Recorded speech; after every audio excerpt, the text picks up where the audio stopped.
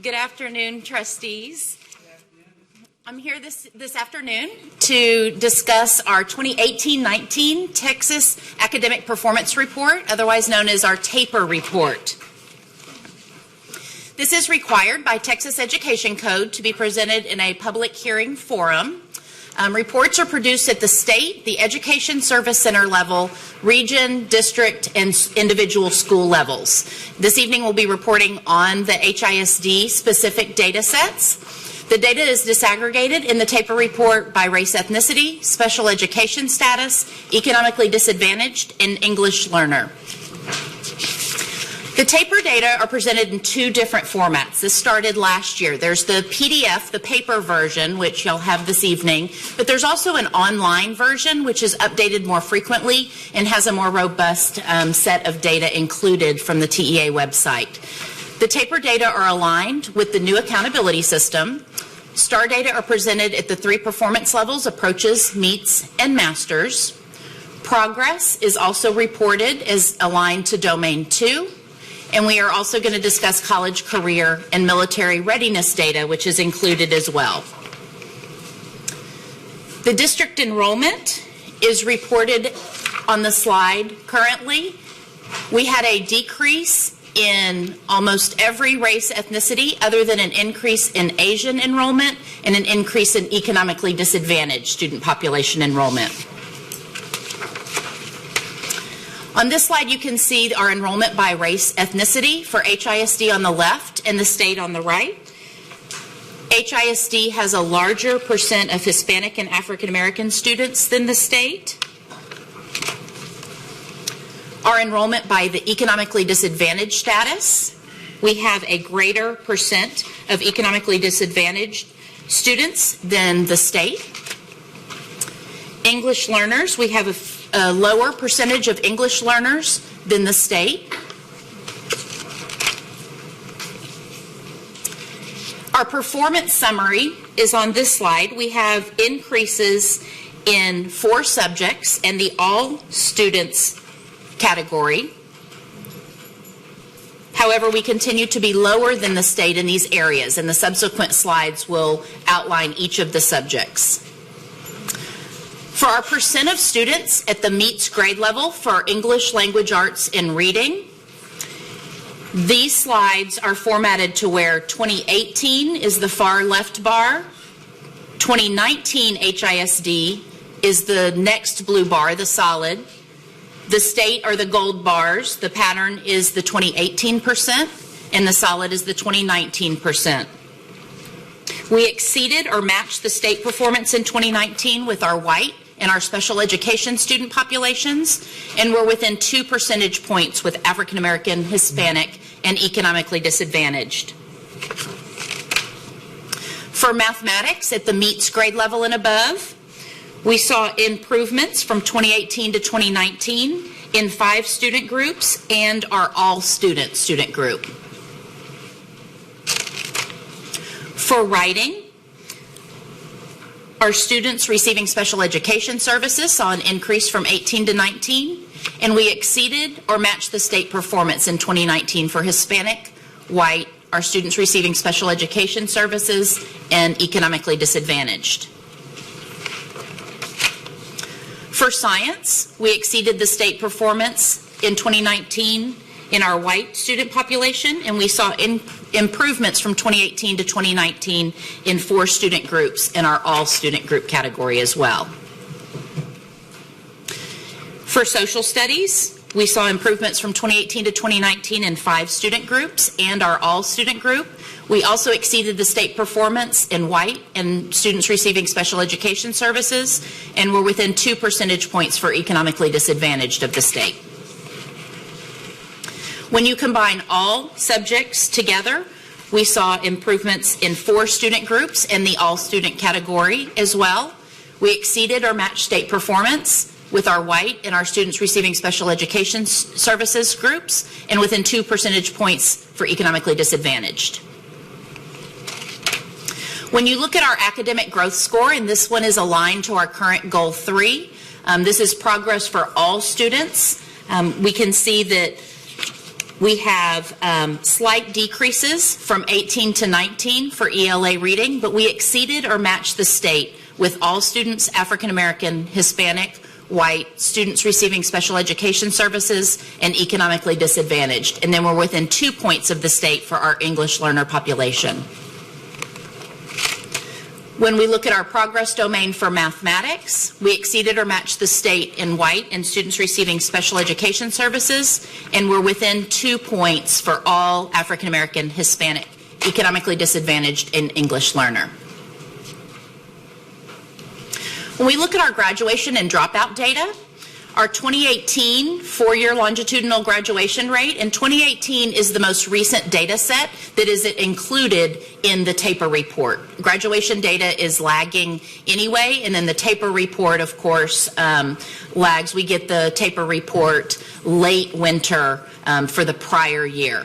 So the 2018 four-year longitudinal graduation rate increased over the class of 2017, The district rate is lower than the state, but it's increased for Hispanic students, English learner, but is decreased for African American and students receiving special education services.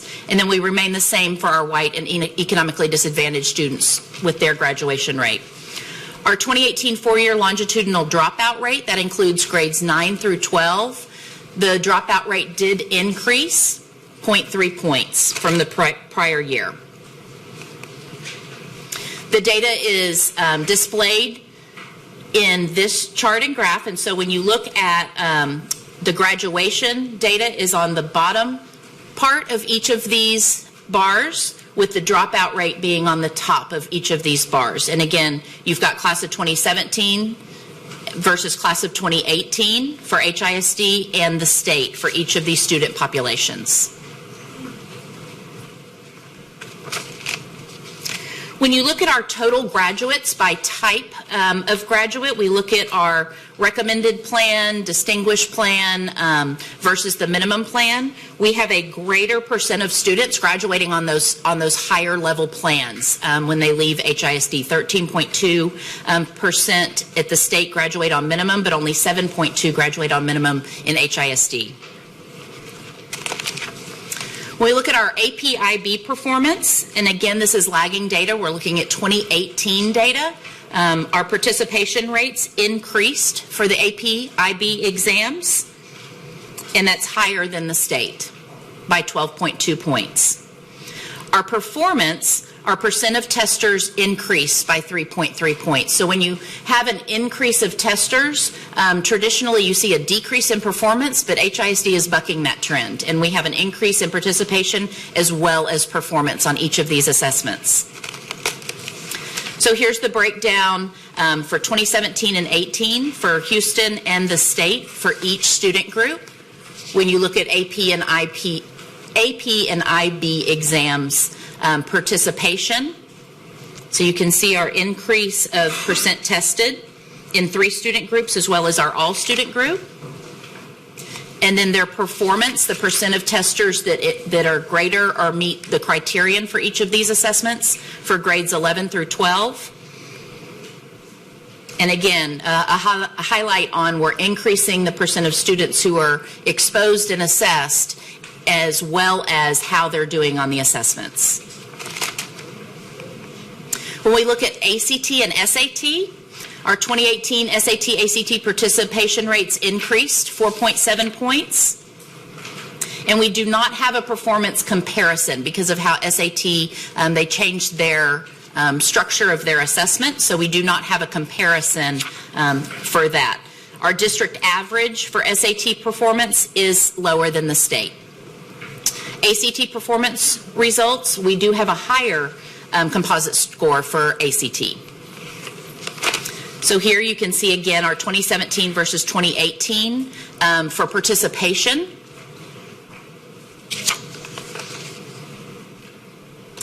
The SAT, ACT results for our annual graduates for 2018, you can see HISD versus the state.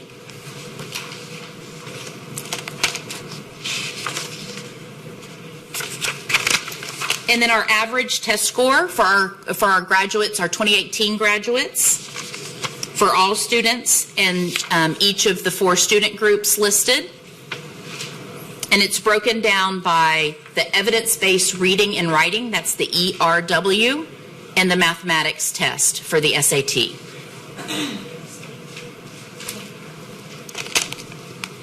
Our ACT results are listed on the next slide. Again, you see those higher in all areas than the state for our ACT.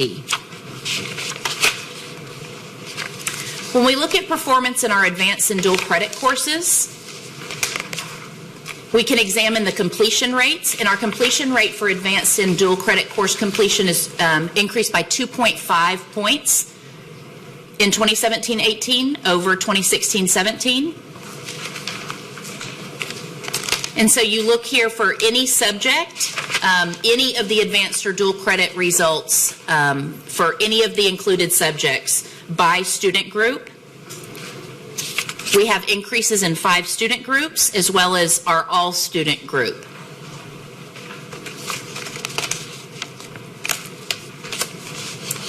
When we look at our performance for college, career, and military ready, our CCMR indicator, for 2018, our percent of college ready students was 1.3 points lower than the state.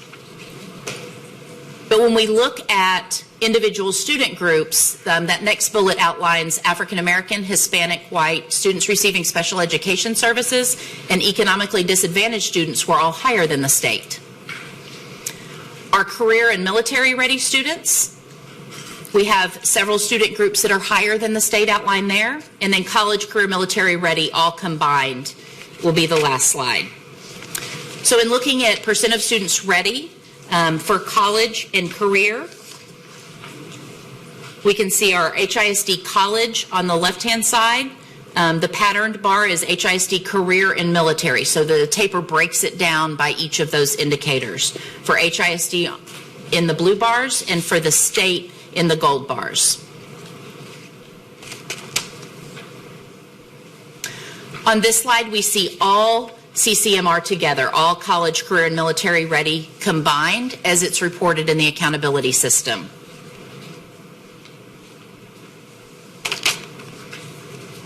When we look at how students are performing once they leave HISD, we look at our graduate enrollment in Texas institutions of higher education. Our enrollment decreased slightly. In our graduate enrollment in Texas institutions without remediation, we increased our percent of students who were enrolled and did not require remediation once they were enrolled in an institution of higher education. So this slide shows our percent of students who are enrolled the fall after graduation. So looking at 2015-16 and then 2016-17, HISD versus the state.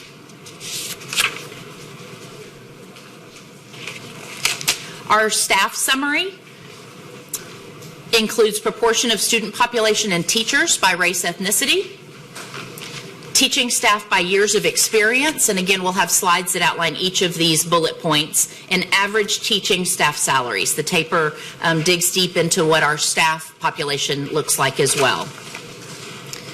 So on this slide you can see our proportion of HISD students by race ethnicity in comparison to our HISD teachers. So it's looking at the representation, our staff representative of our student body. Teaching staff by gender from 17-18 to 18-19. And then teaching staff by years of experience, and taper breaks that out as beginning teachers, so 0 to first year, 1 to 5 years, 6 to 10, 11 to 20, and then over 20 years. And we have had a lowering of beginning to 1 to 5 year teachers and an increase in our 6 to 10 and 11 to 20 year teachers. Our average teaching staff salaries are outlined on this slide. Last year to this or 2 years ago to last year, again broken out by those same teaching year bands, beginning 1 to 5, 6 to 10, 11, 20, and 20 or more. Our class size summary, our elementary average class size increased for grades K through 6, but grades 2 through 5 is below the state average. And our secondary class size decreased for ELA, foreign languages, and social studies, but our secondary average class sizes are above the state average for ELA, foreign languages, math, science, and social studies. In summary, our accountability rating was a B in 2019, an overall score of an 88.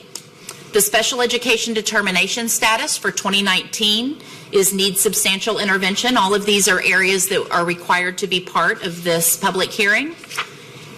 And as you know, our 2018-19 FIRST rating, our financial integrity system rating, is A, superior. And our 2019-20 accreditation, which came out recently, is that HISD is accredited.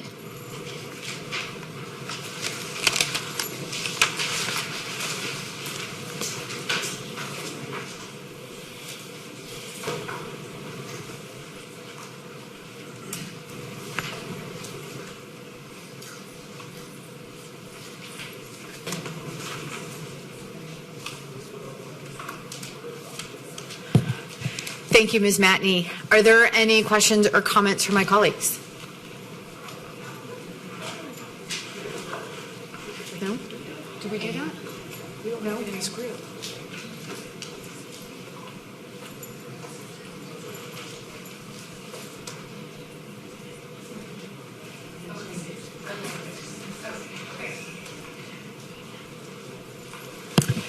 This meeting is now recessed till 5 p.m. Good evening. This regular meeting of the Board of Education has now reconvened at 5:01 p.m. Board members present are Trustee Sung, Trustee Hernandez, Trustee Adams, Trustee Allen, Trustee Flynn-Villaseca, Trustee Santos, and myself. Please rise. I would like to ask everyone to please silence all cell phones. Please rise for a moment of silent meditation, and please remain standing for the Pledge of Allegiance and honors to the Texas flag.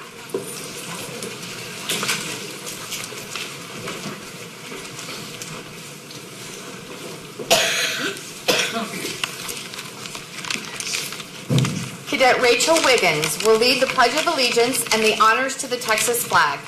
Cadet Wiggins attends Lamar High School. I would like to ask Trustee Ann Sung to introduce the pledge leader.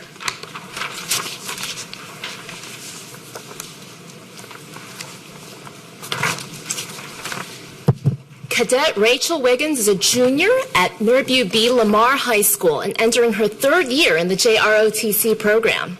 She has distinguished herself throughout her high school years, achieving a 4.64 GPA.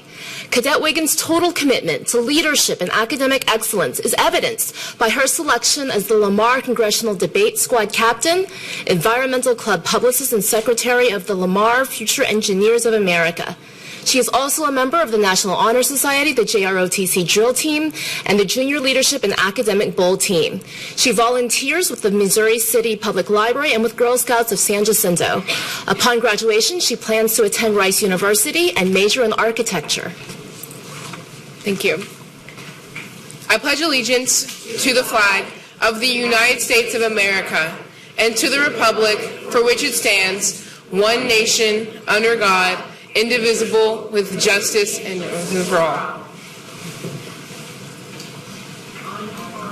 Under the Texas flag, I pledge allegiance to thee, Texas, one state, under God, one and indivisible.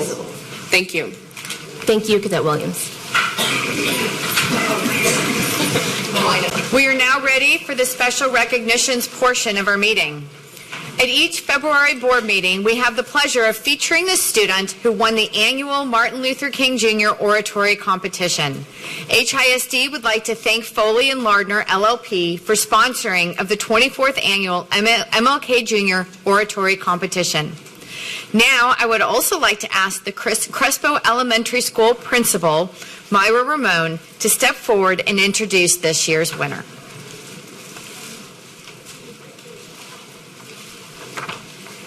Good evening, everyone.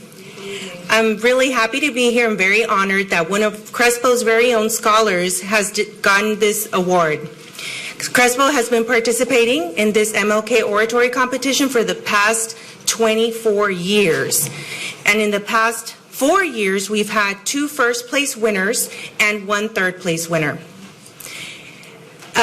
Today, Brandon Kerbo will be talking about on his take of what Dr. King would want for America in 2020.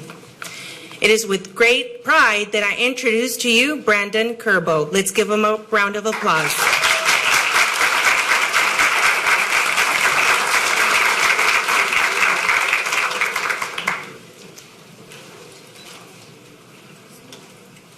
It was just like any other day at my school, Crespo Elementary.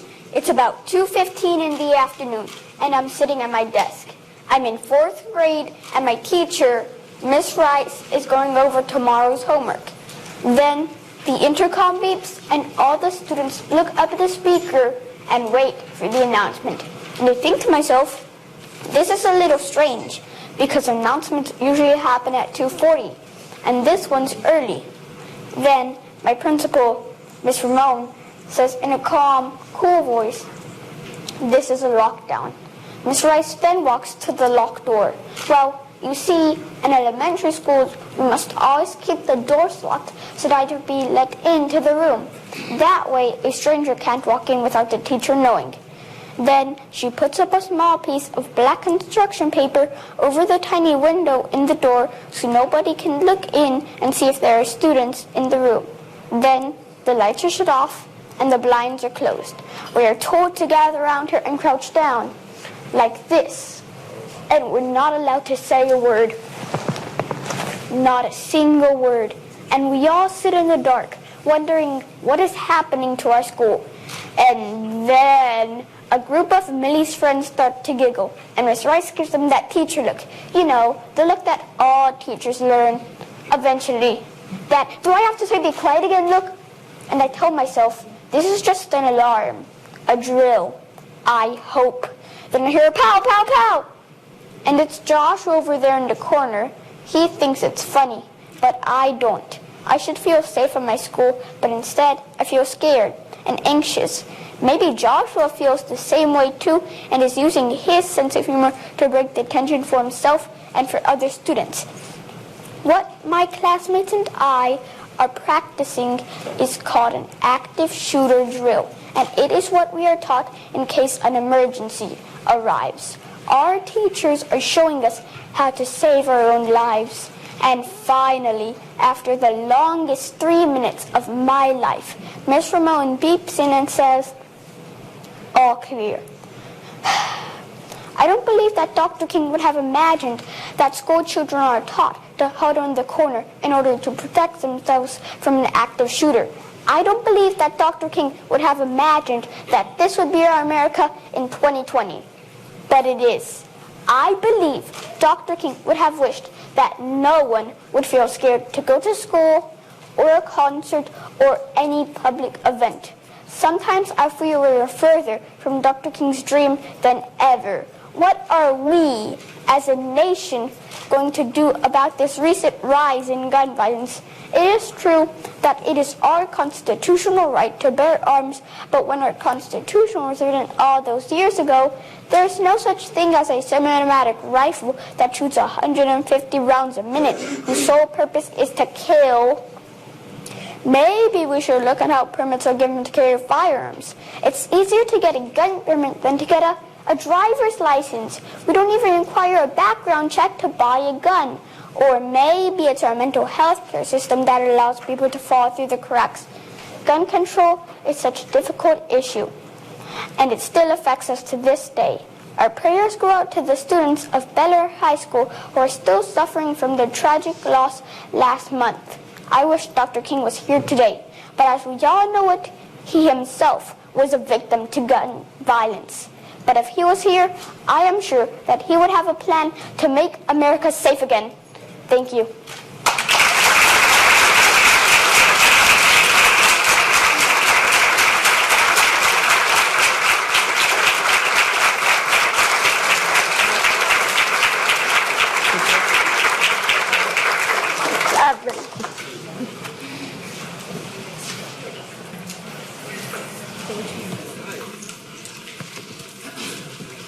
So I know all of y'all, this is not on my script, but I'm speechless. I am so impressed with what you have shared with us here today. And I know everybody here heard what your message is, and I hope everybody in this room today, and I saw a lot of phones recording it, will share this young man's message to our communities locally and beyond, because it was moving, and I think there's an expression, out of the mouths of babes. Like, this shouldn't be your reality, and this shouldn't be normal, and this shouldn't be what you're growing up with. And thank you for so eloquently sharing your experience.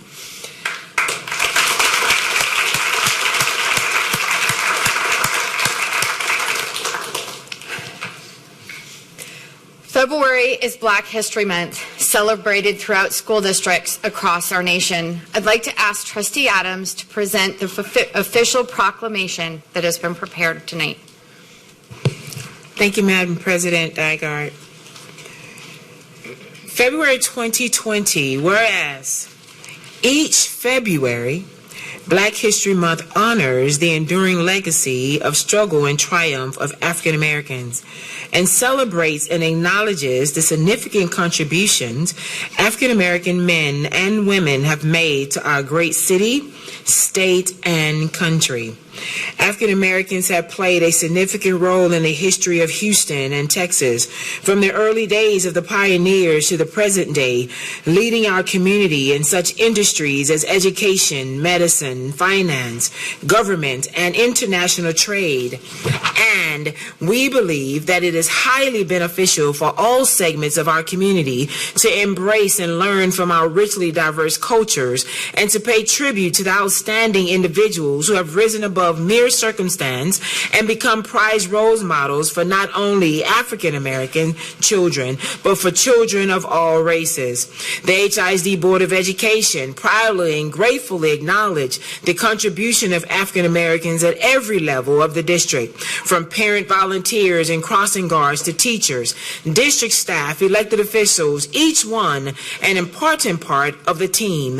And it is fitting that we set aside a special time to acknowledge this important segment of citizens of our community, to recognize their rich history and to appreciate their valuable contributions. Now, therefore, we, the members of the Houston Independent School District Board of Education, proclaim February 2020 Black History Month, and HISD encourage all to participate and enjoy the many activities occurring throughout the district that celebrates the rich history of African American culture.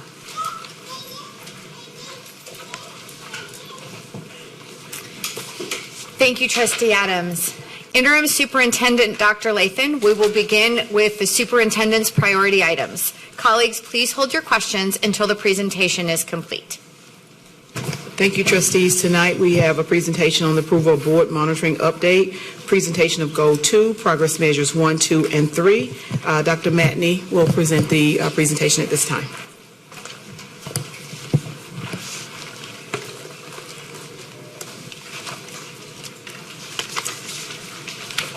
Thank you, President Dygard, Dr. Lathan, trustees.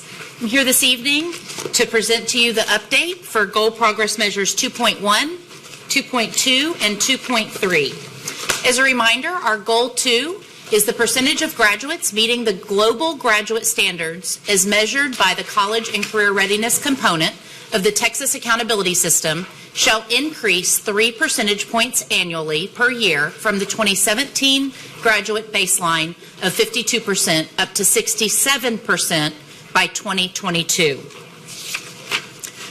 Our first goal progress measure this evening is Goal Progress Measure 2.1, the percentage of students completing, which is earning a 70 or better, a career and technical education course shall be reported for each semester and shall show improvement of 2 percentage points annually from 63.0% in spring 2017 to 69.0% in spring 2020. So this evening we begin by looking at where we stand with that goal progress measure. So our percentage of students completing a CTE course, the orange line shows our percent of students each fall, since we first started measuring. The blue line is the percentage of students for the spring snapshot, and our red line is the board goal. And for this, we are slightly off track. We had a 1.3 percentage point gain from fall 2018 to fall 2019. We were at 66.4 last fall and 67.7 this fall. For our students receiving special education services, we're 12.4 percentage points higher than fall 2018 for fall 2019. And you can see our spring data point of 64.2 there is our blue dot as well. So a significant increase from fall to fall. Again, a reminder of our Achieve 180. Our office schools are the Tier 3, Tier 2, and Tier 1 support campuses on this chart. Our Achieve 180 office program schools include also those three, as well as the area support and light support campuses. And so when we look at our Achieve 180 office data, we can see that this is again grades 10 through 12. We have a 9.6 percentage point gain from fall 2018 to fall 2019. And this encompasses 8 high school campuses of those Achieve 180 campuses. For our Achieve 180 program campuses, we have a 0.8 point gain from 67.9 to 68.7 from fall to fall.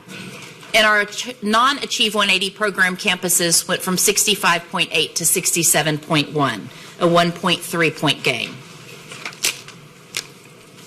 When we look at our comprehensive attendance zone campuses, we can see where we were for spring 2019 completion on the left-hand side to fall 2019 completion. And most notably, I want to point out the gains for Yates High School from being in the 70th band up to the 80th band, or the 90th band, excuse me, for fall 2019. And the gains for Furr and Madison also went up from the 60th band up to the 80th band.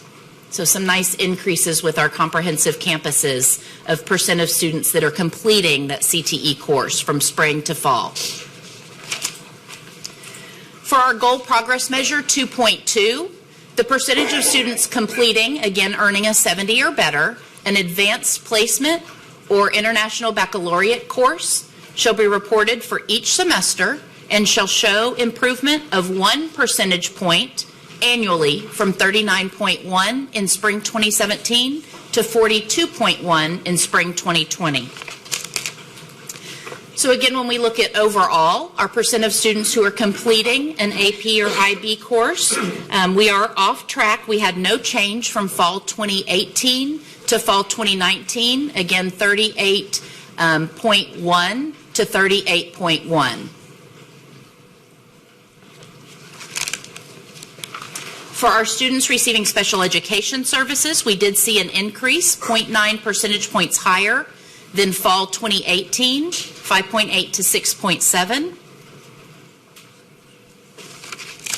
And for our Achieve 180 office campuses, again, these are 8 high schools. We went from 22.4 to 22.0 fall to fall. Our Achieve 180 program campuses went from 25.6 to 22.7 when we look at fall to fall. And our non-Achieve 180 program campuses went from 47.0 to 46.2 fall to fall. This is the percent of students enrolled in grades 10 through 12 who completed an AP IB course.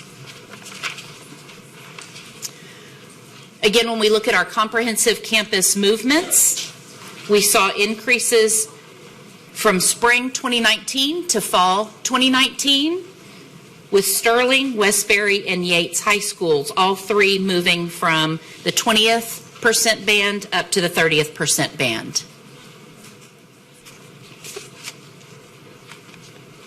For goal progress measure 2.3, it reads the percentage of students completing, again, earning a 70 or better, a dual credit or dual enrollment course shall be reported for each semester and shall show improvement of 1 percentage point annually from 10% in spring 2017 to 13% in spring 2020.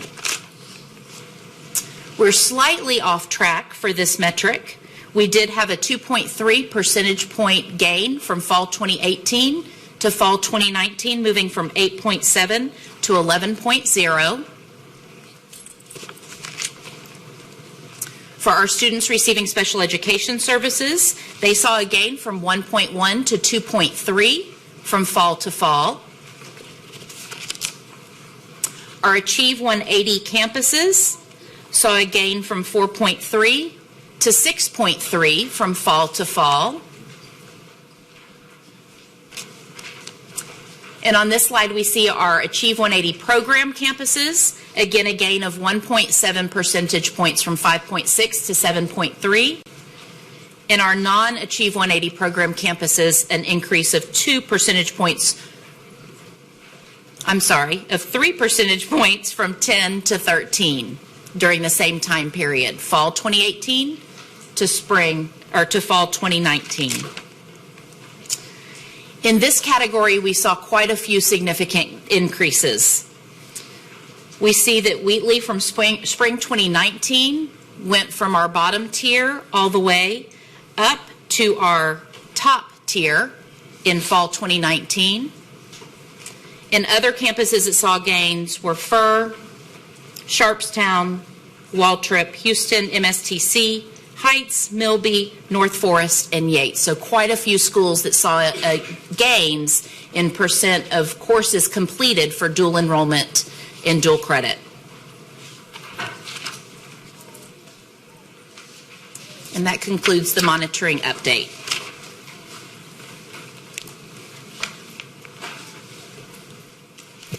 Thank you, Dr. Matney. Any questions or comments from my colleagues?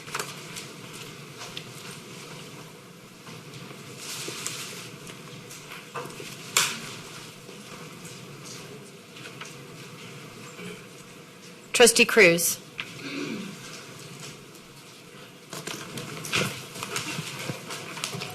Thank you for the presentation. Thank you, Madam President. So my question is, and I asked this in the Q&A document, but I'd like a little more explanation. For non-180 schools, the smallest increase in percentage points for meeting the standard.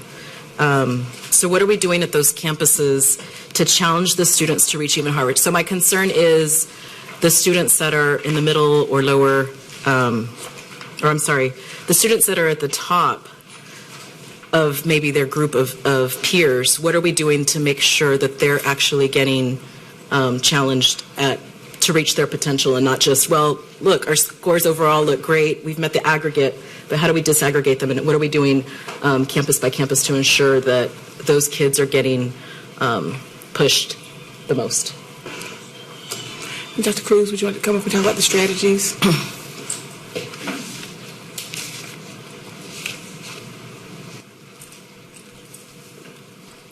Yes, good evening, trustees. Thank you, Trustee Cruz, for your question. So I want to make sure I fully understand. Are you talking about AP in particular, advanced placement, and how we're pushing our students at the top to kind of rise to higher expectations? Is that the question? I think so. Yes. Sure. So we disaggregate the data in many ways along with our Research and Accountability Department. And one of the things that we've actually been a pioneer in doing as a school district is actually comparing outcomes to AP potential data. So looking at students where they're starting at based on their PSAT scores and kind of using statistical models to predict where they should be at the end of the year so that we're comparing our actual outcomes to where students should be. We've done that analysis in the past at the aggregate level as a district and also at campus levels, because what we're seeing is that in some cases you will have quote-unquote higher performing schools that are actually, like to your point, maybe masking with their average that they're doing well, but actually more students should be scoring a 3 or higher. Yeah. Similarly, you may have lower performing schools that are actually doing really well relative to their student academic preparedness levels, yes, but that oftentimes get discounted because people don't understand the data. So we do that analysis, and we've done a lot of coaching. We work directly with the head of AP program for College Board to actually do those types of analyses, because we want to make sure that all of our students not just are lower performing and our underserved students are having their needs met, but all of our students are. I'm really proud of some of the progress that we've made. So despite, for example, advanced placement being somewhat stagnant in terms of participation, we're seeing performance really increase, and that has been our real emphasis over the past few years. We made huge strides in terms of AP participation. Our rates are much higher than the states and the national averages, to a large extent because of the policies Dr. Lathan and you all support, such as covering the AP fees for our students and making them more accessible. Most of our campuses, I believe, have an average of 14 AP courses offered per campus, so there are huge access opportunity points. And this past year, for example, we had 11,003 exams score at a 3 or higher, which is an all-time high. So even though it was the same number of tests relative to the previous year, we're seeing more kids reach that higher level.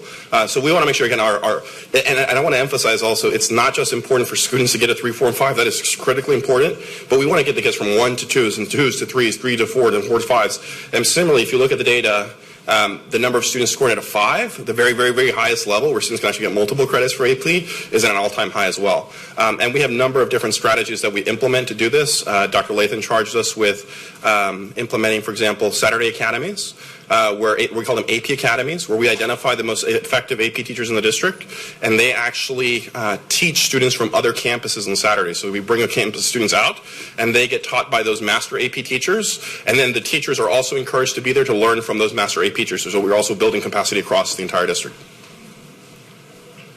Okay, so a follow-up question. So you mentioned looking at students' PSAT scores to decide where they should be scoring, sure, or if they should be taking the AP exams. So at the end of the school year, when you have, or whenever you get the AP scores, are you looking at, if you're looking by student or by school, are you looking at students that didn't meet the potential that you expected them to? And if so, then what is your, plan B at that point? Sure. So what we continue to do is train campuses on how to utilize the AP potential data. And I want to be clear that there isn't a dichotomy between students that should score 3 and students who shouldn't. They're actually, the way this is statistically set up is it gives you a percentage likelihood.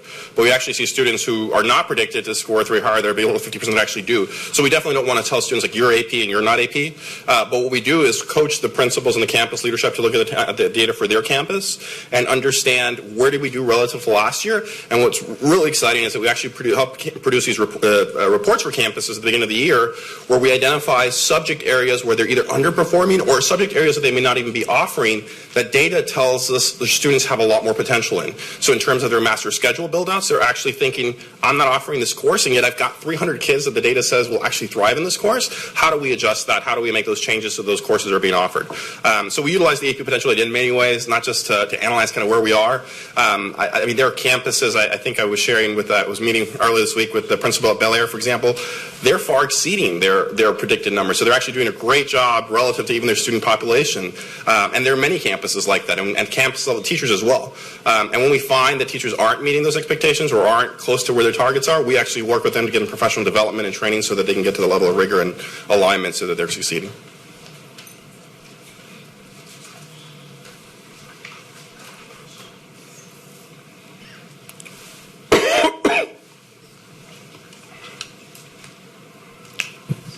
Do you have further questions? Yeah, I just have one more. So, and I had talked with you, Dr. Lathan, about this. The classes, the AP courses offered at, or even I guess I should say, students achieving, or even taking these classes at the Achieve 180 schools is significantly lower. So, what my question is, what are we doing at the younger grades to really prepare students? Because obviously if we try to do everything once they're in high school, it's a little too late, right? So what is it that we're doing in elementary and middle school to make sure that kids are actually ready to take that level of rigor once they get to high school? Sure. So Dr. Lathan has charged us with numerous things that we've been working on, one of which I'm really excited about, of course, our Project Explore initiative, which is more at the middle school level. We started at 10 campuses, are now at about 30 middle school campuses, and actually this year Dr. Lathan trickled it down to elementary school, and we hope to expand it to even more elementary schools because the preliminary data is showing a significant impact in terms of mindset of students, getting them grounded in what these course offerings are, why it's relevant, how does it connect to their post-secondary plans, starting again at middle school, and I think that's playing a big role. We also are really pushing more opportunities for college prep type coursework at the middle school level beyond just the label. So for example, with IB, our middle years program is actually expanding significantly. So we have more middle schools and also in 9th and 10th grade students who are participating in those types of courses. And then working, of course, very closely with our academics department to make sure there's more rigor in the classes and that we're utilizing technology as well, things like Khan Academy that actually we're doing some really cool pilots with in partnership with Rice University to increase more access to online resources, but really starting at that earlier engagement now, again, that now we're expanding to even elementary schools, getting kids in the right mindset, and then, of course, working with our curriculum and instruction department. Okay, follow-up questions. Sorry, so many questions. Sure. No. So, like with Project Explore, which I love, I got to be a part of the first year of that program through Discover U, but what are you using to measure the effectiveness of like these new things that are happening and you're doing in younger grades? You know, what are you going to use to track that those kids are actually prepared at that time? So every major initiative, Dr. Lathan has us evaluate, so either in partnership with Dr. Matney's group or with outside entities such as HERC, or in our case, we actually have even a number of embedded people on my team that just kind of do program evaluation and are pumping out data for us. I actually believe next week we're expected to give you all kind of a high-level overview of our division, and we'll be happy to share kind of what those metrics are that we're looking at. But for example, with Project Explore, one of the metrics that I'm really excited about that's actually showing a significant gain for our students is the number of students who are taking advantage of school choice options within the district. We historically have had some campuses and underserved communities where the students had never really applied to magnet schools or other options, and we definitely want to build strong neighborhood schools. That's definitely Dr. Lathan's priority. She's charged us in doing that. But we also know that there are disparities in terms of access of information and so forth. So we have some campuses where the number of students who have applied to and enrolled in magnet schools have actually multiplied since we implemented Project Explore. We're tracking things such as their PSAT performance since they take it in 8th grade, starting in 8th grade. We're looking, of course, at their classroom performance, discipline, a whole bunch of different metrics to evaluate what kind of impact it's having on students, as well as some of the softer skills in terms of mindset, disposition, right, what the students are thinking about doing long term. Thank you. Sure. Any other colleagues have questions? Thank you, Dr. Cruz. Trustee Fuenvilleseca. Thank you so much, Madam President. Thank you so much, Ms. Matney, for the presentation this evening, Dr. Lathan. I just have a few questions. I know that we're just slightly off track on just barely, right? And it's reporting on mostly the fall comparisons to last year because that's the information that we have at this point. Why do you think, what's at the root of, is it making sure that kids are enrolled at the end of the school year for the proper courses? What are you guys doing to make sure that we can improve and address that? So I think a number of things that we're doing in terms of addressing alignment. One is, as opposed to just focusing on the number of students enrolled, again, making sure they're thriving in those courses, that they're not just advanced placement in name, but rather a true rigorous courses that are preparing students for post-secondary options. I think if you look at the broader picture, right, the CCMR, I think we exceeded the goal by 200 or 300% in terms of the overall numbers, but with some of these measures, we're slightly off track. Look at CTE, for example. We have not just more students taking CTE courses, but we have, I think last year, about 2,000 more students that actually graduated with certifications and with sequences, right? So it's also the quality and really emphasizing the quality. I think if you look at the data over a longer term, you're going to see that we've really made significant strides in terms of access. I mean, in fact, for example, CTE, the fact that we're at over 70% of all of our high school students taking CTE courses, we're probably the highest in the state. So we're seeing there, and really our emphasis is to make sure that, again, students are really getting rigorous coursework, they're getting credentials that are going to help them long term, and that's where our emphasis has been. That said, there's definitely spaces for us to grow in terms of equity and access. So again, we're having those conversations with principals right now. As we speak, we're actually doing training for principals on master scheduling for this coming year. So of course, incorporating these conversations into those trainings so that principals are also thinking about how they can build out some of these programs. And I do want to point out there are certain limitations to growing them. So for example, IB, we have a number of schools that are in candidacy phase right now. So within the next 3 or 4 years, will be IB authorized. Just like Yates was recently authorized, we actually have a number of other schools who are in that process right now. So over the next few years, because that usually takes 3 to 4 years, once they get that IB status, you're going to see a significant increase in IB, but that takes a longer time. With dual credit, the limitation there are two real ones. One is that students have to either be TSI ready, which means they have to be college ready. So again, we have to do more because kids can't just dump them into the class. And then also the credentialing of the teachers. To teach dual credit, you have to have a master's degree and a certain number of hours in a content area, and it can be difficult to find teachers that actually meet those types of credentials, which is why we've also explored, whether possibly doing something like district innovation may help us in that respect, or if there are other ways that we can find teachers qualified. So there are some limitations, but some of the pilots that we started, like dual enrollment, working with the University of Texas to offer dual enrollment as opposed to dual credit, which is a little more exclusive, have actually yielded promising gains in terms of access and so forth. Sure. As far as the equity and access piece and some of the limitations that you are facing, what are some of the things that the administration would need from the board as far as support is concerned in order to make sure that we address some of the different gaps and or assist teachers to help get their credentialing so that we can offer these types of courses more broadly so that and more vertical, like downward, so that students are prepared to be able to enroll in some of the different course offerings that we have? I think the number one support we need is as we go through the budget planning process and get to the June 11th board meeting where the board is being asked to approve a budget is between now and that time is holding the necessary workshops, getting questions answered so that the budget that we present, we're able to get the board to approve it without amendments and changes, because when we have to redirect dollars, it's like you're shaving off the top and taking that money. So that's the number one support that we need so that we can utilize those dollars to push them down. For example, you heard Dr. Cruz mention, we've pushed we're piloting Project Explore on 4 campuses this year. We'd like to expand that also to additional middle schools next year, where actually every middle school should have a Project Explore program, and then adding additional elementary schools in increments each year. Okay. And I do just want to comment, too, that I appreciate the attention to quality of the programming that the students are receiving, and the attention to detail and making sure that it is implemented in a way that's more than just showing us pretty numbers and some positive gains. The quality and all of those elements that you take into consideration is ever so important. So I just wanted to call that out and appreciate that. The only other question that I do have is actually two, I'm sorry. I always like percentages, but I always like numbers too. So I understand how many students from the different campuses are actually enrolled in these. If there's I can enter that as a referral if there's an opportunity for us to get that information shared with the full board. And then also, is Sharpstown International, is that an IB school? And if so, I didn't see them here in the data. So Sharpstown International is in the candidacy phase, so in the next 2 to 3 years it should be authorized. Okay. Thank you so much. Thank you. Trustee Sung. Thank you, Madam President. Thank you, Dr. Lathan. I appreciate the report.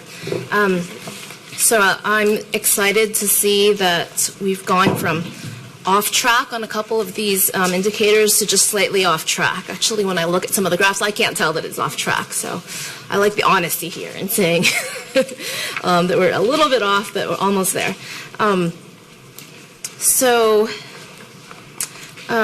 For the CTE data and also for the AP data, I appreciate you're providing in the Q&A document a breakout of the campuses and the Achieve 180 office. And so I think my colleagues have already addressed that there's a gap between what we see at our Achieve 180 schools and what we see at our non-Achieve 180 schools. I'm interested to see that even within our Achieve 180 campuses, there's quite a variance there. So, for instance, with regards to CTE course completion, on the low end, 64.7% students at one high school versus big gains at Yale, right? I think that was called out to 90%, right, in terms of CTE course completion. And then if you go to AP, IB course completion by campus, that range is, even more significant to me. It's from 15% to 33%, right? So, at the higher end of the Achieve 180 campuses, you have almost double of what you have at the lower end. And I'm wondering, is that a difference in strategy at the schools, or what's accounting for that difference within the Achieve 180 office? And then, what are we doing to build on the successes and support where there's struggle? So our guiding philosophy is that we want our students to have access to rigorous coursework that's going to prepare them for post-secondary success in all of its different shapes and forms, regardless of whether a student wants to go to four-year college, two-year college, trade school. We want our kids to have the skills and the knowledge necessary for them to be successful. We have different means of doing so, and we're very fortunate that as a district we have things like dual credit, dual enrollment, IB, AP, and other advanced course offerings that provide students that kind of exposure. So as a district, I think we're relatively agnostic in terms of what route the schools decide to pursue. And of course, we work with our principals and having collaborative conversations around all of the different opportunities, but it may vary from campus to campus. A campus may say, I for my students and what my community values, we really want to have these types of programs. We want to have this kind of dual credit specialized program. We want to have this special CTE type program. Whereas other campuses may say, you know what, I'm more interested in this program. And so we work collaboratively to make sure that, again, there's more equity in terms of access to the different routes, so that regardless of what route the students take, they end up the same place. They end up college career ready. And so you will see variance between campuses. You'll see some that have a little bit of dual credit and others that will have a whole bunch of dual credit. But then conversely, you may see those campuses have reverse numbers of students in AP or IB and so forth. So it really just, campus by campus, it will vary. But I do want to stress, if you look at all of the offerings, all the different types of offerings by campus, you'll see that we have a significant range and many, many opportunities for students, right? So where you may see a campus that doesn't have much dual credit, so you'll see a lot of AP in that campus, or conversely, right? So for us, it's making sure that there's access to these types of opportunities, that students can choose, and that they get to be prepared for life after high school. Okay. So the variance here, I guess there's what you may call good variance in that the campus is kind of customized to the interests of the school community, and you're making sure that students have diverse options kind of within a larger neighborhood, right? Sure. But then there may be some variance as well where, like, some schools may be strong in offering, all of the above, right? They're doing pretty well in terms of CTE, they're doing pretty well in terms of AP, IB, and they're doing pretty well in terms of dual credit. And then some of the schools that I see on this list are kind of on the lower tier, kind of in multiple areas, and that's where I get concerned. And so my question is, when you have schools that are not offering very rich offerings in any of these areas, right, what are we doing to offer support there? Sure, and I'm not... don't mean to say that we're where we want to be. Dr. Lathan's always pushing us to offer more and more. So those conversations will continue to happen collaboratively with the principals and with the area superintendents, where we're having conversations around master scheduling. I think we want to build capacity at all the campus levels. We want to see growth. But I will say, on average, when you look at the campuses, the number of offerings are quite extensive, especially relative to other school districts. We really offer a lot. And I think over the past few years, it's, again, going back to, like, how do we make sure that it's not just in name, but that it's actually rigorous? Yeah. And that's where it's been our emphasis, right? Because it's easy. We can attach a AP label to any class, and then we see that none of the kids are scoring 3 or higher, right? So it's not necessarily AP. It's not aligned in rigor or content. Your point is definitely noted, and we're going to be working through the lens of equity and making sure that some of those campuses still may not have the relative opportunities as some of the more affluent campuses or more resource campuses do. There's definitely a space for us to improve, and we'll be acting upon that. Okay, great. So I look forward to seeing how that goes. I want to compliment the work in AP. So it's great to see that on the TAPER report we saw earlier today, right? That growth in both students participating and in scoring qualifying scores. It's really exciting to see. So I'm glad that we continue to stress that work and to expand IB offerings. Back to CTE. One thing I'm wondering is, with additional House Bill $3 made available for CTE and also outcome bonuses, how do you think that will affect our ability to offer CTE programs? You want me to? Sure. So it's kind of like a future horizon question. With CTE, we do generate a significant amount of funding. As a district, I think Glenn will probably correct me if I'm wrong, but we generated about $55 million last year in funding through CTE participation. With House Bill 3, of course, with the incentive allotment, there's criteria that students have to meet in order for us to qualify for those bonuses. So they have to be, for example, TSI ready. So whether that's on the SAT or AP or dual credit, so forth, they have to actually meet a certain level of rigor. They have to graduate with a certain CTE credential or with a certain number of dual credit hours and so forth. We are optimistic that the work, and they also, one of the conditions is that they actually enroll in a post-secondary institution, which for me personally is really exciting that now the state is actually holding us accountable to that and is actually emphasizing and putting money behind that. So we do feel optimistic that the work that we're doing and the support that Dr. Lathan's giving us and these new initiatives that we're pushing out, that longer term we're going to actually see that actually translate to additional resources for the district, which can continue this type of work and provide our kids with more opportunities. Okay, so we think that we might start to receive some of those dollars as early as this year once we get outcomes for the 1920 school year, and then that would go back into our CTE budget and work for the coming year. Okay. One other thing related to CTE funding, Dr. Lathan, I think it was about a year ago, charged us with centralizing the CTE funding, and I think that's actually played a significant role in the progress we've been able to make because we work very closely with campuses to make sure that the funding is aligned. Funding is allotted in ways that actually make sense and that provides students with, again, these types of credentials. And we also have a Cte Innovation Fund.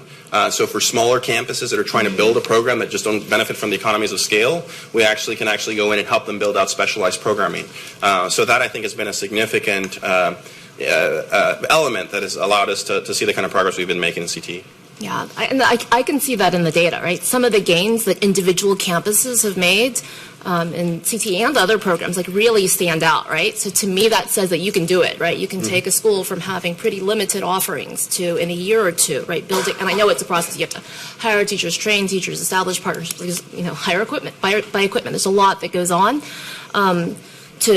to build these programs. But it seems to me that those investments that you've made over the last few years that we've been working on this goal two here, right, have yielded fruit in terms of what we're seeing on particular campuses. And I'm excited to see what we can do with an additional focus that's offered to us under House Bill 3. For this report, Dr. Lathan, I appreciate the disaggregation, right? It kind of goes to the question of, what's working, what's not, and then how do we support, the growth that we want to see. We've seen disaggregation in terms of Achieve 180 Office. We've seen disaggregation in terms of special ed. It's exciting to see that collaboration with special ed continue to pay off. Are there other ways that you all have disaggregated this kind of Goal 2 data that are indicating subpopulations or levels where, I guess it's all high school, subpopulations or groups where we need to be paying more attention? So definitely as we look at it on campus by campus, that we're looking at subgroups or groups of students, and then going back to, once again, the AP potential data, the various data that we have on individual students. And so we are looking at it across the subgroups, but like I said, digging deeper and drilling it down to the actual individual campuses. Okay. I noticed on the TAPER report, one group that actually saw some declines this past year, and this has been called out previously at our retreat, are our English learners, right? So I was wondering, with regards to Goal 2, do you all look at how our English learners in particular are performing? Ms. Rodriguez, you want to address it? You got it, Chief Bruce? So absolutely. We do look at our English learners. We look at them at all levels, of course, but for the high school, especially definitely looking at tracking their progress as it relates to their enrollment and completion in the different dual credit or CTE courses, but also looking at their potential as they move up where their language development is concerned, and making sure that we are targeting professional development and coaching with the teachers for our L students. So as they move from elementary to middle school to high school, that they're developing the disciplinary language that they need to be successful in their core content areas, therefore affording them more opportunities for courses that lead to the data you see today. To these courses that we've discussed today. So then you are seeing a gap then in terms of participation and completion of CTE, dual credit, and APIB courses for EL students? Yes. There is a gap, and as we provide professional development, as we work with campuses, that's an area that we definitely can improve upon, but we're working very closely with Chief Rodriguez and her team to actually kind of figure out, like, what are the root causes, what can we actually do, and what intervention can we put in place. So, and even at the high school level, for example, we identified that many of our native Spanish speakers were not being offered opportunities to take AP Spanish language or literature. Right, and so what we did is we worked with the school's office and with Chief Rodriguez as leader to actually generate reports for every campus and give every campus a roster of those students, and to go out and provide additional support so that even a newcomer who may not have much experience in this country can actually partake in those types of opportunities and get college level coursework and thrive. And so we certainly have that student population in mind when we do this type of work, and there are of course still gaps. But we're working actively to address those. Okay, thank you. And then just as we move forward to budget season, continuing to see some of the gaps that we see in between Chief 180 office, among groups, right? Something on my mind is, are we, adequately putting dollars behind the programs and the schools that need that support? So I'll be looking as we have those budget workshops, Dr. Lathan, to see what kind of support we need, because we're looking at having another goal this year that we're required to under House Bill 3, right? To have another CCMR goal, and could end up being an even more ambitious one than our current one. So look forward to having those conversations about what we'll need to do to support your work. Thank you all for what you do. Do I have any other colleagues who have any questions or comments? Nope. I don't see anyone else in the queue. I have one comment and a question. My comment is, Dr. Cruz, I am always impressed with your answers in these conversations. You get at the root causes, identifying the populations. You're not just saying, okay, here's what in the aggregate the data says, and here this litany of things that we are doing in response to it. It's so abundantly clear that how you are drilling down and the thought process by which you're approaching this work. All my colleagues have answered the questions that were on my mind. You addressed some of them, as well. And I just really want to thank you. It's here's what we're seeing of our kids. Here's what we're doing in response. How we're assessing it. How we're making sure we actually are on the right track to achieve the outcome that we have for our kids, and doing it with that equity lens, because it's in the aggregate you can exceed the goal, but maybe when you start disaggregating it, you realize that there are inequities in different populations of students actually having the opportunity that some other kids might have in other schools or other populations. So I just really want to tell you how much I appreciate how you share the work that you're doing. So my one question, so you mentioned something about incentive funding for pilot programs at smaller schools, or that didn't have the economies of scale?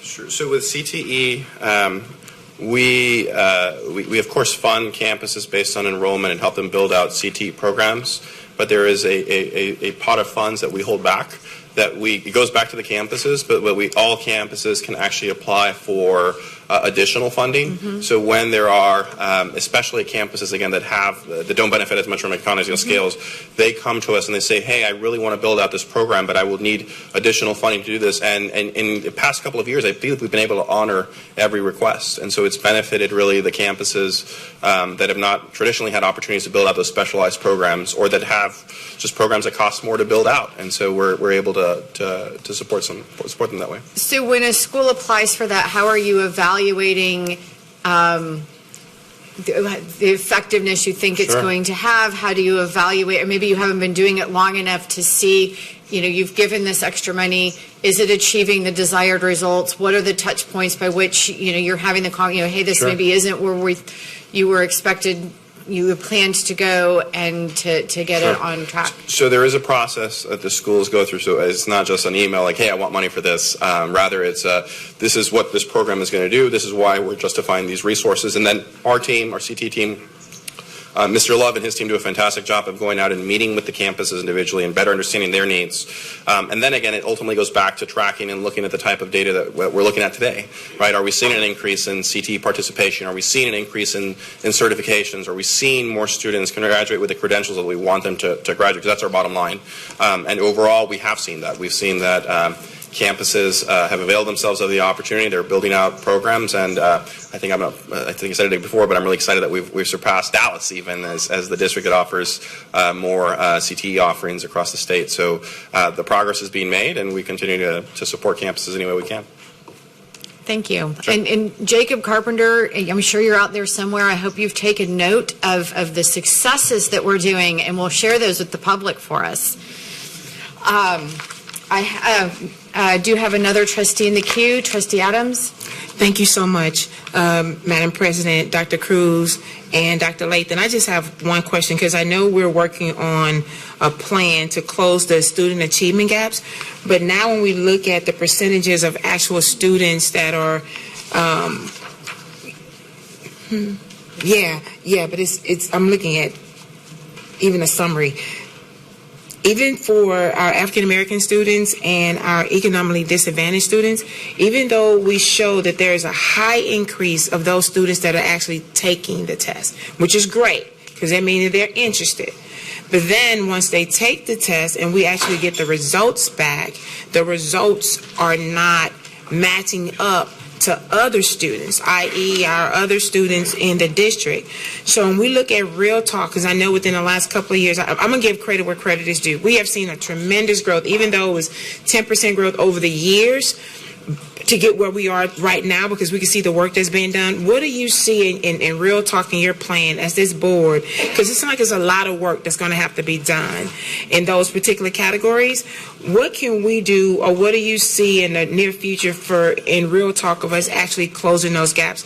Because if you look at some of the percentages, you're looking at 17.5% that actually came back with some of the results from taking AP and IB, but compared to our other students, they're like at 66%. So there's like this. Sure. So how, because I know there's a lot of work has to be done, but if you're looking at years down the line, or is it something we can start saying nudging? If I may, I think a key strategy is we need to engage and address these gaps earlier.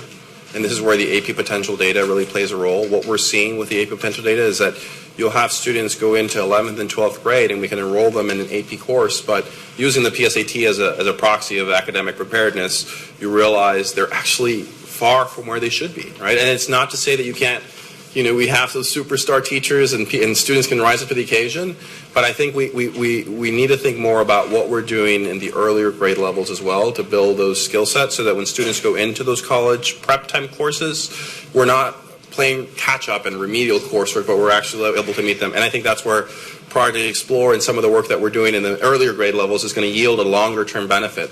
And I think that applies to many things. When we look at even college access, right? When you focus on providing college counseling and advising to seniors, right, you can have significant gains. You can make progress in different areas, but you realize that the information and that support really need to start earlier to get the mindset there, to get kids caught up to where they need to be. And I think that's where you're seeing Dr. Lathan's really challenging us and pushing us to do more stuff at the earlier grade levels, because I think that we can only do so much when a kid's in 11th, 12th grade. It's almost like a Band-Aid, right? And there's still progress we can be made, but we need to start with students earlier and get them to higher levels. And when saying that, Dr. Lathan, when we see these numbers, which they've grown, we can say we've done a lot of work in the last couple of years. But when you look at the data that's here, and you may hear people say that, okay, well, where are these students? What schools are they attending? And then when you look at that, and they may say, okay, are we putting in resources in those areas? I believe that we are. But what do you see that is the difference? Is it because we need more like small classroom sizes to be able to address that, to make sure we have enough teachers on those campuses to be able to increase the numbers that we're seeing, trying to see how we can help with, board can assist in closing those gaps on what resources that are really needed, because I believe all students can learn, regardless of what background, where you're from, what's your race, gender, color. I believe they all can learn. But when you look at this, it looks like there's a certain category that's learning more than others. Sure. Again, I want to underscore. Or achieving There are certainly still gaps, and I know that's a priority for the board and for the superintendent to address those gaps. We look at for example, you mentioned our Hispanic and African American student populations. There are gaps, but I also think we need to celebrate the huge gains that have been made with those populations. I mean, the number of Hispanic and African American students scoring a 3 or higher has multiplied since the superintendent and the board put in policies to provide more access. But I can't give you a one size, this was going to fix it all. I think some of the things that Dr. Lathan's already doing for the district and charging us doing in terms of providing more training to teachers, providing more resources to campuses, doing some of those early interventions are going to yield the kind of outcomes that we want to see longer term. Thank you, Dr. Cruz. Sure. Thank you, Dr. Lathan and Madam President.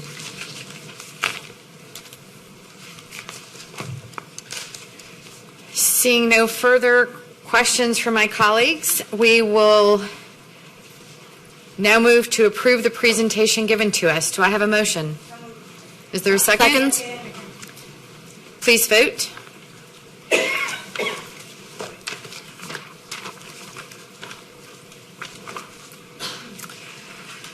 Nine for, 0 against, 0 abstentions.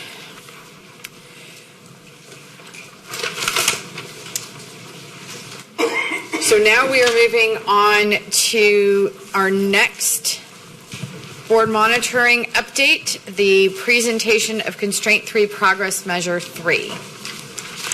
Dr. Batney?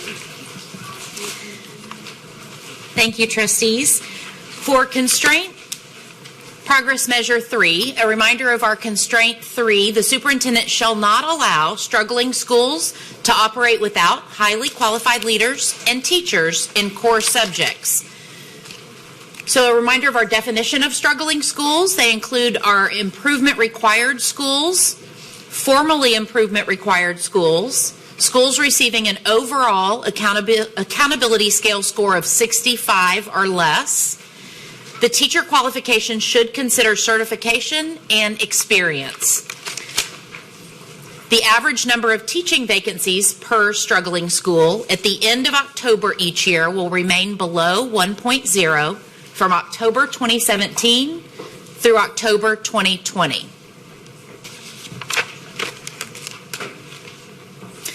So when we look at our average vacancies per struggling school, we can see our target again is 1.0.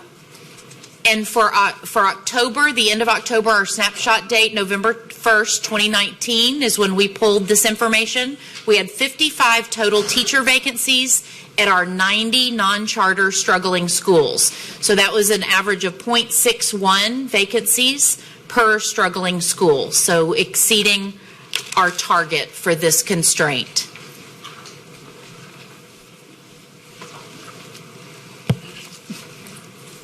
Thank you, Dr. Matney. Any questions or comments from my colleagues? Trustee Sung? Thank you, Madam President. Dr. Lathan, could you explain the non-charter piece there?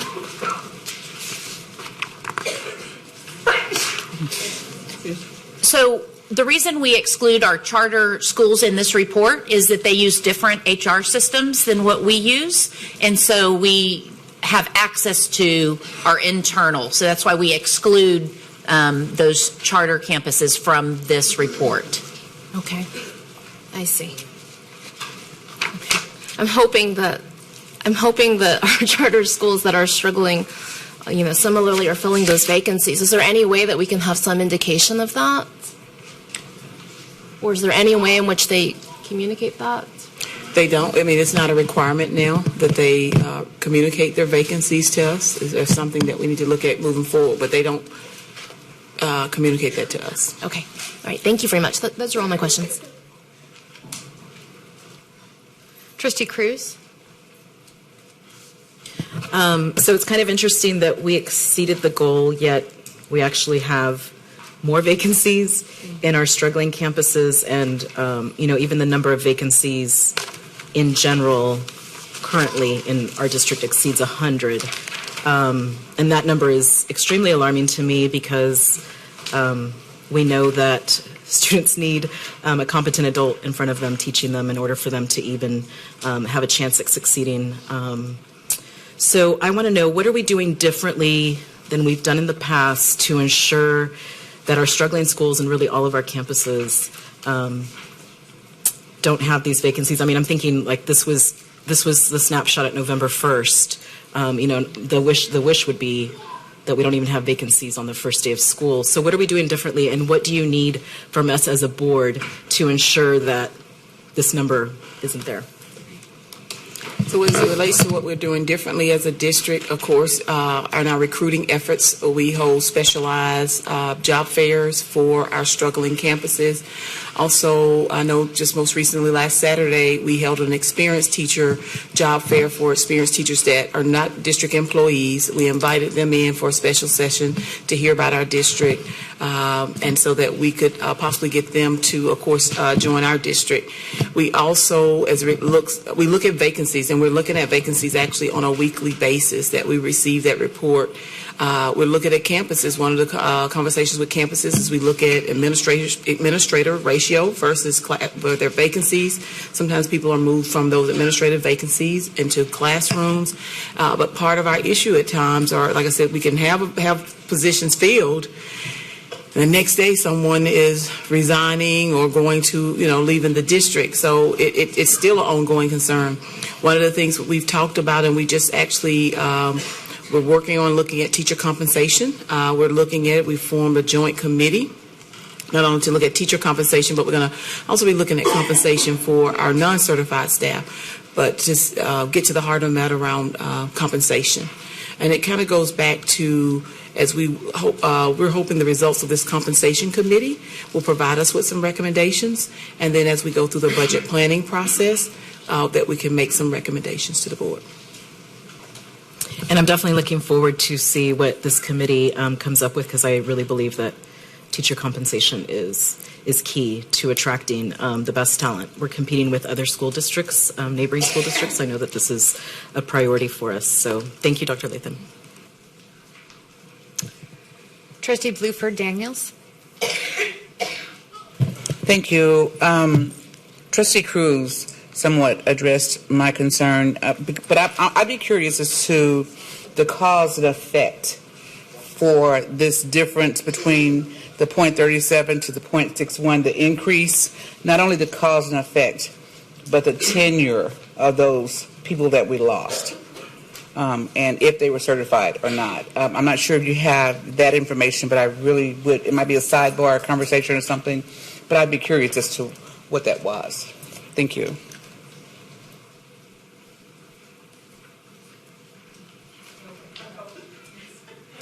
Trustee Hernandez.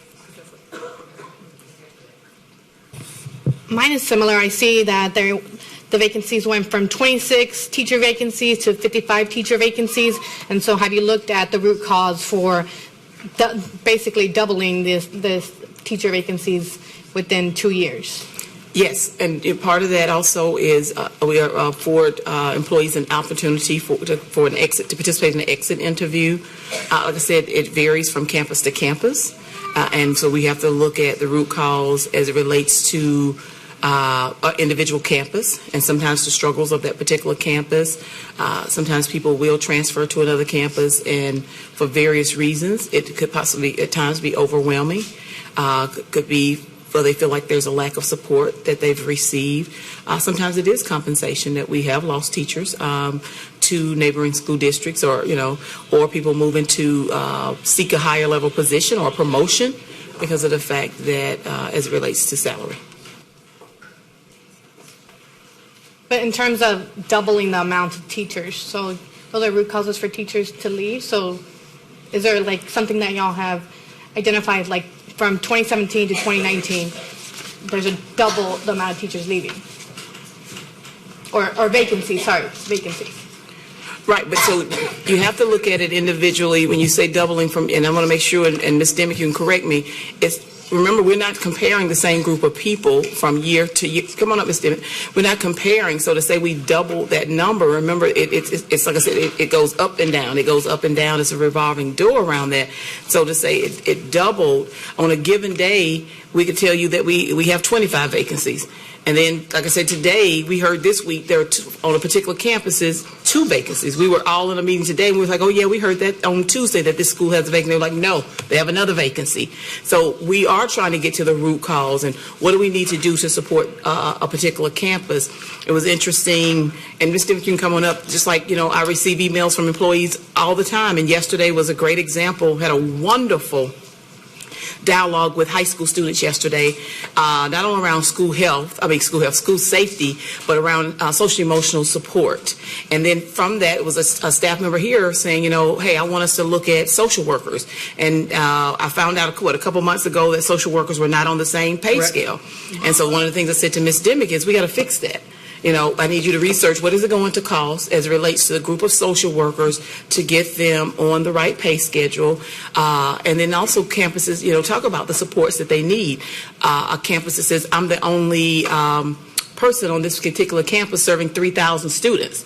And so sometimes that's a concern, is if you're that only one position. And then even on our smaller campuses, when you have only 1 or 2 teachers per grade level, you leave one, you've wiped out the grade level. So we're always trying to get to the root cause of why we have vacancies, especially on some of our hard-to-staff campuses, or struggling campuses, let me use that term, on our struggling campuses. But we also are still digging and looking at the root cause of why we can't get someone to go from campus A to campus B. And it's beyond sometimes just the money. So, okay, we're going to give you an extra $20,000, but also, can we get a group of people to go, but how are they going to feel supported? So that's a part of our conversation. Like I said, weekly we're looking at it as a cabinet, but then when we meet with the school's office, we're also looking at it by their campuses. And then sometimes we're pulling central support staff to go into those vacancies. And that's part of it. If you have a certification, you might be in this particular leadership position, but you might be tapped to go and make sure, because we have to take care of meeting the needs of the students first. And so we do that also. I was just going to add that you're talking about digging deeper and finding the root cause. We're actually changing our exit interview process and making the questions stronger so we can try to get that feedback as employees do choose to leave.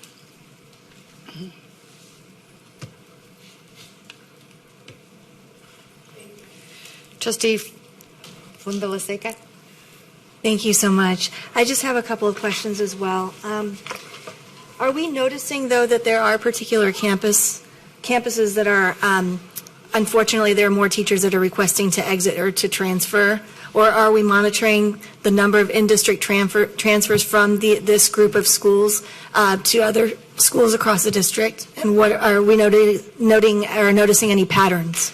So, yes, one of the things that I mentioned in next steps was we pulled, for the last 5 years, those schools with a very high turnover rate, and we've customized training to go out to those campuses to look at how can we help them build a teacher profile as they're seeking out candidates. Not just that, what kind of interview questions that they're asking, but also once they have interest from somebody, what are they doing along the way, even after they sign the contract, to ensure that they feel comfortable coming on board? How are you checking on them throughout the year? So we did use data to start implementing that to work with the campuses. And your second part of that? I'm not sure if I answered the whole. So in-district transfers. So do you see that there are a lot that are requesting to go serve other campuses that are not in this particular group, or are they staying within this particular group? Or if they've recently exited IR, are they going to other schools that are in IR? So what we do run data yearly on transfers out, transfers in. So we use that data to also work with the area superintendents in the school's office to have those conversations with those campus teams to find out more of the why. Why are people choosing to leave? What can you do different to encourage people to stay? But I think to Dr. Lathan's point, I think she said earlier, some of the work is, it's very difficult, and you may put in your time at a school for a while and feel like you need a change, and we encourage people, if they feel that way, to reach out to, at least we can offer them transfers that they stay in our district. Okay. And knowing that some of, it's exhausting, and to continue to be committed and fully energized serving our students. across campuses. Is there anything in particular that we're doing to provide some SEL supports, physical fitness activity, things of counseling, other supports just to help? Even some daycare possibly. We've talked about that. I know budget season's around the corner, but some other things to help support our educators for their basic needs, right? Outside of the workplace, but present there. Do you want me to? So it's interesting that you mentioned daycare, because we toss around a lot of things that we can do to incentivize teachers, especially at our hardest to staff campuses. I know Dr. Lathan mentioned that we are working with various groups to look at our compensation package, but part of that conversation is going to be what else can we do besides monetary compensation to support people that choose to do the really tough work, and what can we do to ensure that they want to keep returning, especially those rock star teachers that we need at our most struggling campuses. Would you just mention briefly the recognition that you started last year as it relates to, we have our Teacher of the Month recipients that through a partnership with Sterling McCall, where they're able to, of course, be the Teacher of the Month, and then they are able to drive a car for a month. But we also started another incentive last year that Ms. Demick launched. You want to talk about that? Sure. Recognizing that all staff members are important on campuses, we started the Associate Teacher of the Month and the Dedicated Associate Teacher of the Month. And we got Raising Cane's as our sponsor, so we go out, and I think things like that go a really long way, just taking the time to go out and recognize people. They were also, I don't know if you remember, they were recognized at our Teacher of the Year banquet. So just continuing to find ways to outreach, connect, and recognize folks for their hard work. Thank you. And one last thing, if there is a teacher that's serving in a recently IR campus or recent IR campus, do they still receive the stipend, or is that phased out as part of what's part of the A180 program, different tiered level of support? Some campuses have phased out, and others are still in, but some campuses have phased out. I think it was the first 3 tiers are the ones that still receive the financial incentive. Yes, ma'am. Thank you. That's it. Thank you. Trustee Adams. Thank you, Madam President. Thank you, Chief Denby and Madam Superintendent. Madam Superintendent, is there an in-house goal that you all discussed about how soon, once you find out that there's going to be a vacancy?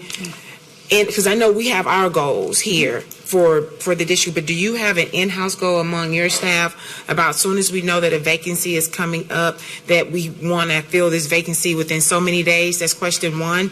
And then do you separate the different type of vacancies in-house, because we have to deal with personnel issues, in closed session, and we see the different reasons. Yes, but do you separate it in-house? Because we do have teachers, I believe, that really want to be teachers, but for whatever reason, they cannot pass that test within that year. So how do you separate that to be able to help that individual? Do we have something in-house to help that teacher that they can say, you know what, I'm struggling, I took the test once, I failed it the first time? Is there like a red flag so we can keep that group of teachers? Because they seem like they want to be here, but for whatever reason, they just cannot pass. Do we do something to help that teacher? Because I know we have a 1-year mark, but that becomes like, there's a high number of teachers that falls within just that one category by itself. And I'm sure they don't want to receive the news that they can't continue. But what we're doing as a team to be able to say, okay, that we could do something, or is there something that we just can't do at all? And that concludes my questions on that. Okay, so the last part, if they aren't able to pass certification and they've been a good employee, we actually move them to, they can be associate teachers. There's other work that they can do while we can still support them in their efforts to become a teacher. So we do try to continue to work with them and help them reach their goal. I think you were asking about the vacancies. We do run the list by different content area, different areas of town, things like that. So we do run and look at it differently. And there was something else. No, I said, do you have an in-house goal once those vacancies become available? As soon as you know that a vacancy is coming available, is there an in-house goal among you, Dr. Lathan, your team, to say, okay, we know we have to fill these vacancies, but our in-house goal is going to say, once we know that vacancy is filled, within 3 days, we're going to have interviews within 10 days. Because I know we're on contract and all that, but how do you all deal with that? So we do post the position immediately, and our recruiters are constantly outsourcing new candidates to the pool. As soon as we see a vacancy, we get those candidates that match for that vacancy out to the principals. Also, something we're doing different this year, we have not done in the past, is I'm going to call it an early contract. When we find those rock stars out there that we know we want to come on board with us, but we may not have a position number at a particular campus at that time. We know we're going to down the road. Before, we would wait to have the position actually open, and we're not doing that now for our critical shortage areas because we know we will be able to work with principals and staff them at campuses. So that is something we had not done in the past that we're doing differently this year. And another thing that we did differently this year for identified campuses, Wheatley, North Forest, Booker T, missing the campuses, we provided them additional positions beyond their allotment in the core content in case someone left. Then the next person was already there. They were working with the students, and they were moving in, and so that we didn't miss a beat because some of those campuses had vacancies for a large number of days, and so that was something that we tried. So we've already held several of these schools office portfolio reviews, and we're seeing that we might have to expand it to some other identified campuses where we've seen a high number of turnover this year and high number of vacancies in certain content area. And with the early contracts, we'd be able to keep them staffed. Yes. Any more questions or comments from my colleagues? So I have two quick things. One is, and we had a similar conversation with Constrained Progress Measure 3.1 and 3.2, and one of my colleagues, did point out, the number of positions has increased. But what really has jumped out at me on all three of these constraint progress measures is it's actually the number of our struggling schools that's increased, right? Correct. Oh, yes, as far as how we define Yes, I think we haven't changed the definition, so what's attributing to this increase in number of campuses that we categorize as struggling? We did. It's 90 out of 284. Yeah. So when we look at the 90, we also have to consider when you look back at the definition, I'll put it back up on the slide, it also includes our formerly IR, and so as that pot grows, then this also grows.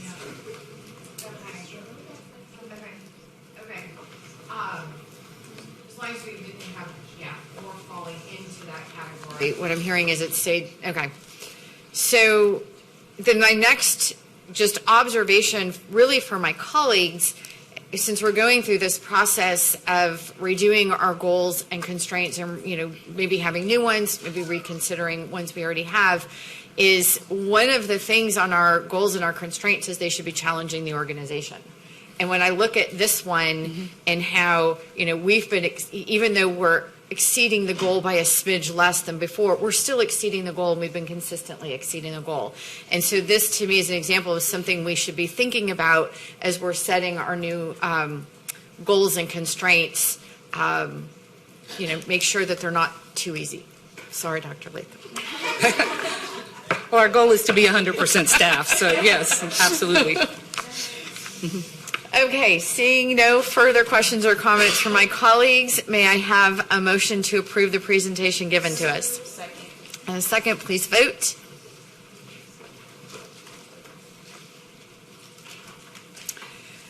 Nine in favor, 0 against, 0 abstentions.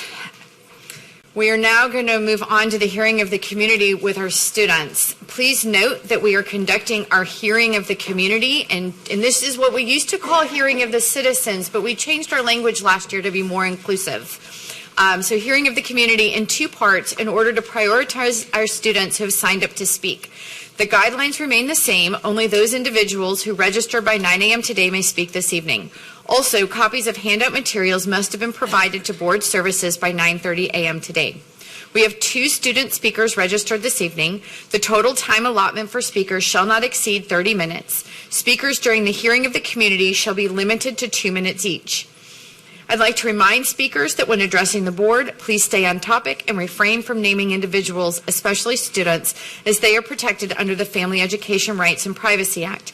Please understand that this public forum does not allow for dialogue with board members. The board cannot deliberate or respond directly to a speaker in this format. So that each registered speaker can be heard by the board, we ask that there be no disruption of the meeting by members of the audience, no abusive statements or actions, no threats of confrontation, and no audible expressions by the audience of approval or disapproval. Should a speaker drift from the stated subject or become disruptive or abusive, the speaker shall be given 1 warning. If a second warning is required, then the speaker shall forfeit the remaining time allotment for the current meeting. Any allotment for any meeting within the next 30 days and may be removed from the meeting. We ask that you please speak directly into the microphone, and it is adjustable up and down if you're shorter or taller. The clock on the wall to your right on the podium will count down your time and will signal when your time is up. I ask that you please respect our procedures and the other speakers and end your remarks promptly when your time has expired. Will Zoe Casillas please come to the podium? Also, will Matthew Nugent please come to the front and sit in reserved seat number 1. This is the order in which you will speak. Once the person at the podium has finished speaking, speaker number 1, please move to the podium. Please state your name when you come to the podium. Zoe Casillas, please. And if I mispronounce your name, please feel free to restate it. Oh, no, you didn't.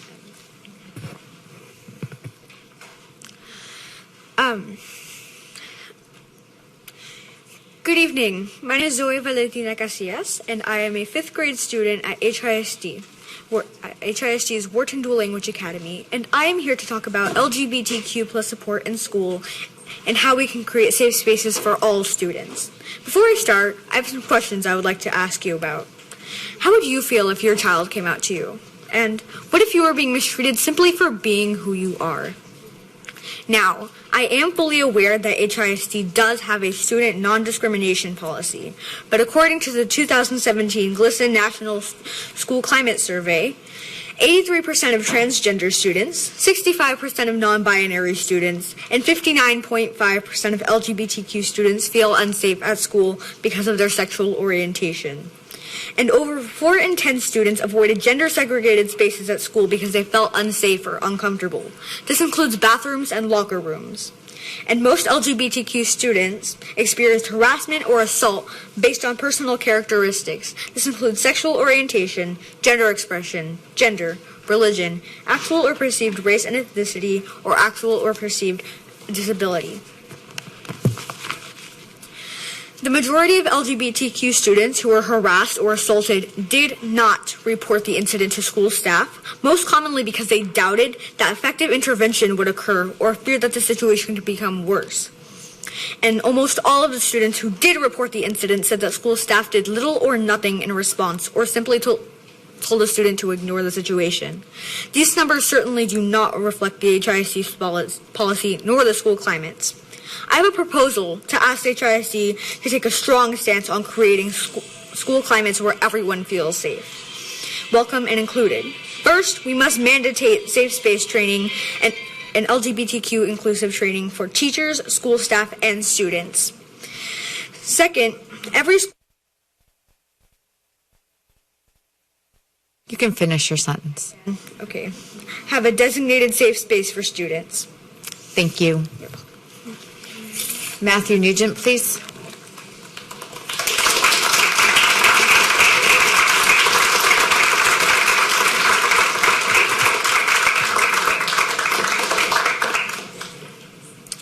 Hi, my name is Matthew Nugent, and I'm a student at Eastwood Academy High School. I am going to talk about the AP US History teacher at the high school.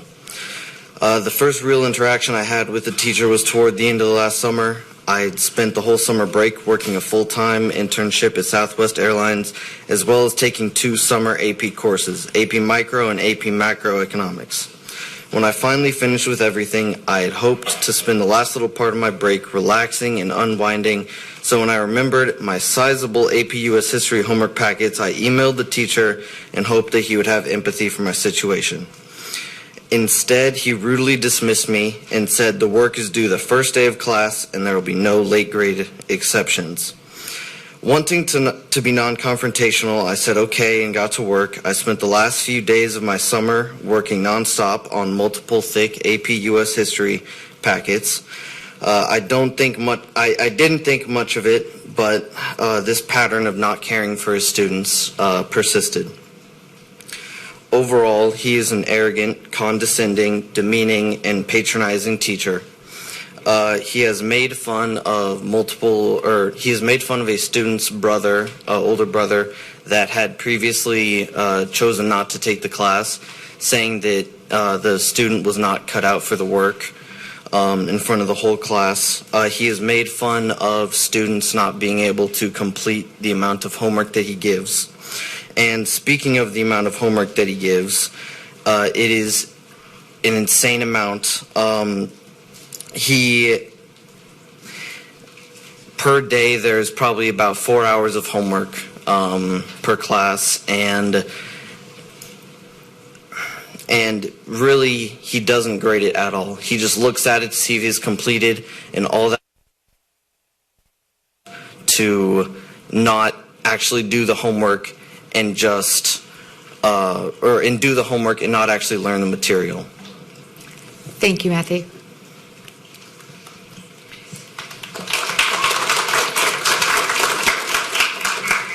We have now come to the portion of our meeting where we hear speakers to specific agenda items. We are glad you are here and look forward to hearing your questions and concerns.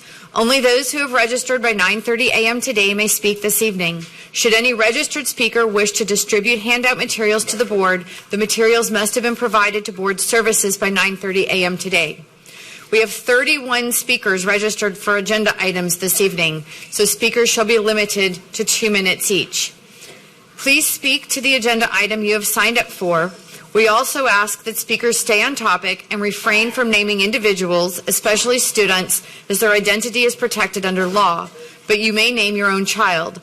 So that each person who is signed up to speak can be heard by the board, we ask that there be no disruption of the meeting by members of the audience, no abusive statements or actions, no threats of confrontation, no audible expressions by the audience or approval or disapproval. Should a speaker drift from the stated subject or become disruptive or abusive, the speaker shall be given one warning. If a second warning is required, then the speaker shall forfeit the remaining time allotment for the current meeting, any allotment for any meeting within the next 30 days, and may be removed from this meeting. We ask that you please speak directly into the microphone. The clock on the wall to your right and on the podium will count down your time and will signal when your time is up. I ask that you please respect our procedures and the other speakers and end your remarks promptly when your time has expired.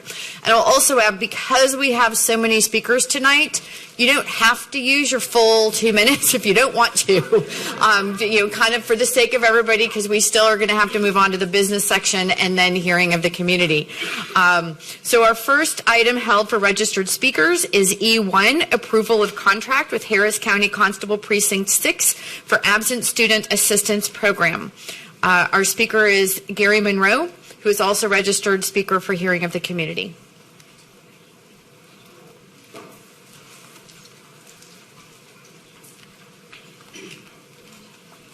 I never bring attachments, but the conservator had me banned last year and I had a lot of time to work. You asked a very unique question. How they doing this? This book is a book of every dyslexic kid in the Houston Independent School District. Every kid in red is a dyslexic. According to last year, every single kid. I want to ask you a question. I got a $2 million grant that was signed by Richard Carranza for dyslexic kids. Remember all that work you did on that committee? Where that $2 million at? No, you didn't spend it on them. You didn't spend it on them. What you did at one school is you changed the curriculum to make sure that you could do that. Excuse me, Mr. Monroe. Excuse me? I'm hearing the citizens also, ma'am. Okay? You changed the curriculum. But But in order to change the curriculum, you had to have an org or you had to have a committee. You didn't do it. So for the last month and a half, I visited 56 schools that don't have a clue what a dyslexia interventionist is or how they're even funded. Where the $2 million at? Can we find that $2 million? Now, if you like this tonight, next month, it's going to feel like Pearl Harbor. So, by the way, here's the book that tells you how to spend the money. You didn't spend it on these kids. Where is the $2 million? Got a safe in the back? Or maybe you need a loan. Go find the money by in the morning, or I turn over all this to the FBI. Our next item held for registered speakers is G1, consideration and approval of the Teach for America contract for the 2020-2021 school year. Will Andy Dewey please come to the podium? Also, will Lauren Malhot, Daniel Santos, and Rebecca Engel please come forward to the front and sit in reserved seats 1, 2, and 3. This is the order in which you will speak. Please state your name when you come to the podium. Mr. Dewey, you are also registered for items J1 and J2. Hi, it's only 35 positions. It's only $140,000. But I need to tell you that the Houston Federation of Teachers, well, we're not going to fall out our sword over this issue. We're never going to support a train them quick and throw them in front of the classroom type teacher program, such as TFA, or anything else that takes somebody and gives them 6 weeks and then tells them they're a teacher. They're not. All right? Some of them make it. Some don't. Most get through their 2 years, but a lot don't. Then they leave for the 2 years, and we start all over again and get more really quick fly-by-night teachers, and we move them in and we move them out. So, as I said, this is not an issue that we're going to go kicking and screaming on. It's just bad practice. It's especially bad practice on the same board meeting that you're going to authorize reduction in force for contract, both term contract and continuing contract teachers. On one hand, we say, well, you know what, we have to have a policy to lay off people. Yes, you do. On the other hand, we're going to spend $140,000 that we don't need to spend on hiring uncertified teachers. And it kind of cracks me up with the TFA thing. You say it meets the goal of putting an effective teacher in every classroom. You don't even know who these people are yet, let alone whether or not to be effective. They don't even know who they are yet. And yet we say what we are putting in through TFA is better than anybody we have now, because we're going to go ahead and have a policy to lay off some of those experienced contract teachers. Not because they're bad teachers, but for financial exigency or program change. Thank you. Our next speaker is Lauren Malhot. Good evening, Honorable Trustees and Superintendent Lathan. My name is Lauren Malcoit, and I'm the principal of James DeAnda Elementary in HISD, and I'm here to speak to you in support of reinstating the Teach for America contract. Upon graduating college, I was on track for a career in law, but I decided to teach as a 2009 TFA Corps member here in Houston. I fell in love with the work we do in education, and I taught for 6 years at Patton F. Elementary, where I worked closely with an amazing principal who was also a TFA alum. 2 other TFA alumni were in instructional specialist roles. During those few years, NEF saw strong metrics in student achievement. In 2015, I became the AP at DeAnda and have been the principal there since 2017. At DeAnda, 92% of my kids come from low economic backgrounds. 64% are English language learners and 94% Hispanic. These are some of the most talented and most brilliant kids you'll find. But when I joined TFA in 2015, it was on the brink of being considered IR. Today, that trajectory has changed. For the last 3 consecutive years, DeAnda has received all 6 distinctions from TEA and is now the #1 gold ribbon school for the entire Houston region, ranked by Children at Risk. Worth noting, DeAnda is a neighborhood Title I school, not magnet.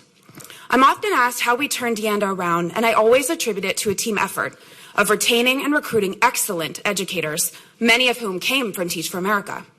Ms. Smith is a 2012 core member who later became HISD's Teacher of the Year. She's still teaching at DeAnda, and she writes curriculum for the district.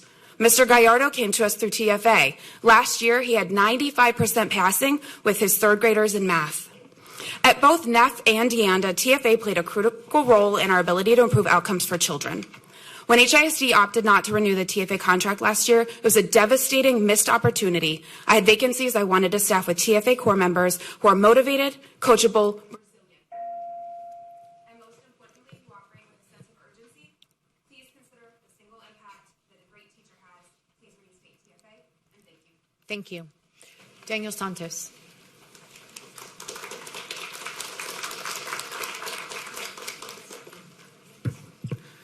Good evening, members of the board. My name is Daniel Santos. I'm a two-time Teacher of the Year at Navarro Middle School. I rise to speak against item G1.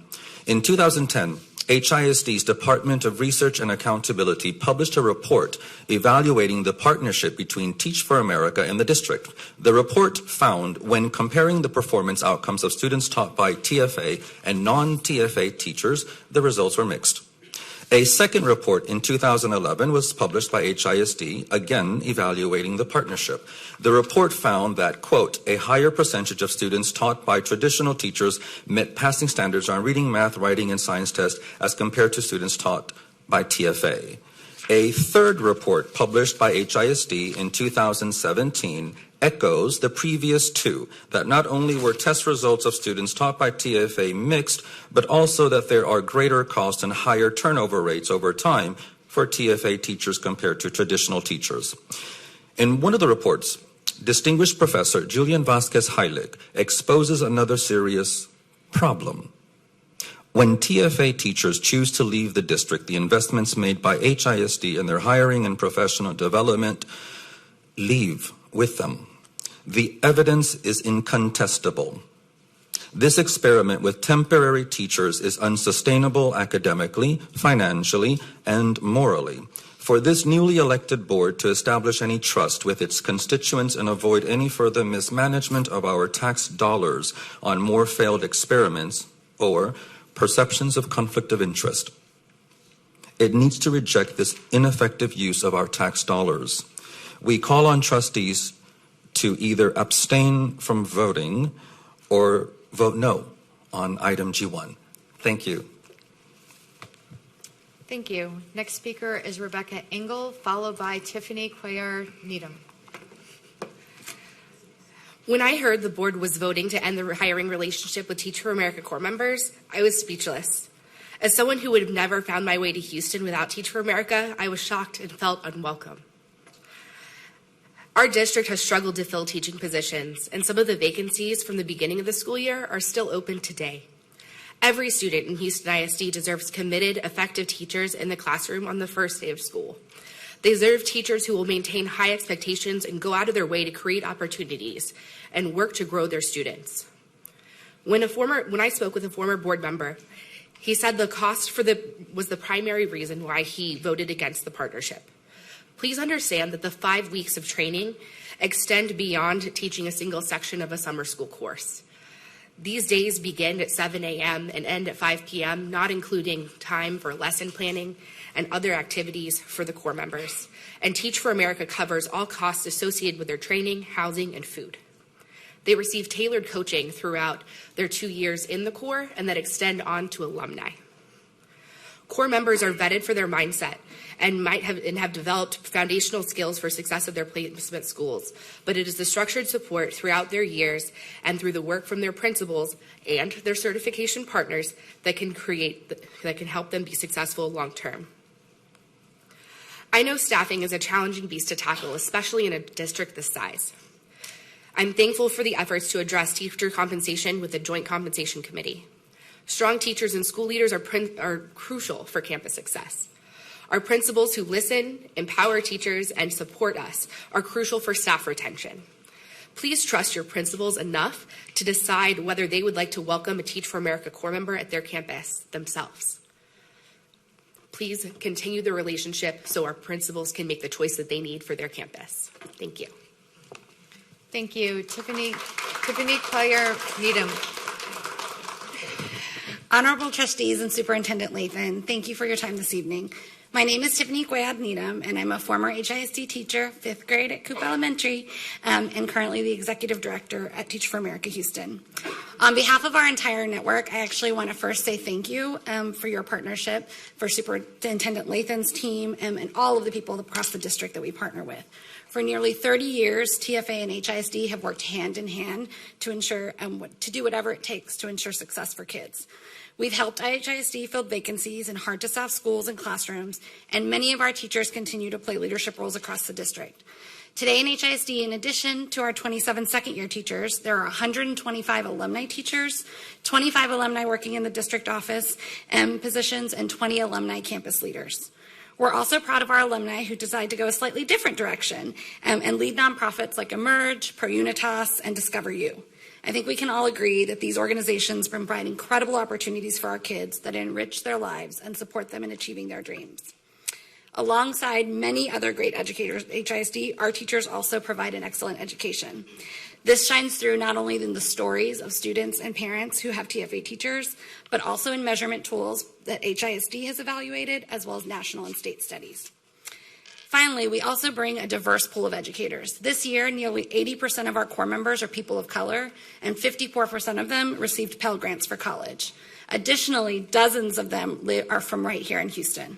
We believe it's important to recruit and foster the leadership of individuals who share the racial and economic background of their students, because research shows that it matters for kids, and frankly, it's just the right thing to do. We're grateful to HISD's staff, parents, and leadership for our close partnership, because it's opened doors for many kids. We're eager to start another school year alongside all of you all, and thankful for your time and for your consideration. Thank you. Thank you. Our next item held for registered speakers is H1, approval of a budget and authority to negotiate, execute, and amend a contract for facilities assessment and capital planning services. Will Emily Garcia please come to the podium?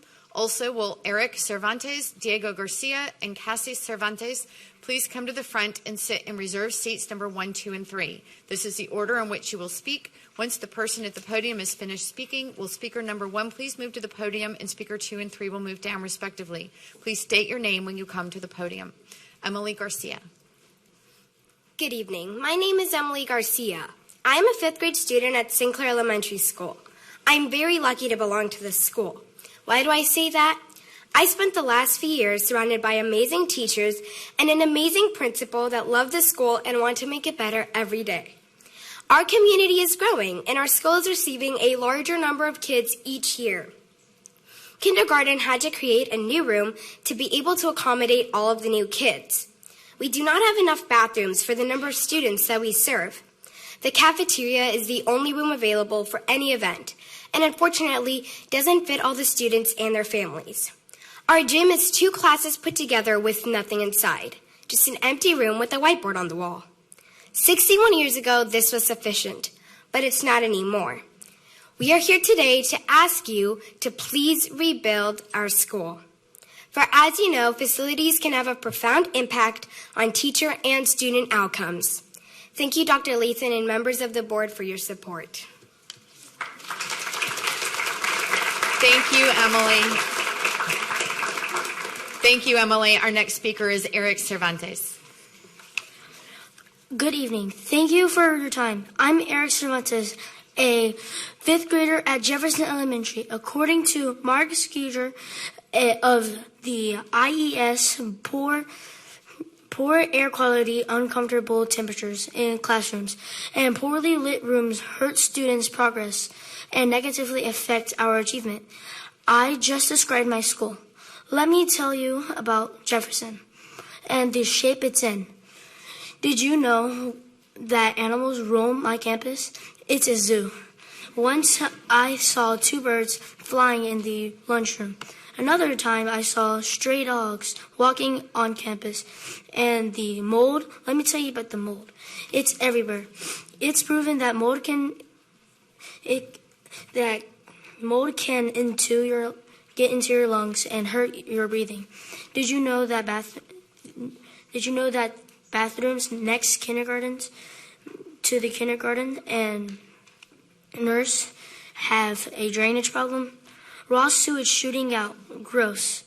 When it rains hard, the roof leaks into our hallway, creating a slipping slide. Not fun. I hope I can convince you to build us a new Jefferson.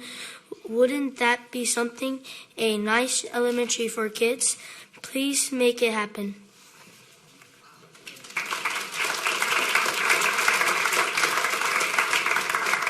Thank you, Eric. Our next speaker is Diego Garcia. Good evening. Thank you for your time. My name is Diego Garcia. I'm a 5th grader at Jefferson Elementary. A safe, comfortable building is important for student growth. How can I fulfill my potential if I'm worried about getting sick, stepping in filth, or being unsafe? When I enter Jefferson Elementary, I feel happy. I get to see my friends and I learn from positive role models. However, our ancient building makes me sad. The restrooms are repulsive and smell like sewage. Once while testing, I heard some rustling by the backpacks. To my surprise, I saw a rat run by. It waved at me. Jefferson's building is also unhealthy. There's mold everywhere. At times, I don't feel safe at Jefferson.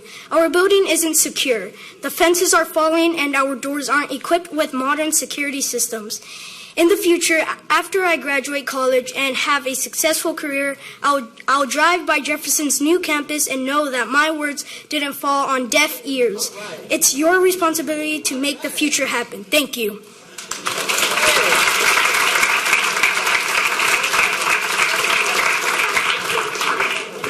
Thank you, Diego. And I'm going to ask, it's totally awesome for us to be applauding our kiddos. They're so well spoken, but we've got a long list of speakers. So if you would please refrain from applauding between each speaker. So next we have Cassie Cervantes, followed by Rosalinda Escamilla, Gloria Robayo Freitag, and Karina Lopez. Hello, thank you for allowing me to speak to you guys. My name is Cassie Cervantes. I'm the mother of Eric Cervantes, a 5th grader at Jefferson Elementary. The Cervantes family has been attending Jefferson Elementary since 1955. This school is old, folks. It's served its purpose, but it's no longer viable for our children. There have been issues with plumbing, mold, there's been a couple of electrical issues, heating and cooling. This has caused delays in class starting on time. It's caused interruptions during class, kids working, and rooms that are either too hot or too cold. Our students and staff have worked tirelessly to increase their test scores as well as raising the entire grade average of the school. This school is on a fast track to being, which I'm proud to say, one day you're going to say that's our #1 elementary school, believing that. But they've done all this in spite of the conditions of the school. They've just pressed through and gone forward, and I'm so proud of our school and our staff. Jefferson Elementary has just been the starting point of a great many of teachers, doctors, lawyers, politicians, and I think as a community, it's our responsibility to our future to ensure that our kids have a safe and a reliable place to receive their education. Thank you so much for hearing me. Thank you. Our next speaker is Rosalinda Escamilla. Good afternoon, board members. My name is Rosalinda Escamilla, and I am a parent and an employee at Cte Middle School. Our mission today is to advocate for the students, parents, and the surrounding community. We are asking for Cte Middle School to be placed on the bond for a new building. Last year, the school had a 90-year anniversary. It is now time for a new building. Needless to say, our building is in dire need of repair. The classrooms for our special needs students are in need of updated facilities. Our restrooms are few and so far apart, not only for the students, but for our faculty. Getting a new building for Cte will raise our value in the community. Our enrollment would increase, and our families will feel valued. Board members, please consider putting Dee on the bond for a new building. Our children, our faculty, and most of all, our community deserve a new building. Thank you for your time. Thank you for your time. Our next speaker is Gloria Robello Freitag, and please pronounce it correctly because I'm sure I probably chopped it up a little bit. Freitag or Freitag, it's fine. Okay, thank you. You may begin. Good evening. I'm Gloria Freitag, Dean of Students at Project Chrysalis Middle School. I'm here to speak about student safety because a building that's up to code is about student safety. I feel powerless when my students and staff must decide if going to the bathroom is worth getting themselves wet or in the rain because there's an awning from a temporary building that wasn't fully finished. I feel powerless when they get hurt on ramps from temporary buildings that shouldn't be called temporary buildings because they have been there for over 30 years. I feel powerless when we reach out to HISD maintenance department day in and day out to put Band-Aids on old unsafe buildings, wasting our district resources on the short term. I truly feel powerless when those who have the power to vote haven't voted to make a difference so that my students and other schools are safe. I'm here with many of the community members to plead the board to vote today on making a difference in students' lives. Please vote to approve H1 to make a significant impact so that our students are safe, and please consider Project Chrysalis on that list. Thank you. Next speaker, Karina Lopez, followed by Joel Cisneros, followed by Veronica Ramos.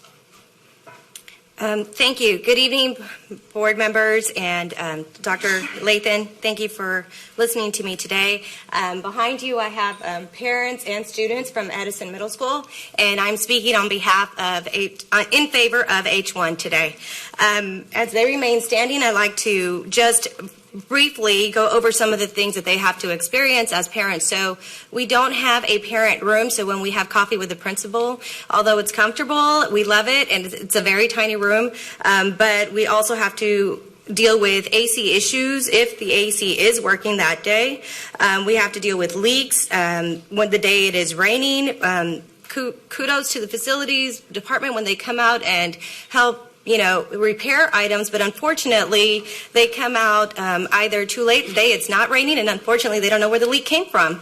The replacing tiles, it's just another Band-Aid after Band-Aid after Band-Aid, unfortunately. Our children do deserve better. Our community deserves better. A lot of our feeder pattern elementary schools, our students are coming from the same situations. They come from Tejerina Elementary, they come from Franklin Elementary, and they are experiencing the same situation in those buildings as well. Coming to our middle schools, still experiencing the same thing. It's almost as though we're telling our students that this is the norm, and that's not what we want. We want our children to focus on learning. We want our teachers also focused on high quality instruction. This eats up a lot of my time, and that's not what I want my principal position to be. I want it to be focused on making sure that our students are receiving high quality instruction, not worried about leaks, not worried that it's too cold. The student dress code is hard to enforce when we have to bundle ourselves with jackets and scarves. Today, I don't think any of us took our jackets and scarves off at school today because the AC was too cold, and it was cold outside too. Couldn't enjoy it. So those are just some of the things. Our students, again, a couple of our teachers have also, there's the air quality, according to the reports, air quality passed. Unfortunately, our teachers are still continuously getting sick due to them reporting. So please, in favor of H. Thank you. Thank you. Next, Joel Cisneros, followed by Veronica Ramos. How is everybody today? Thank you for letting me speak today. This is the first time for me, so bear with me. Everything that the students complain about their school, mold, leaks, and water, the temperature is off and on, and no heat. The same thing's going on with Luskin Elementary School. So I'm here to speak on behalf of my crew back here. So they're telling me, hey, we need another school, and we need repairs done to the school. So hoping that we get on the list for it to be repaired or, a new school, period. And that's what we want, a new school. Thank you. See, that's one time. Sorry, were you? No, it's okay, fine. Okay. Thank you. Thank you. Veronica Ramos, followed by Maria de Jesus Perez, followed by Jesse Herrera. Hi, I come before you to speak about our concerns regarding our school. Lusco Elementary, which has served our community since 1936. I'm not just a parent of a Luscan student, but I'm also an alumni. As a parent, I know that I can opt to transfer my kids to a newer facility with better amenities, but we choose to stay here because of the great educators and staff. When I send my scholar off to school, I like to feel at ease knowing that they will get all of the education that they could possibly get in a day to help them succeed for their future. But that's not always the case. Although I'm realistic and know that things can happen and always will happen that are beyond our control, there have been many instances where the scholars during their learning time have been disrupted because they have to move to another room because of issues with either their AC or heater units. And while eventually somebody does come out to fix it, it's always a temporary fix, but we need a permanent fix. Our T buildings, they're just really old. They've been there ever since my oldest first walked through the front doors, which was 15 years ago. Thank you. Thank you. Maria de Jesus Perez.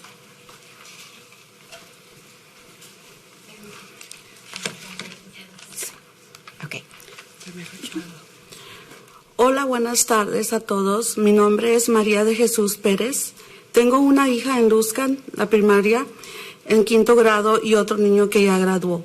Estoy aquí en representación de todos los padres de la familia de Luscan. Good evening. My name is María de Jesús Pérez.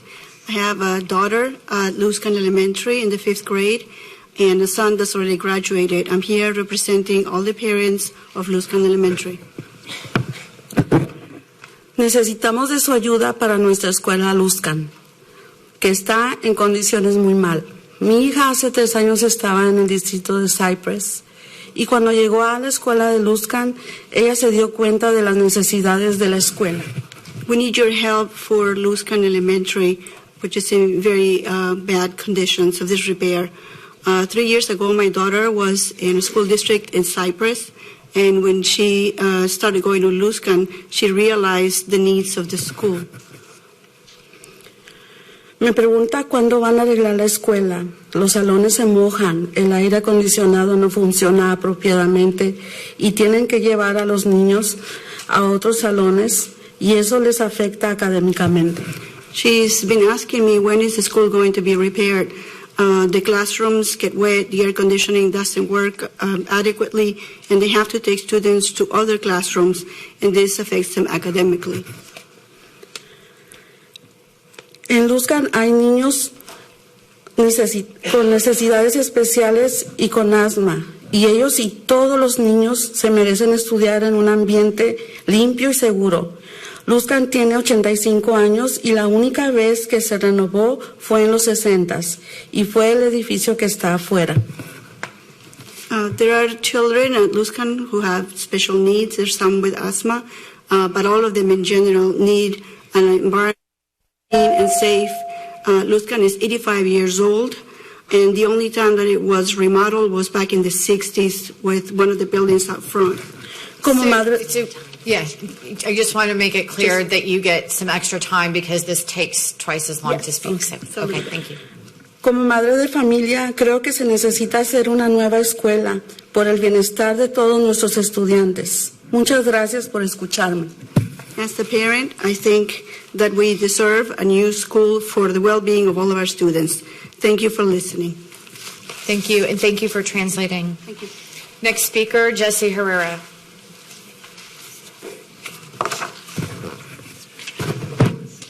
Good evening, Superintendent Dr. Latham and board members. My name is Jesse Herrera, and I'm the principal of Baylor College of Medicine Biotech Academy at Rusk, located at the former Rusk Elementary School. As we have developed our health science magnet program the last 4 years, we have had great success in our student performance in and outside our classroom. Our host of students have placed in state and international competition the last 2 years. We have had a number of medical professionals come to our school to take tours and provide presentations to our students.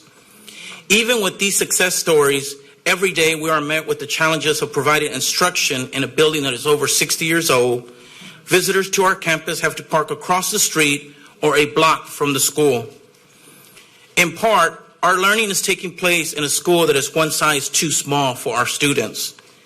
Any improvements to our building require the hazmat team to be present to remove dangerous contaminants from the air before any work can take place.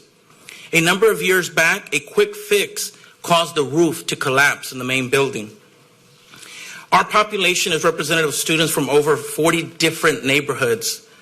If parents are placing students on buses to get to our campus, should they not have the best facilities available to them? I'm speaking on support of H1 and would like your support to continue building our schools. Thank you. Thank you. Shauna Cappuccino, followed by Lee Mashburn, Allison Newport, and Deanna Reyes.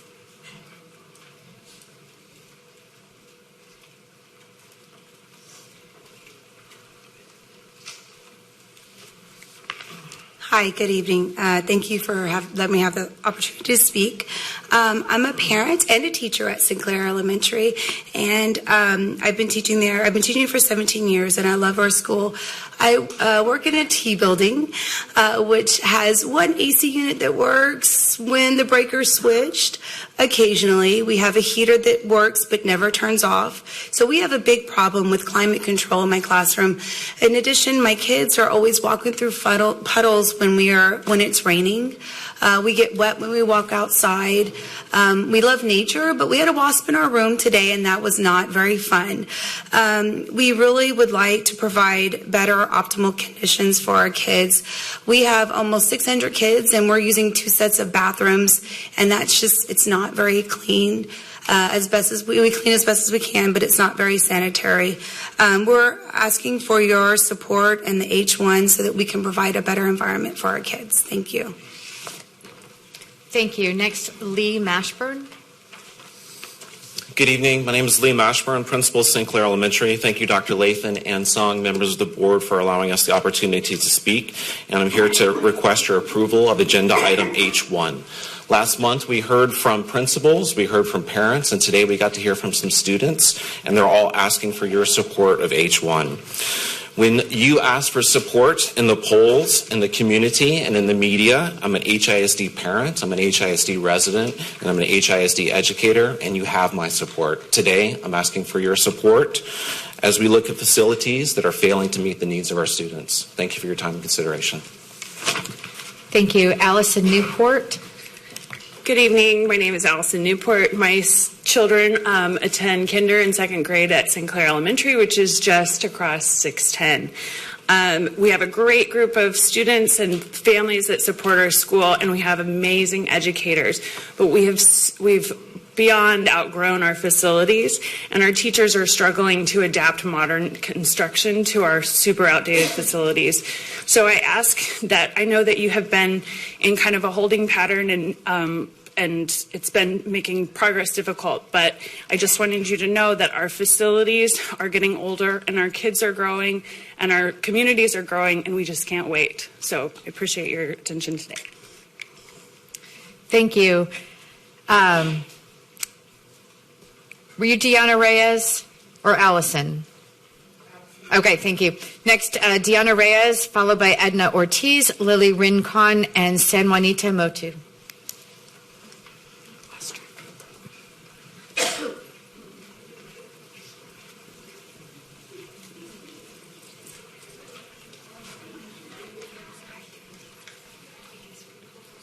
Deanna Reyes?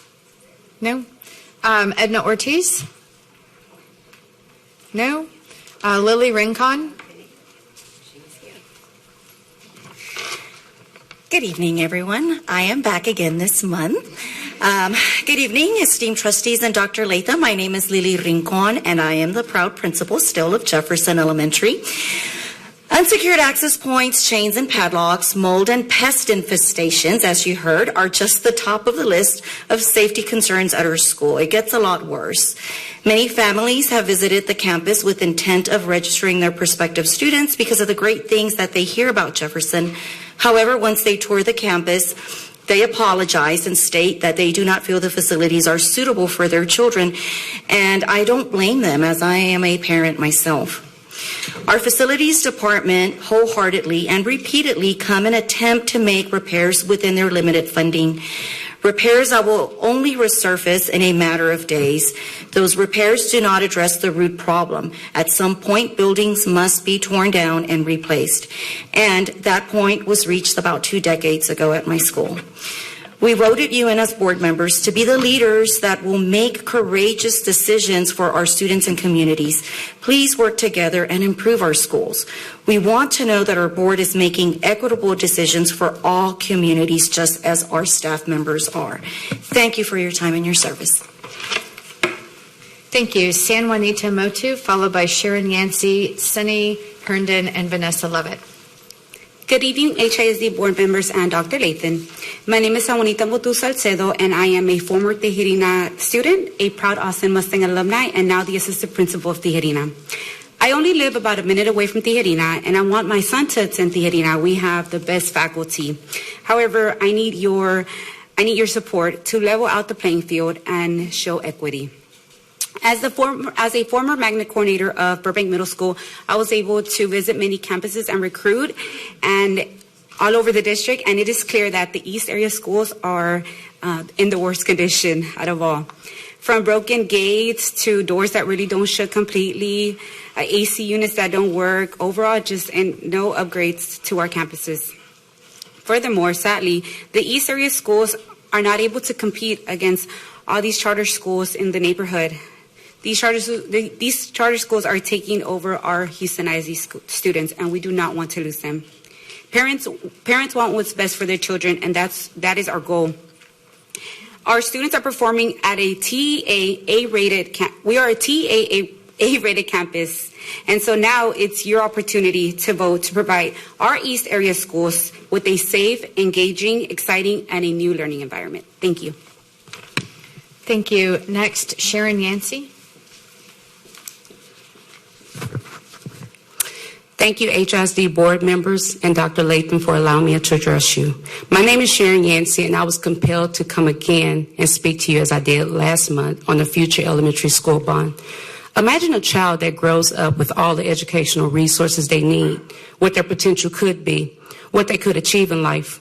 While that perfect scenario would never exist, funding from this bond would get the students at Jefferson Elementary that much closer to reaching their full potential. Technology is one of the fastest changing industries in the world today, which is why access to current technology is of the greatest asset to succeed. Jefferson Elementary is one of the oldest schools in the district with failing infrastructures and little to no capacity to provide our students with the competitive advantage of having a building integrated with technological resources. At Jefferson Elementary, our students are working hard, delivering the results. During our journey, we have earned up to 5 out of 6 distinctions with a current overall school rating of 89, despite the lack of resources. Our mobility rate at Jefferson is about 22%, which is above the state average. We serve many students who are considered homeless, residing in motels and homeless shelters. As educators, we teach our kids that the way to a better life is through education and hard work. But what message are we still sending them when they put in the work and we can't provide them with the basic tools they need to turn their hard work into success? They deserve to come to a school building that is not falling apart, having plumbing issues, and not properly secured. Our school should be that sanctuary for the neediest students. As teachers, we love our kids and we do everything we can to provide them with the tools and resources they need, be it getting to work early or staying late, to working on the weekend and using our own personal money and equipment to ensure that our lessons are providing that quality education that our students deserve and need. Funding from this bond will help alleviate the burden that many teachers face in trying to close that gap. In closing, I ask you to consider what funding from this bond could do for our. Thank you. Sunny Herndon, followed by Vanessa Lovett, Cynthia Bojorquez, and Evan McClanahan.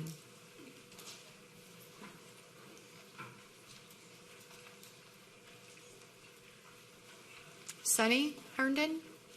No. Vanessa Lovett? Cynthia Bojorquez? I'm sorry. That's pretty good. Bojorquez.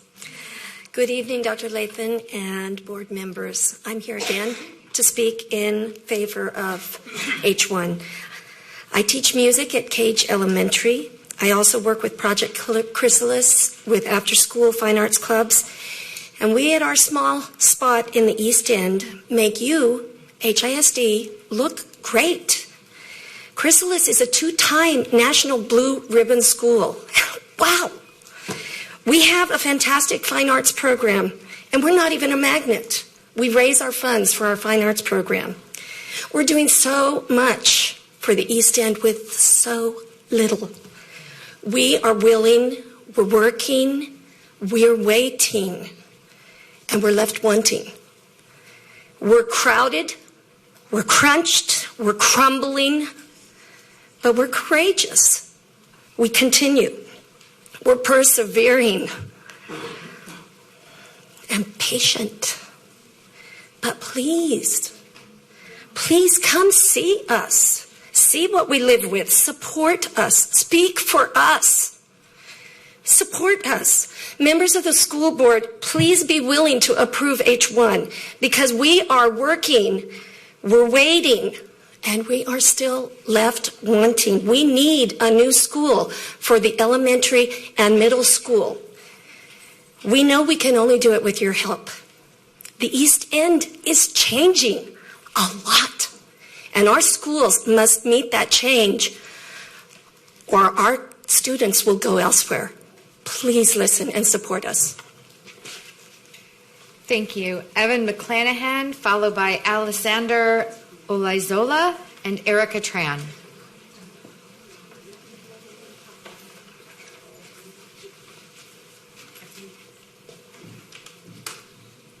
Evan McClanahan? Okay. Alexander Olaizola? Yes, Olaizola. Sorry. Hi, good evening, HSD board members and Dr. Lathan. I'm not going to describe everything that needs to be fixed at the schools. We need at least 30 minutes for that, so I'm going to be brief.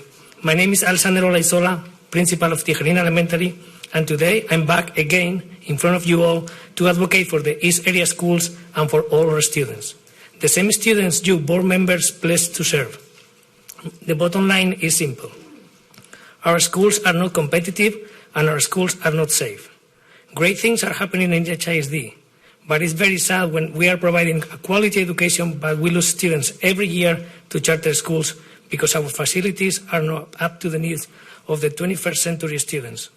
This is a call for action from you. Today's vote will change the life of our students for years to come, and voting no to H1 will deprive them of the education they deserve. Thank you. Thank you. Erica Tran. Good evening, board members. Dr. Lathan. Thank you for allowing me to speak on behalf of my 965 beautiful Bobcats and 110 outstanding staff members of Bonham Elementary. I am going to use figurative language, non-traditional way, to illustrate our school and speak through the lens of a pre-K student. I am Bonham Elementary, and I was born in 1962. Originally, I was built to serve 455 students, but today, I have 965 students and 110 staff members on my campus. They have added many portables, 27 to be exact. So 563 beautiful Bobcats are outside my walls. School life through the lens of a pre-K student. I am a pre-K student in Ms. Breedy's class, and today I have music class. I love music, but it's kind of far for me. I have to walk 318 steps just to get to Mr. Anderson's music class. It's 40 degrees outside, so I have my coat on, but I still feel cold. There is no heat in the hallways as I walk toward the outdoors. Oh my goodness, it is very cold as I make my way to the back of all the portables. I can feel the wind blowing in my face. I am glad that it is not raining today because my shoes would get all wet from the wind blowing the rain on me. I finally make it to the ramp leading to the music class, where I have to be extra careful in case the ramp is moist so that I don't slip. When I go to the playground for recess, many times I can't play because there is sewer water around the playground, so we have to go back inside.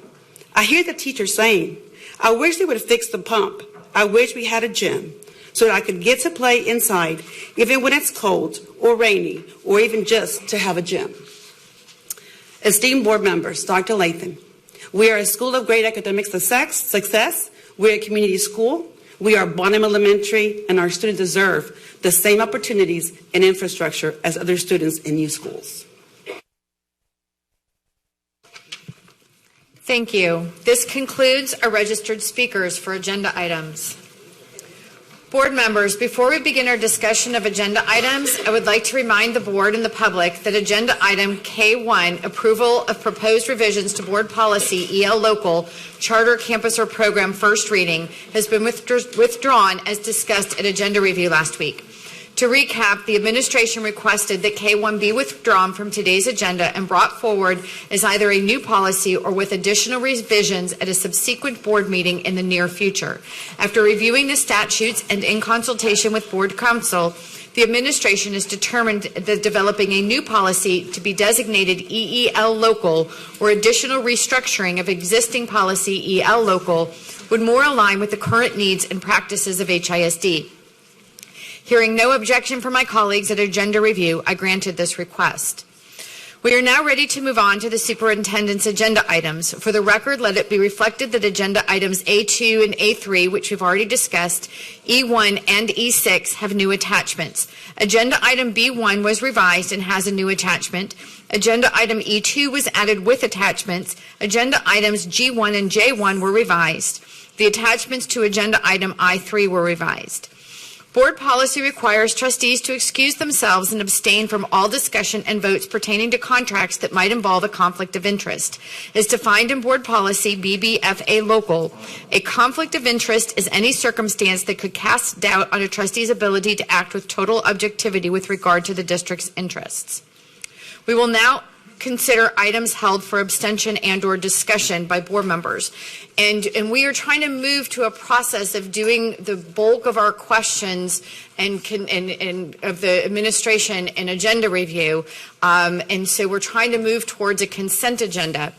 So this evening, we're going to consider items that were held for abstention and or discussion by board members. The following items were held for abstention, G1. Do any colleagues have additional abstentions besides G1? No?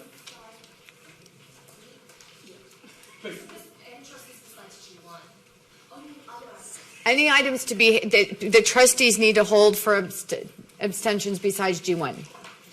And then, so if there are no other abstentions, the trustees requested the following items to be held from the consent agenda: B1, B2, G1, H1, I1, and J1. Are there any further items that were needed to be held from consent? Thank you.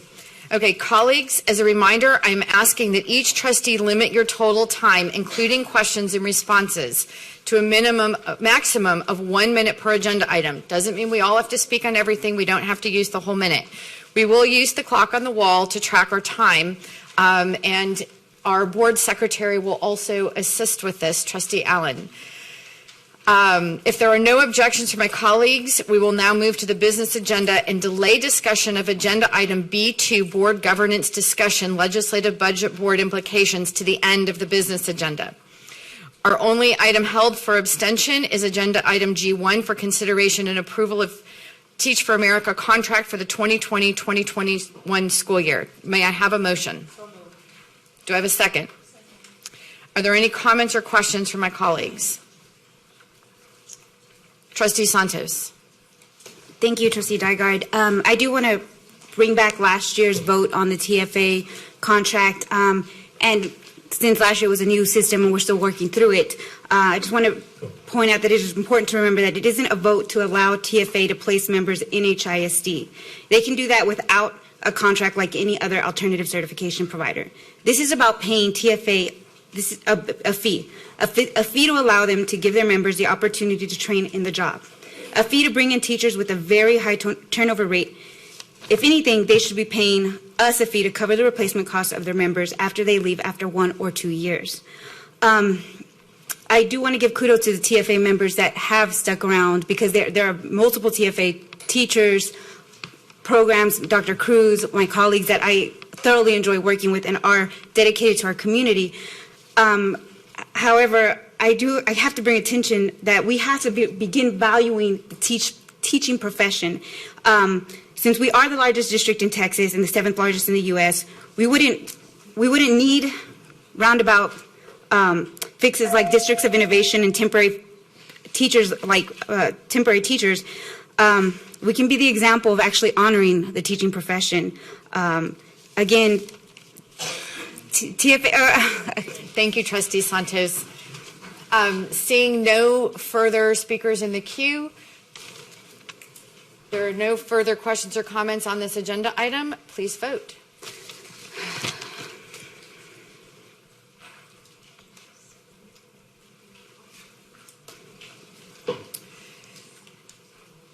Seven for, 1 against, 1 abstention.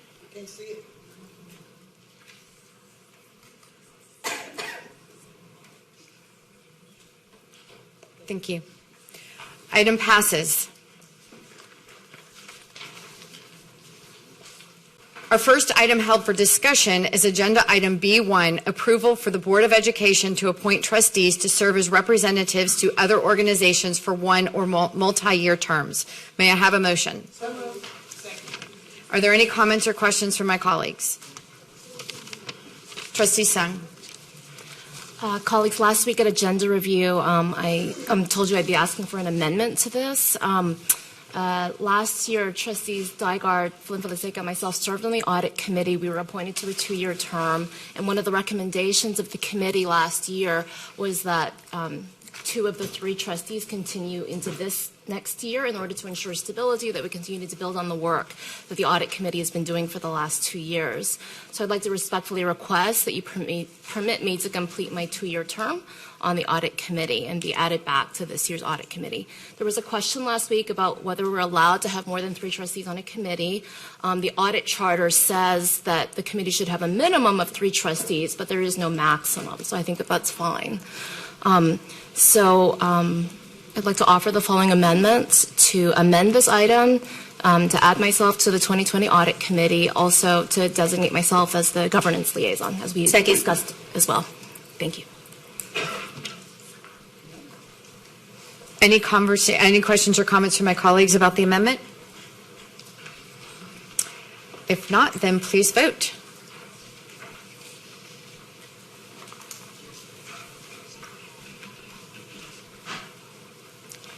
Trustee Adams, Trustee Allen?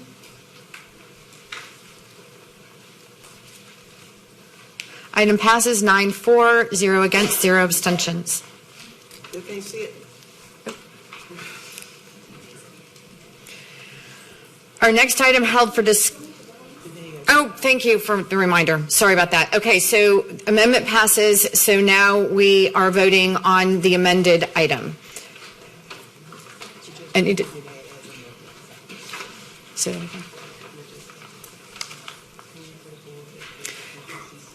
Okay. So we're voting now on approval for the Board of Education to appoint trustees to serve as representatives to other organizations for 1 or multi-year terms as amended. Any discussion? All right. Declare the queue. Thank you. Please vote. 9 in favor, 0 against, 0 abstentions.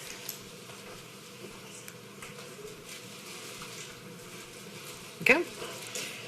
Item passes. Our next item held for discussion is agenda item H1, approval of a budget and authority to negotiate, execute, and amend a contract for facilities assessment and capital planning services. May I have a motion? So moved. Do I have a second? Are there any comments or questions from before we start actually with any comments or questions from my colleagues, Dr. Lathan, do you have any comments to make on this agenda item? Thank you, Madam President. Actually, what I'd like is for a little trust here from the trustees, and also if the audience would like to participate outside of our police officers and cabinet members, you need to jot down. So I want to share with you as we think about and ask the board for approval tonight for this particular item, that it is an assessment of our facilities, but it's also a demographic study of where the growth will be in our district, what types of facilities we could possibly build if we should combine under-enrolled campuses and maybe build a new campus. But in order to do that, there's a vision as it relates to, let's say we receive this assessment, what happens next? So here's the vision. And one of the questions that came up from trustee last week, and I know trustees, you've been looking at the question around what is equity in our district and what does it look like, and developing a policy around that. And so what we did as a team is we reached out to HERC and Rice University to ask them if they would help us conduct a study around equity. And we actually kind of finalized it today. We have a draft of a scope of work. But what they shared with us is this assessment as it relates to this H1 item, they would take the data from this assessment and analyze that data as they conduct the equity study. We don't like the word audit. It's a study that would allow us and provide us some questions, some guiding questions. It would take about a year for the study to be completed, but it would help us form programmatic decisions, help us to look at teacher equity across the district as it relates to placement of teachers. We would look at discipline. We would look at enrollment of students as it relates to not only advanced placement courses, but IB courses. So that's kind of where we are of hearing the questions from the trustees, making that next step. Now I'm ready for the trust piece. So trustees, I want you to close your eyes because I want you to think about this vision of where we should be headed as a district academically. And I have a lot of little things. As I heard the speakers speak, different things were coming. But these are things that I've already shared with our school area superintendents, I've shared with principals, and our cabinet members. Number one, okay, so eyes closed. Like I said, police officers, you cannot close your eyes. You cannot. Everyone else, I want you to see. Let's go with this. You want to think about this as a community because everyone here represents our beautiful city. I want HISD to be an inclusive school district that meets the needs of every child that enters into our doors, whether it's on August 24th, 26th, that fourth Monday in August. However, I'd love for us, and we want to pursue being a district of innovation, which would allow us additional time to start earlier. I want us to be a district that provides students and their parents an opportunity for an extended calendar or a year-round calendar. An opportunity where every elementary campus would have certified Vanguard or gifted and talented teachers. Now, this is where it's going to get tricky. Do not open your eyes. But that would mean eliminating GT testing at the kindergarten level. We should be focused on elementary for K3, assessing students at the third grade level as it relates to GT. Because if we had certified teachers that are gifted and talented at our lower grades, our baseline grades, we would get students to where they need. That would level the playing field of students leaving their neighborhood schools. Also, there's a vision of, we have a Carnegie Vanguard High School. We should offer a Carnegie Vanguard Middle School. This assessment would afford us the opportunity to decide where do we combine and make Carnegie Vanguard a 612 building, or should we have a separate facility for Carnegie Vanguard? I also want us to be a district that has the best compensation package for staff that are closest to our schools. That would be our teachers, our principals, our support staff. And you would look and receive a differentiated pay structure for that. SEL, social emotional learning teams assigned across the district. One of the visions we talked about 2 years ago, and we're still working, trying to get funding, is psychiatric specialists that would be serving across our district. This district will be the largest district in this nation that has the most authorized international baccalaureate campuses by feeder patterns in every area of this district.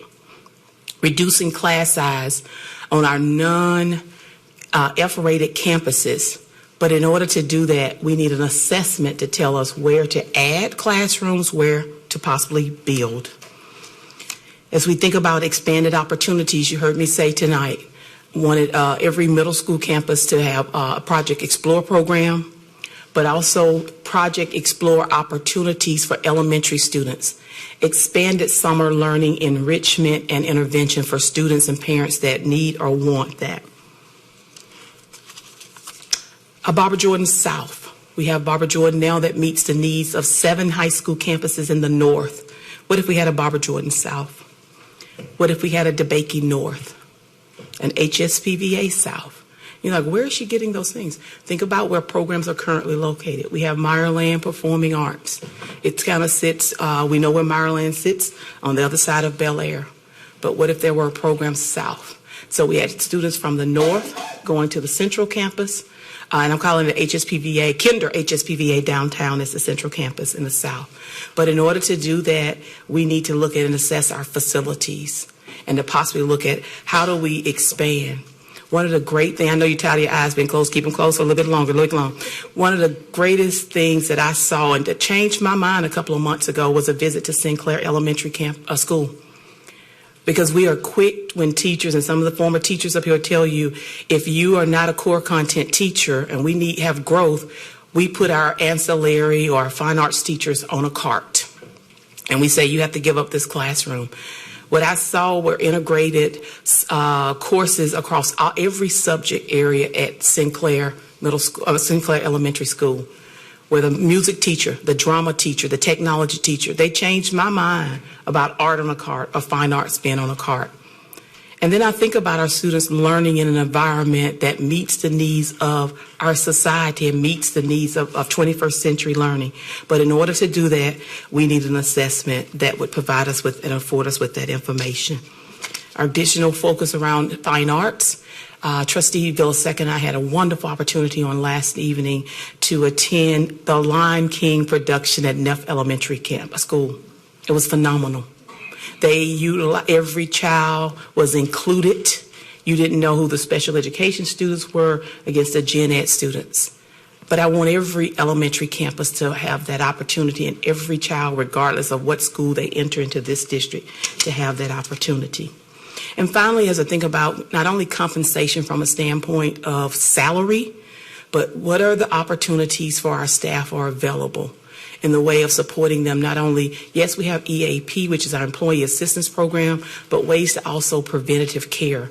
How can we do that? And so that's why we have to look at the total compensation package.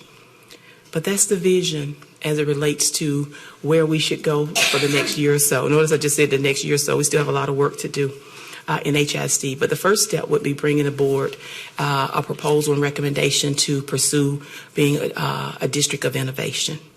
So you heard a few touchy things today that might rock people the wrong way. But if we're going to be courageous leaders and do what's right for every child in this district, we have to also start doing some things differently.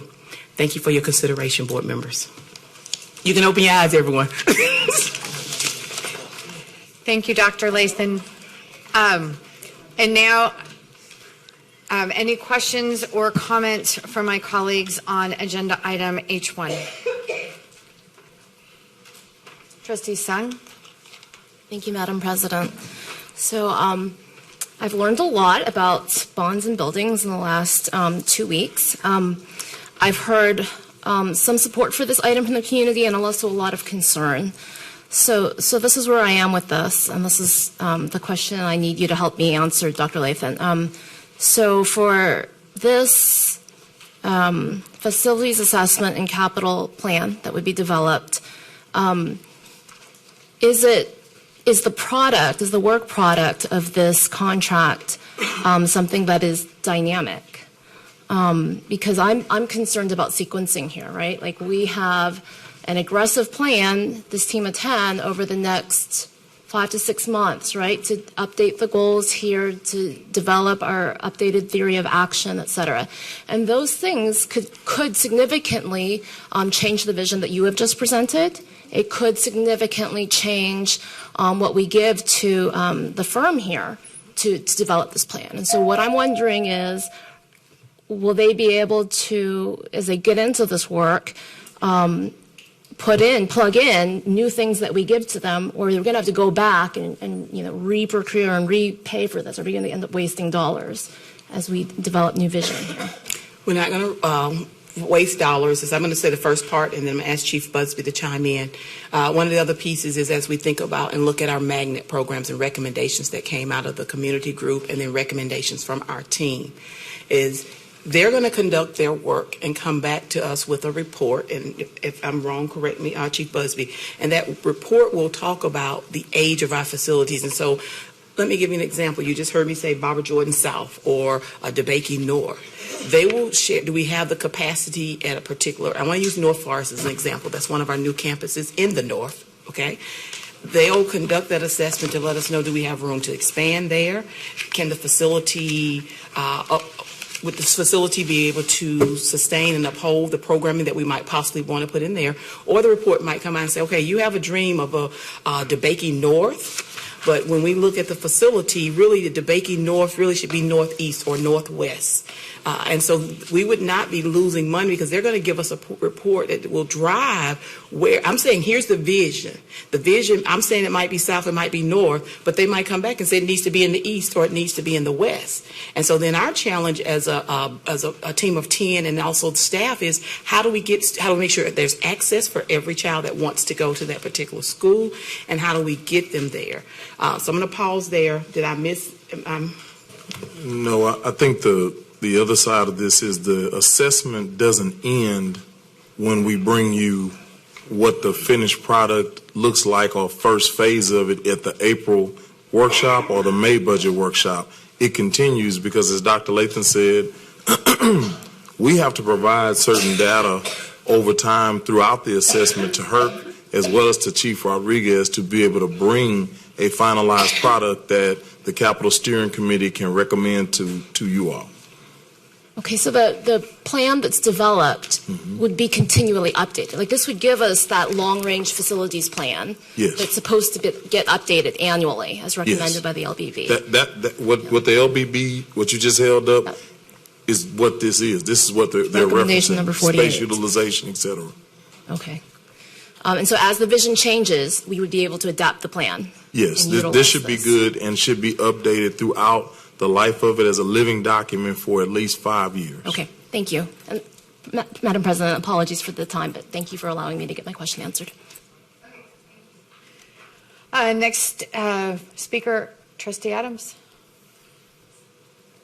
Thank you, Madam President. Superintendent Lathan, thank you so much for your plan and your vision. I just have one question because sometimes the only book that we have to judge is from books that we've read in the past.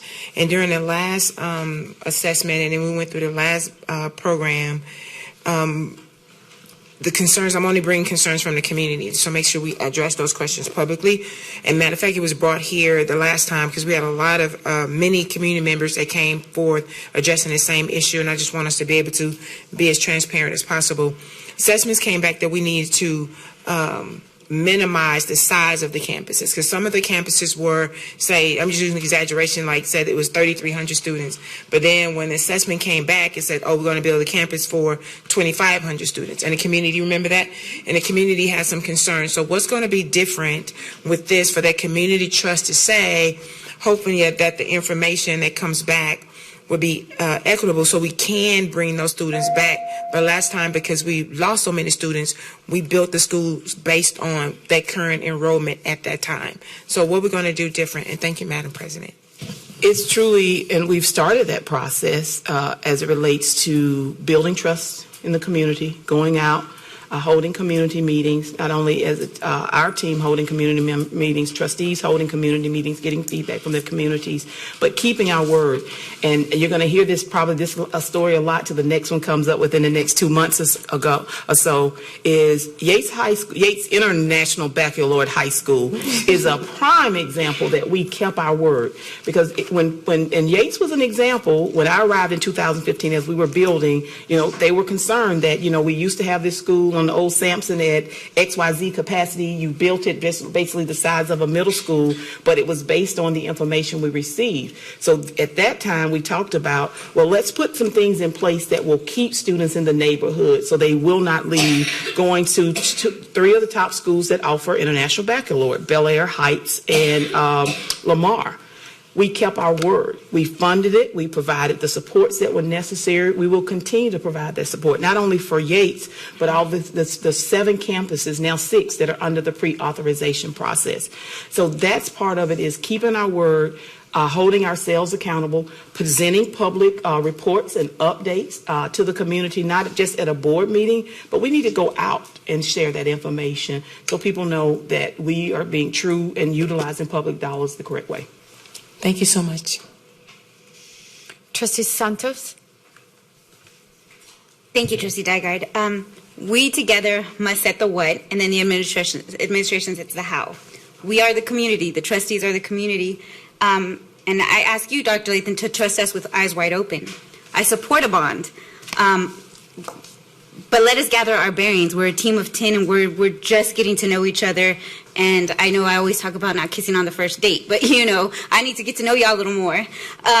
The school board is a pulse of the district, and we must respect every taxpayer dollar. In order for that, the public to know that we want to respect our students. And every dollar that goes that way, we have to move away from making decisions that look really good on paper and we have to make decisions that are good for kids. And I'm asking that we together, as a team of 10, work towards that. And it's a vision that we set together. And Dr. Lathan, I loved your vision. Absolutely, I can get on board with that. I'm just asking for time to gather my bearings and to say, hey, we want to have the community discussion right now. The direction in which this board is heading, the community is we're gaining trust back. But I would love there's that opportunity to have the flash drive, that we talked about at a gender review. I want to see the empirical data from the previous bonds. I want to see what we did wrong, how we're going to correct that. I want a bond oversight committee that would come out and say, hey, you know what, we didn't do this. This building was built. Like Sam Houston, when I was still a teacher there, that new technology building, they built the what do you call this? Smart board, but then there was the docking station was too far back to connect or whatever. Trustee Santos, do you have a question? Yes. Okay. So could we postpone this so that way we have a team of 10? Like, I support the bond. I fully support the bond. I just want to build that vision together.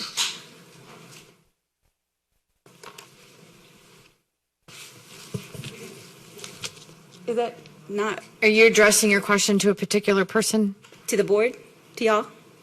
So, would y'all be amenable to postponing this? Are you making a motion, or are you just asking us to consider it and we move through the speakers and then? Oh, wait, do we still speakers? There are two more trustees. Oh, well, I'll hold then and then wait until everybody's done and make the motion. Trustee Flynn Villaseca. Thank you so much. Again, I know we've had some conversations on this item for the last couple of months. One of the things that I know that I've expressed before, that I have just something that's still top of mind is what the likelihood of it passing is in November. Because I know we're being asked to take out of our general fund and make the investment now, not knowing what the likelihood of it is to pass. So I'm wondering if we would be able to get that information earlier rather than later. It's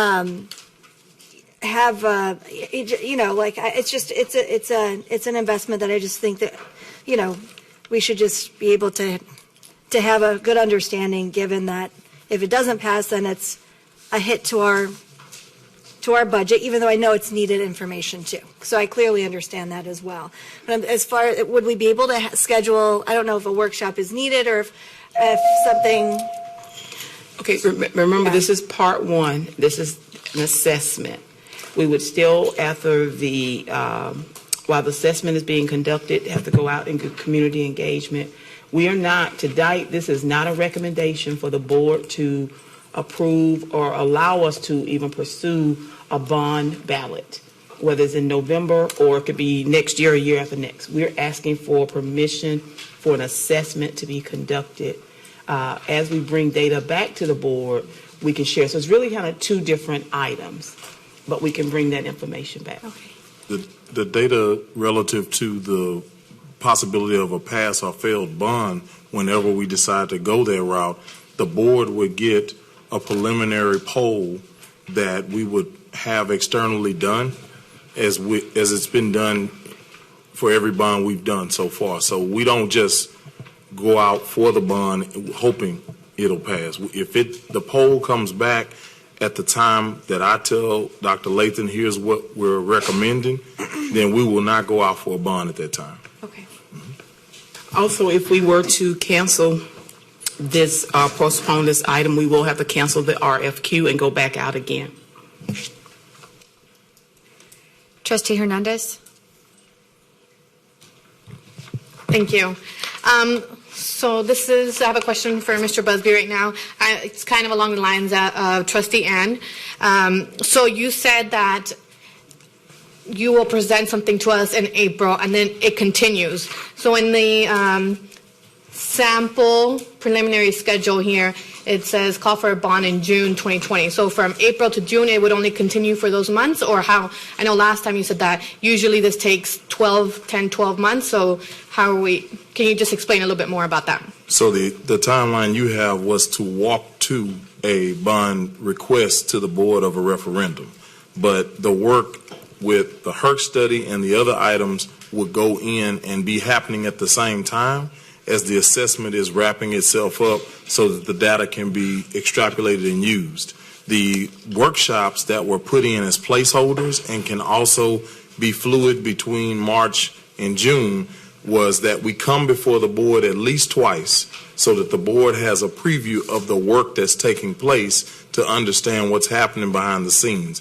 We also engage the board through the superintendent, where the superintendent, the board member, and the firm host community meetings to gather input of the data that we're collecting and why we're collecting it. So we will be engaging the team of 10 throughout the next 6 months if the intention is for a November or May bond. So it's only fluid for 6 months? No. I'm saying throughout the next 6 months if the intentions are for a November bond. If the intentions are, after the board looks at some of the data, sees some of the polling information that we're going to provide, the board says, you know what, we'd rather probably look at a May bond, which is a off-cycle bond. Then we would then have the assessment work to continue to lead us up to asking, I have to ask legal, what is the amount of days we have to go before we ask for a bond? But I think it was August for November, so I would say a December for a May or January for a May. But we would have to continue the assessment work and include more of what we've already doing and the HERC information as well to bring that referendum to you.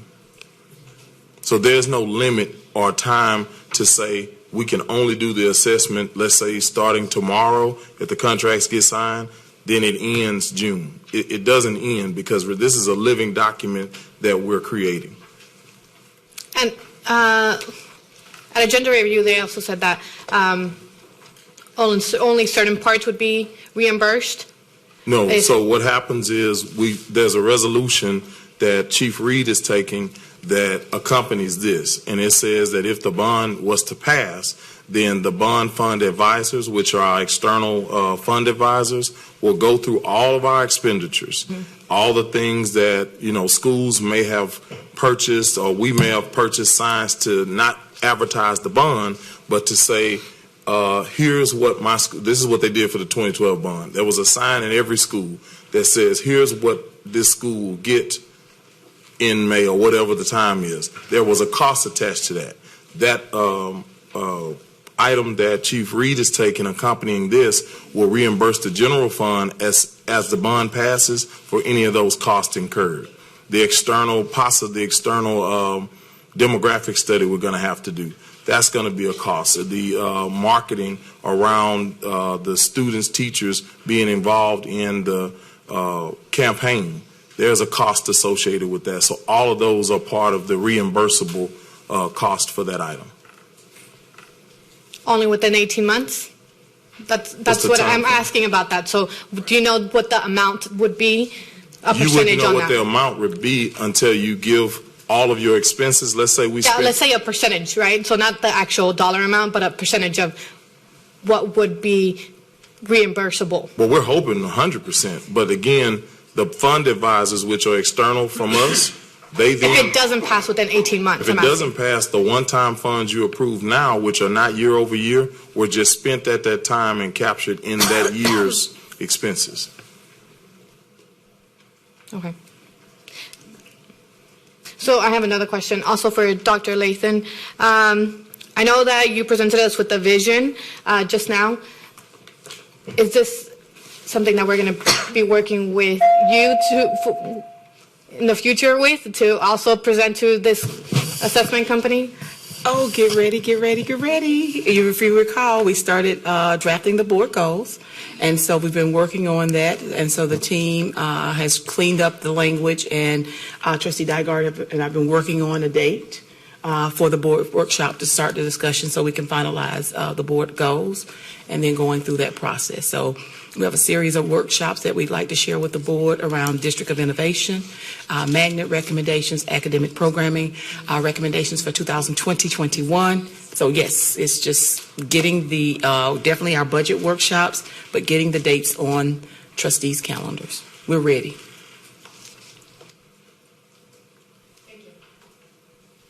Trustee Adams. Thank you, Madam President. Thank you, Dr. Lathan, and of course, board members. One of the things that I look at with this particular bond and where we're going is, first of all, we had the first young scholar who did the Gardner presentation of the Black history. I was actually up here in tears because to know that someone of that young age did not know that that was an actual drill, and he actually thought that that was something going on, and he said the number one concern was public safety. And then to hear the other students to come forward after him and discuss on how they feel each and every day attending our schools every day that taxpayers pay for, it should tug at your heart. I don't know how many of you actually walked some of these schools, have been some of these schools. Some of these schools should have been repaired long time ago. When I walked into some of the schools that one of them specifically that's on here, when I walked that building and that school is almost 60 or 70 years old, you have to wonder when. And so I'm asking my colleagues, it's just an assessment. Dr. Lathan cannot move forward, or the team can move forward without discussing with the board members. So I'm asking for us to move forward on this item so we can pass this item so we can get the assessment done. And hopefully we can have more community engagement, Dr. Lathan, on how we move forward, and that we can have communications in our prospective districts on this particular item moving forward on what this means. Thank you, Madam President. I don't see anybody in here, but I think we're going to do another round. I would like to just interject a couple of comments that have been on my mind, especially as I hear the speakers tonight. And I told Dr. Lathan, don't make me close my eyes for so long when I had a sick kid all night and I'm tired. But I just really want, and we've heard a little bit of it tonight, just to be abundantly clear to all of the people who came up and said, approve this item, vote for the bond so we can have a new school. Vote if H1 passes doesn't mean there's a new school. This is not passing a bond.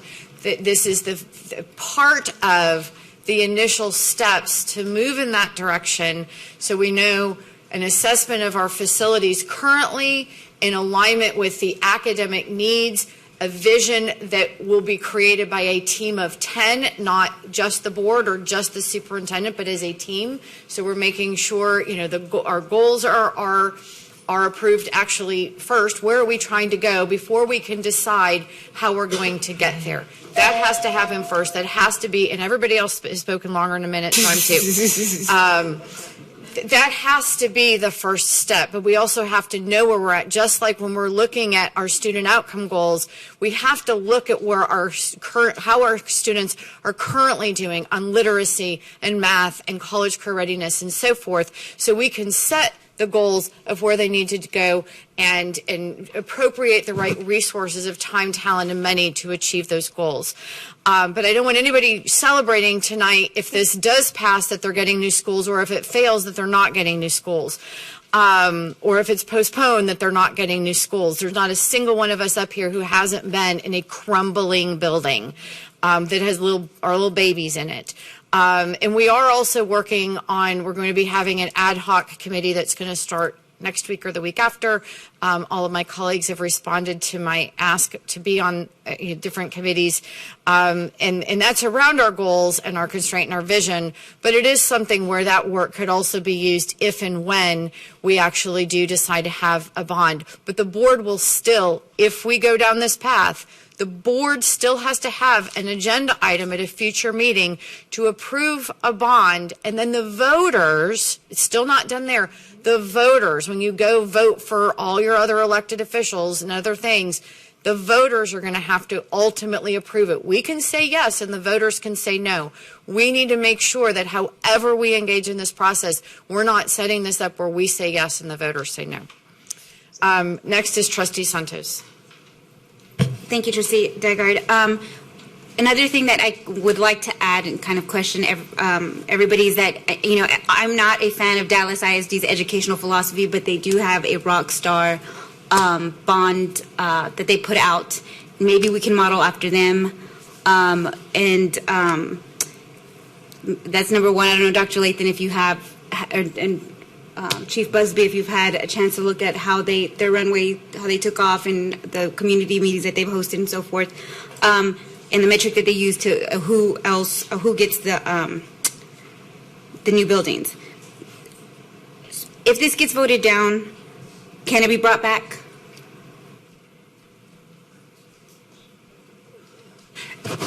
Yes, but we have to re-release the RFQ and start the whole process over again. Okay, thank you. Seeing no further, no more colleagues in the queue. We've had a motion, we have a second, we've had discussion, so please vote.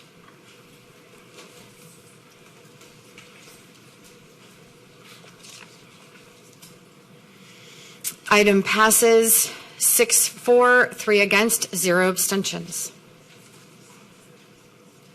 Our next item held for discussion is agenda. On mute. I'm sorry. Item passes, because I was on mute, 6-4, 3 against, 0 abstentions. Our next item held for discussion is agenda item I-1, project number 20-07-11-01, approval of vendor awards for purchases over $100,000 and ratification of vendor awards for purchases under $100,000. May I have a motion? So moved. Do I have a second? Are there any comments or questions from my colleagues? No. Trustee Cruz? So is this already separated, or do we need to make a motion to separate this from the general, like the whole? It's already separated from the I-1? Okay, that was all. Yeah, I don't think it's clear. It is, so agenda item I-1, it's project 20-07-11-01. I don't know which page. Page 36. Trustee Cruz? I'm done.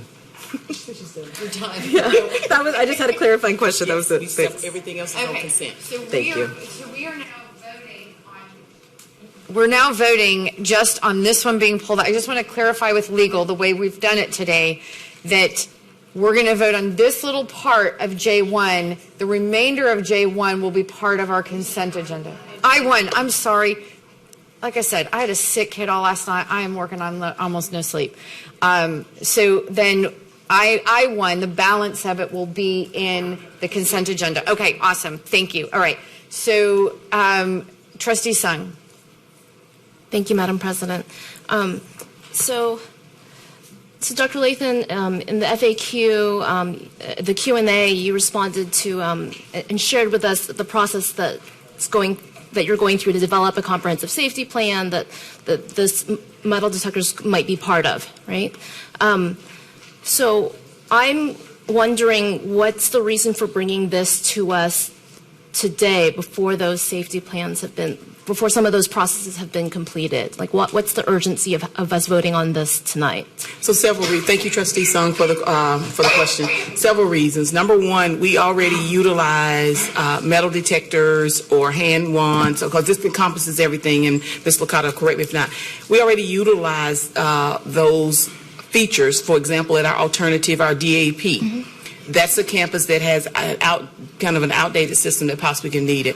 But let's just say we go through this process and the recommendation comes back based on the feedback that, yes, we want to add so many more additional metal detectors. This increases the spend.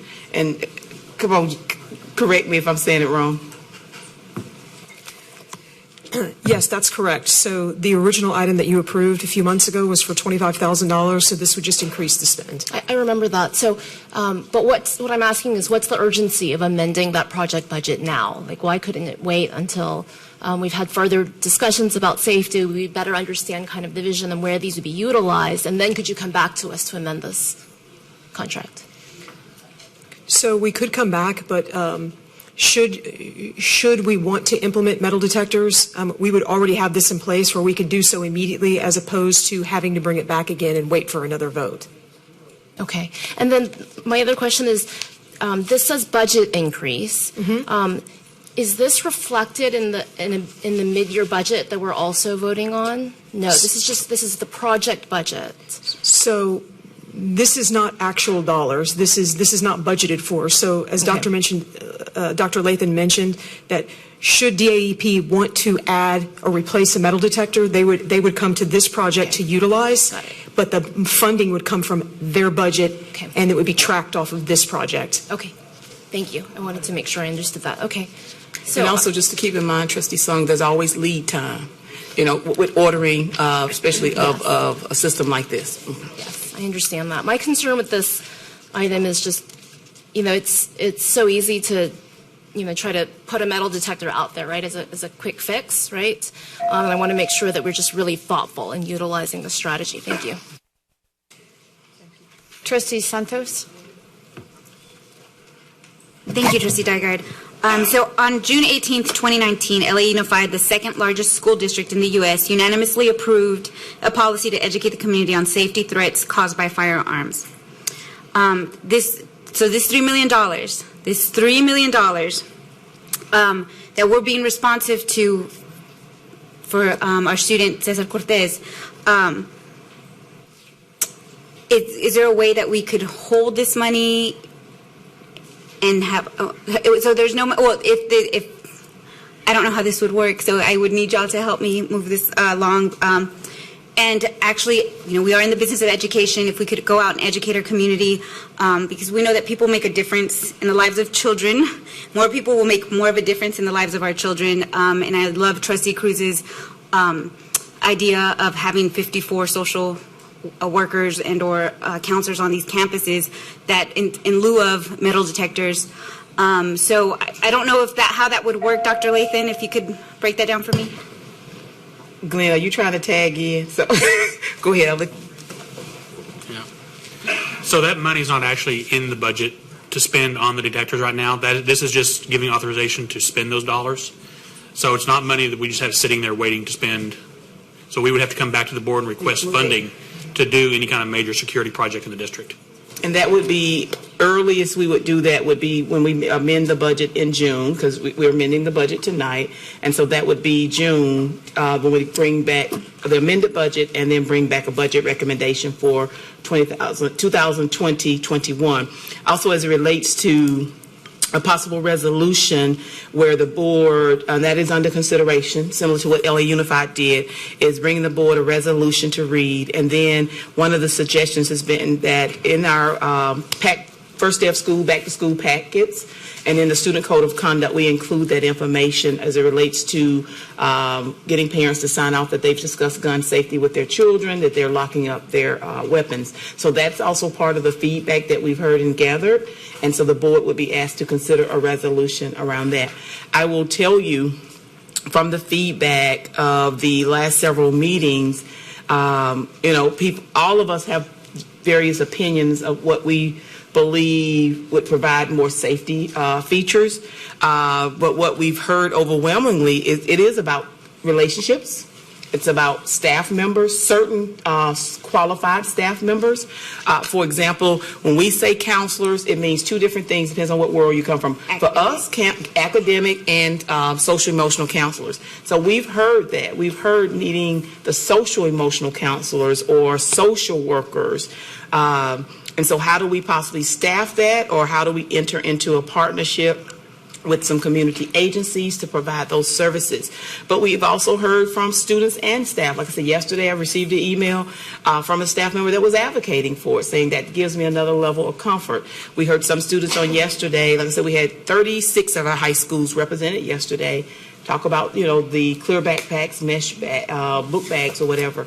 So we're looking at it. But I will tell you, we do need additional, and also I want to make sure that it's clear that they also advocated for more police officers.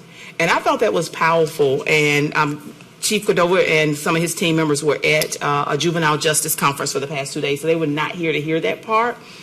But I think, especially in this day and time when there's still animosity sometimes in some communities as it relates to police officers, but what I heard is we want more police officers because the way we allot police officers across the district, that is another group of employees that we have to look at their pay disparities because we have a high number of police officer vacancies right now.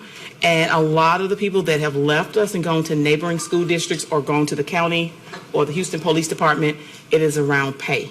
And so that is another group that we're looking at as a priority group this year as we move forward with bringing the board recommendations around compensation. No. I'm processing too, Dr. Latham, because I know like One Houston, a very powerful organization, and there are many of us on here that have advocated to end the school to prison pipeline, and so the metal detector just feeds into that. And we have, repercussions, unintended consequences of policies that we've passed in the past. So I'm very conflicted about this, but I want to be responsive to the community. So is the $3 million for metal detectors the best use of taxpayer dollars? So once again, the money is not there, okay? If we were to go there, like I said, based on the fee, if you asked me today, what would be my recommendation? Mr. Reed, CFO, close your ears. If you're saying, Granita Latham, what is your recommendation? My recommendation is, like I said, number one is looking at police officers' pay. Increasing the number of police officers to ensure that, because like I said, I was surprised to hear especially high school students to say that. They don't see our police officers as a threat. They talked about our police officers building relationships with them. I go back to what I said when I had your eyes closed when you all took a nap on me, is having the psychiatric specialists and the social-emotional, let me just say this, social workers on the campuses and making sure that every campus has a caring adult, and not saying we don't have it now, but a caring adult that has time to spend with students. So we have academic counselors, but we also, even at the elementary levels, have social workers assigned to support campuses, similar to how we've started assigning our wraparound specialists based on the needs of the campus. So one campus might have one person, another campus might have 3 to 4. But also, I have to be responsible bringing you recommendations so that we don't prevent other schools that might need it. Or also our athletic events. That's another one that we've talked about, of actually installing these units at athletic events. We use them now. We do the hand wands, and they're not the most efficient or effective one. We don't have the newest model. And if I'm saying the model number wrong, those are things that we've talked about. But I have not made a decision to bring a recommendation to the board as it relates, but that was one that we kept receiving emails, tweets, posts, and all those things about were metal detectors. So can this item be postponed until we have further discussion with the community? So the question, okay, I want to answer your question, but I want to ask your question, ask Chief Cordova and Ms. Licata.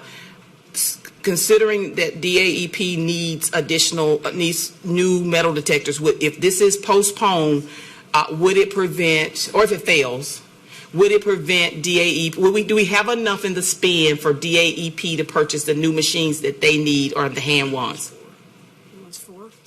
No. Okay, so I just want to make sure if now you can amend this with if I'm stepping over the RFQ stuff. Or no, this is not. No. You can amend this to say that it can only be spent at XYZ campus if you prefer, but include athletic stadiums and things of that nature. If that gives the board a more level of comfort. So you understand what I'm saying? Oh, she told me get in trouble. Okay, go ahead. So if you're going to amend. Can't amend the budget because it was originally approved for various schools and departments, but you could amend the dollar amount. Okay. But then that covers the stadiums and it'll cover DAEP. Yes, ma'am. So instead of the $3 million amount. We can reduce that amount down, but we can make sure it still includes for like DAP being able to purchase the unit that they need. And so, Ms. Licata, and Chief Cordova, what amount would you recommend that we ask the board for approval with those parameters? Not at the moment. I could use some wands. So I would recommend $100,000. That would cover any wands that the PD department needs and the 4 that the school needs, and then any additional that the athletic department would need for stadiums.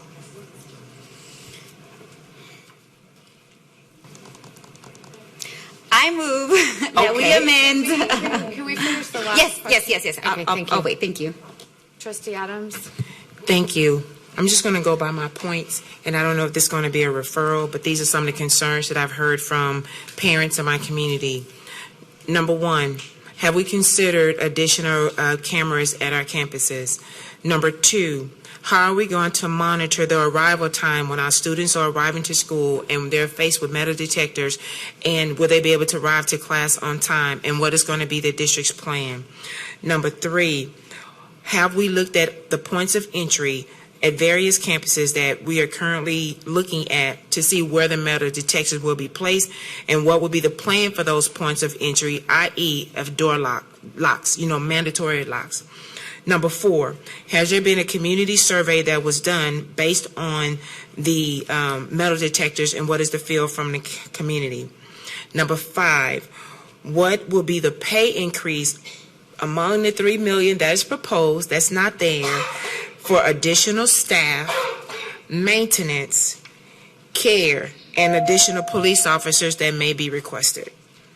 I just And that's why I say it's a referral. Okay, and that's what I wanted to clarify. Do you need these answers tonight No. in order to vote? I Okay, just so they said can a be referral. entered as a referral. Okay, because we still have to have our conversation about the LBB. That's the reason why I was saying that, I just wanted to because- clarify. right. That's all. All right. Okay. Thank you, Trustee Adams. Seeing no other trustees. Oh, Trustee Santos, that's right. Just going to ask one question to Ms. Licata and Ms. Chief Cordova. That does include Harper Alternative also, so that's enough for Harper to get. Okay, just want to make. Okay. But based on that, Madam President, based on the amendment, if passed, and with the security and Let's see if there is an amendment first, and then there is discussion on the amendment. So, Trustee Santos. Thank you. And I do want to preface it with this. I've had many a conversation with so many students in our district, parents, teachers, community members that feel like Trustee Adams, they said, Ms. Santos, doesn't make any sense. They're going to line us up against a gate. And Trustee Santos, I'm going to do it. I'm going to get there. And they're going to shoot us up. Okay, there, whatever. Then kids will find a way anyway. So I am going to move to amend the project information 20-07-11-01 from $3 million to $100,000 today. Second. But that doesn't mean we're not going to be responsive, right? Okay. Any discussion on the amendment that's on the table? Questions specifically? Trustee Adams. Okay. I have a question. Thank you, Trustee Santos. One of the things that I just want to make sure that we're making this amendment because of what recently happened at Bel Air High School. My question is Bel Air High School, because the students, based on what I saw on the news and read in the paper, they were in favor of this. So how are we going to go and have the discussion further with this small amount of money? Are we looking at others? Are we looking at other schools that may need to be added to this? Have there been a commitment made to other schools saying we're looking at you, we're going to give you metal detectors based on we're hoping that this would pass, and if we minimize the money, how are we going to go back to those campuses and say not now? Okay. So how are we going to go and retract that? So as it relates to, once again, the money is not there. I mean, I know right. But as it relates to, part of the problem of the fact gathering process was to identify campuses where a weapon had been found and located. And so we shared that information with principals. We shared, okay, here's that information. We shared another set. There were principals that asked that question. But part of also our campaign is our See Something, Say Something, because there was more to this particular incident that if someone had said something on the front end in the beginning of the school day, that also could have possibly been taken care of. And so, like I said, no promises have been made to anyone. We've said we're thinking about this. Yes, we've sent, and I know I'm getting into your referral, but we've sent our teams out, police officers, facilities, to look at a campus around their entries to say, okay, if you have 13 entries, if by chance we go to implement metal detectors, you might go down to 16 points of entry in your particular facilities. We've gathered that so we would know here's the cost if we start with 20 campuses. This is what it's going to cost us for 20 campuses to do metal detectors. But for that cost, I can also take that cost and look at it of what, okay, X $1 million for this, but I can also get so many staff members that are specially trained in X, Y, Z. Mm-hmm. We're still going through that process. We would have to, once again, bring it back to you because this is, yes, this is part of the day-to-day work of the superintendent and her staff, but we know that this is a community-wide engagement. We have sent out surveys. Now, yes, a number of the surveys said metal detectors, but I will tell you what we heard from students even when I held a special meeting with students at Bel Air High School.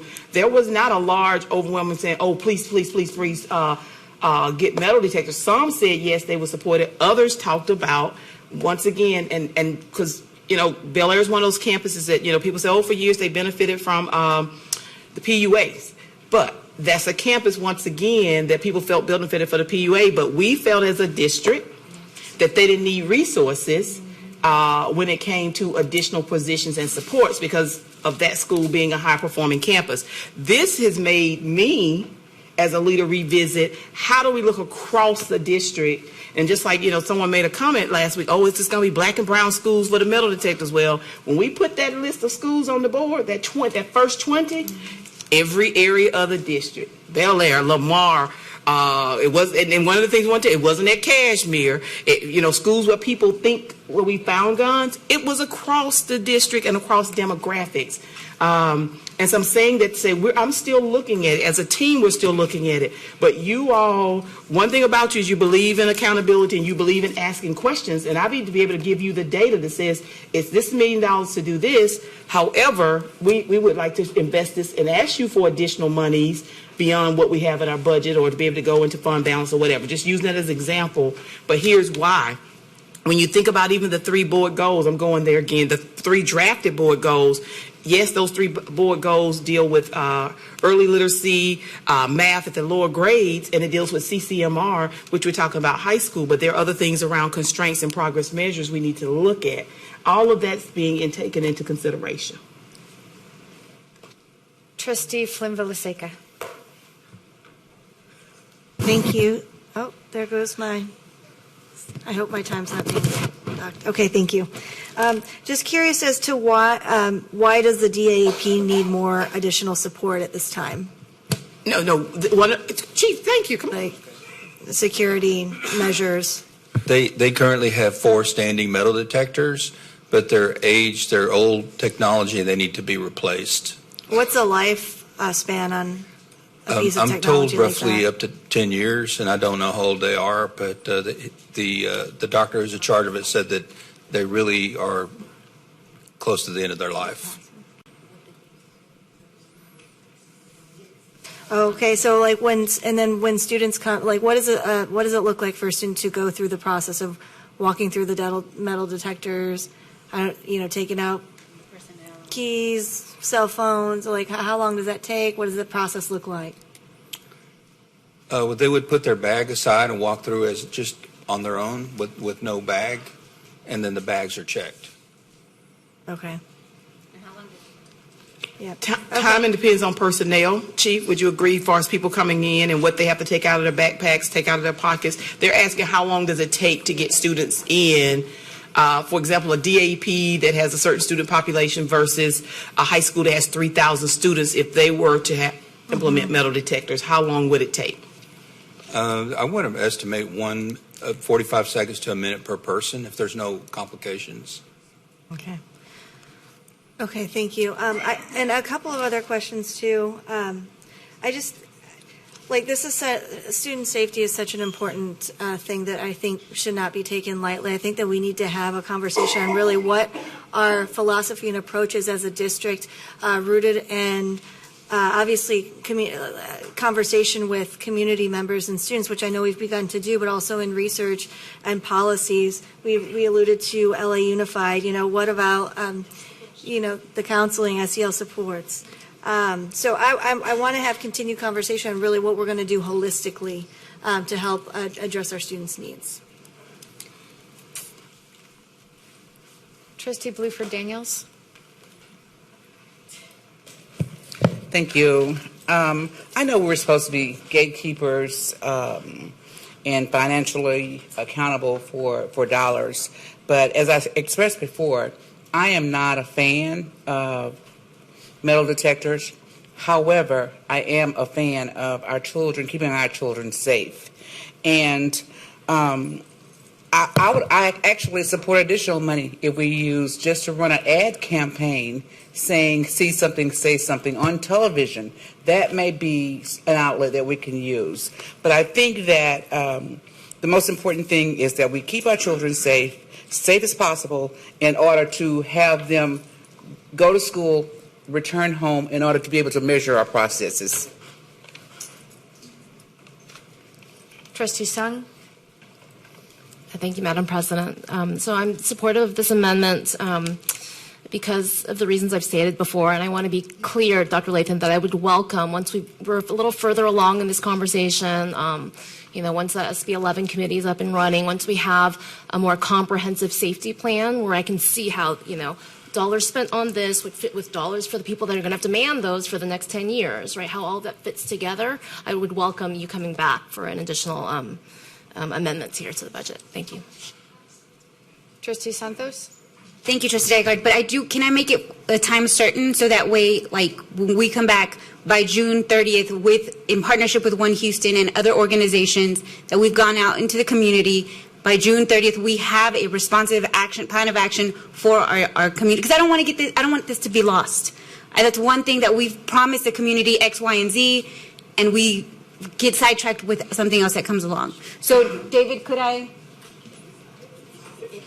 No, it's not germane. It's not germane to okay. This item. All right. Well, then, Trustee Dygard, I'm going to put a resolution on for that. But okay. So, my amendment stands. Do I need to repeat it? I just have a question. Can we just have a workshop? I mean, I don't know that we need to have some agenda item that's a resolution. What I'm hearing whatever is you want. that I'm amenable to that. It's the will of this board whatever to the will have of the board. a more robust, deeper dive Absolutely. conversation into student safety and security. And thank you. And one more thing, the Bel Air students have invited the trustees to come and speak with them. So just put that out there. All right. So would you please restate your motion on the table, Trustee Santos? I move to amend this contract from $3 million to $100,000. We already had a second. We just needed to restate it so everybody's clear. Whoever's typing this up is clear. We've had our discussion, so now it is time to vote on this amendment. Please vote.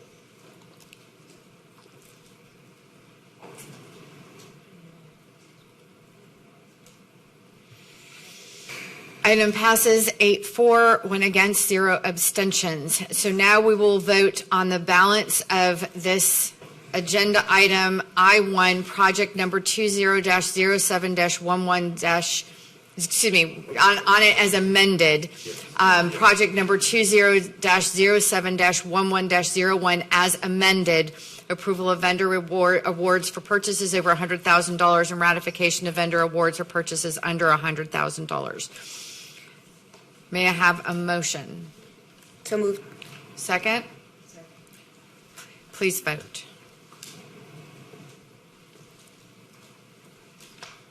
Item passes 9-4-0 against, 0 abstentions.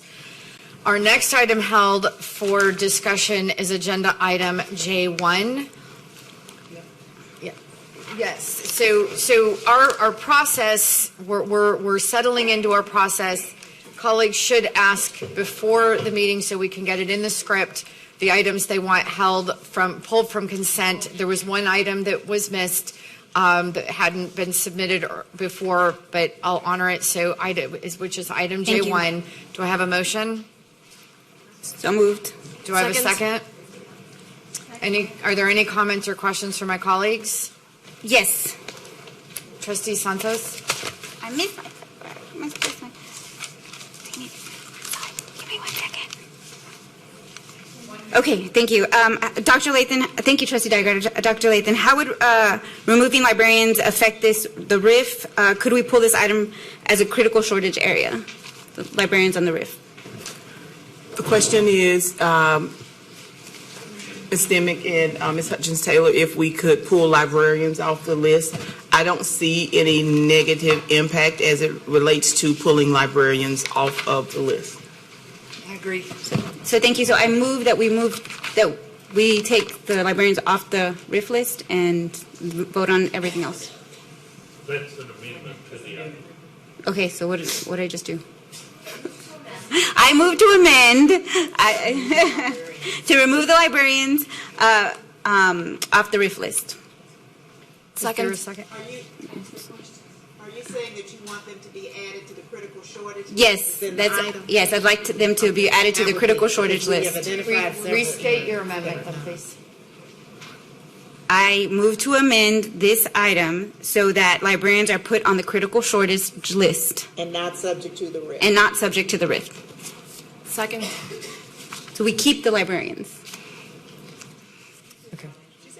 Okay. So there's a motion to amend and a second. Any comments or questions from my colleagues on the amendment? Trustee Allen?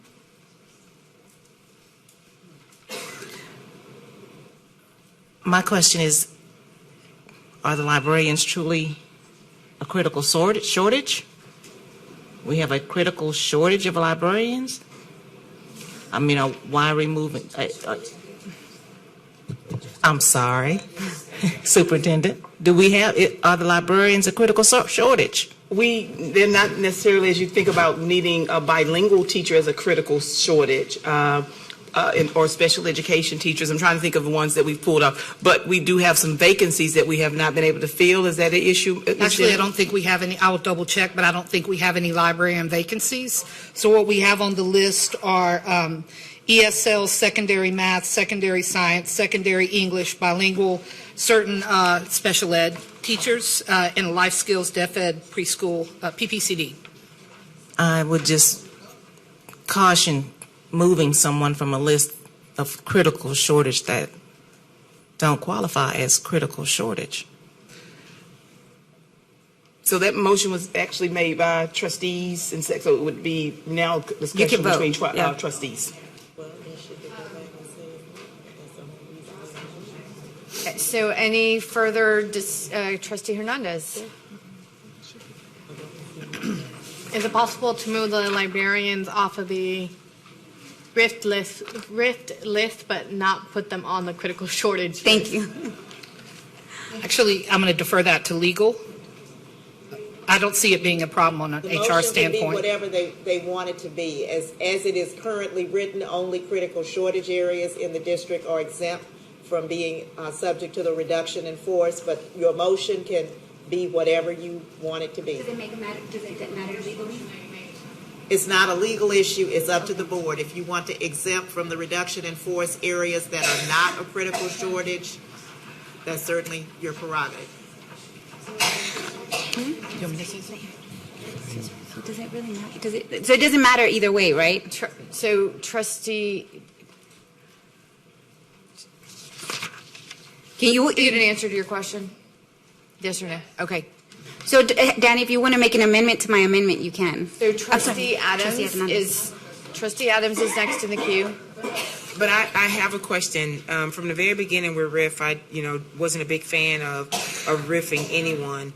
But since it's been the best practice of the district, we have to be very careful when we start picking out certain categories, even though I know we need librarians like never before, but I was just informed we don't have a vacancy of librarians at this time, and we need librarians, we need libraries, but we have to be very careful when we start picking out certain groups, because if we start doing that, then people can be watching, well, why didn't the board member look at special education? Why didn't someone look at social studies? Why didn't look at a counselor? Why they didn't look at, so we need to be very careful when we start setting these trends on what we're doing. But of course, if the superintendent is saying, this is something that we can do, I just want to make sure that we're fair across the board when we're looking at all categories when it comes to this whole list that's right here. So I don't know how we pick and choose. I'm a huge supporter of librarians. I think that's one of the places we should never let anyone go. But to be specific, we have to be careful as trustees when we start picking out who we let go and who we don't. So I don't know. I want to hear from the superintendent. I just don't know. Thank you, Trustee Adams.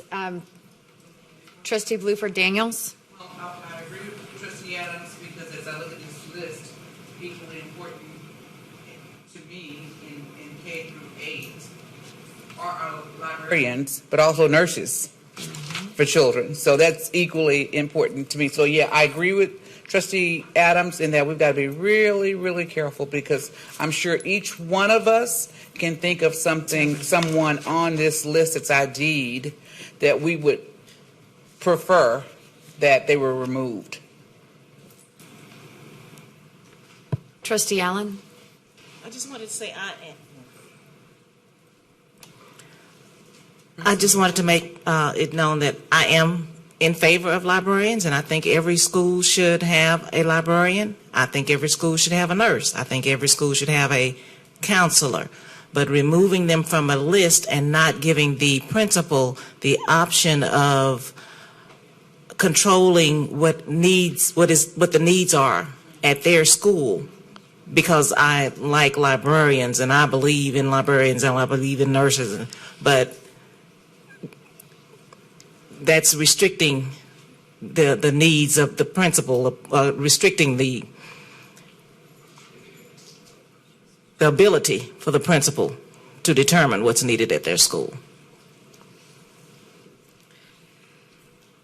I see no further discussion from my colleagues. I'm going to chime in with a super, super quick comment that, I think in consideration here is, are we telling the superintendent or principals, who they can and cannot hire? And so that's where my mind is when I am making this vote.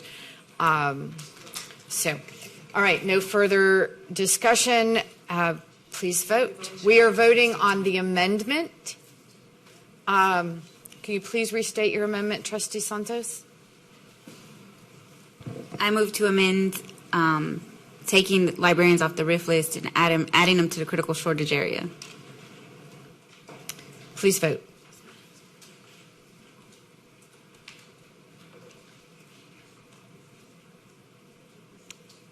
Okay. So the amendment fails. 7 against, 1 for, 1 absent. So now we will vote on this agenda item J1 as it was originally posted. Any further discussion? Seeing no further discussion, please vote.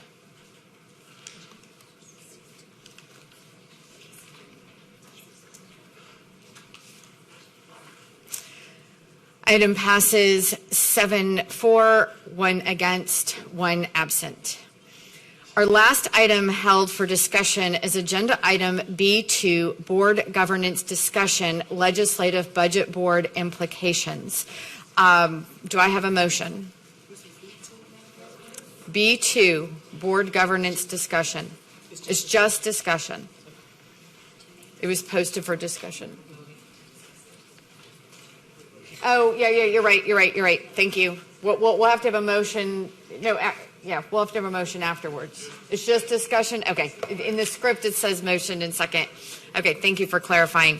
And I want to clarify, we're not discussing tonight the entire LBB report. We had a first conversation at a previous meeting about administrative sections, and we're going to have further conversations about that. When did you say, Dr. Lathan, we'll be having the next conversation about those sections? We're scheduled to provide the board an update at the April board meeting. Okay, or agenda the April review. board meeting. Mhm. So, the purpose of my posting this for discussion is the part that the board should own, which are the items specifically targeted about board governance. And so, open it up to conversation. Fundamentally, there were a series of recommendations that the LBB made about our governance practices of the board, and so let's discuss those. How we want to proceed with these recommendations, which items we feel we should be implementing as recommendations, how we might want to go about doing that. Things that maybe we don't, we feel we've already done. Some of these things in here we are already starting down a path on. So I'm going to open it up for discussion. First trustee in the queue is Trustee Sung. Thank you, Madam President. And before I start, I just wanted to check, is there a way you have in mind, Madam President, for how you want us to structure this conversation? Yes. Do we want to literally go let's just go one by through one? them Okay. one by one. And I do want us to be mindful of time. It is 8:38 at night. We are all getting late and tired, but this is an important conversation for us to have. It doesn't mean it has to be the only conversation that we have about these items, but I think it is necessary that we begin this conversation and start taking into consideration these recommendations. Okay, so starting on page 15 of this chapter, I will note that recommendations 1 and 2 primarily go to the superintendent. But we have remaining recommendations 3 through 9, which primarily go to the board. Let me note generally that we have in the last year, since the LBB began their review of this board, a lot of this goes to 2018. So I want to note that since then, in 2019 and also this year in 2020, we've taken many steps to begin implementing many of these recommendations. For instance, we have hired 2 coaches. We spent an hour working with them today. We spent the retreat working with them. We've really are gathering some steam in that work with our coaches to implement Lone Star governance. And I will note that they are both certified professional mediators. Is that correct? So buy one, get one free, right? We've got a coach to help us with recommendation 4 and Lone Star governance framework, and they also have the capacity to help us with recommendation 3 if needed. I think there are some subtleties to these recommendations where I feel like the LBB didn't have complete information. For instance, our board attorneys have documented where the board did conduct evaluations of both Superintendent Carranza and also Interim Superintendent Lathan, which is not reflected in this report. This report incorrectly states that we didn't, but we have documentation that that was done. Nonetheless, that's a process we can improve, right? So I think we should still look at all of these recommendations, even if there are places where the LBB got their facts a little bit wrong. I think that these are good recommendations. Madam President, I will note that for many of these, you have the authority to move these along, and I would encourage you to, use your authority to, look at what you as chair can help begin to implement and then kind of lay out for us how you intend to do that so we know that it's coming. And then 2, which you've already begun to do, organize into committees where there needs to be whole board work on some of these recommendations. And let's think about how even as we are dividing into committees to take the lead on this, we still keep the spirit of this being whole board work. So those would be my general comments for all of these. I think we're well down the road of putting in systems in place for us to implement recommendations 3 through 9 with kind of the caveats that I've noted. Thank you.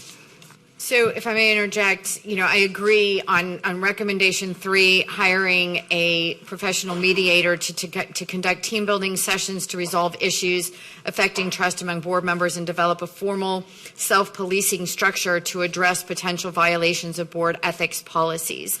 We have hired, as you've noted, these coaches who are also mediators.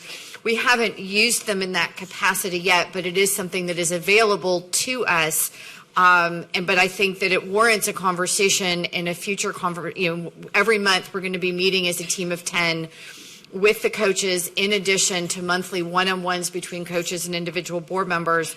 And I think that this is something that we should flag for work in one of those sooner than later conversations with our coaches. Is what could those formal self-policing structure look like? So in recommendations 3, I see, we've kind of done part of it, but there's more work for us to address. And I think we've got a structure set up with these sessions with y'all. Recommendation 4, enforcing board policies during meetings. That's something, I'm easing us into a little bit. We need some training still on what our policies are. Following the Lone Star governance framework is something we're digging deep into that, which we were not in that work yet when this review was conducted. But providing training for board members regarding acceptable parliamentary procedures is something that I've talked with both board services staff about, as well as talking with the coaches about, of how, this is something we need to schedule sooner than later. So this is, in my head, there's sort of these haven't begun work, starting the work, on track, completed sort of mindset. Some of these are on track but haven't been completed, but we've started down some of these pathways. Recommendation 5, amending board policy to require board members to attend trainings regarding their roles and responsibilities. We actually started some of that in policy last year, but I think we've been reflecting on what that should be. So that's another one that's sort of in progress for us, but just hasn't been completed. Recommendation 6, develop and implement procedures that establish a timeline and framework to review and update all board policies systematically. We have already calendared that work with the coaches for this April, is on our board governance calendar. And I've asked all trustees to let me know which of 3 or all or 2 or whatever, that committees, ad hoc committees with a specific purpose, a timeline, a deadline, a deliverable, and one of those policies is going to be a policy review committee. So this work will begin, if we're adhering to our calendar, will begin this April. Recommendation 7, develop and implement a comprehensive superintendent evaluation process, as noted by Trustee Sung.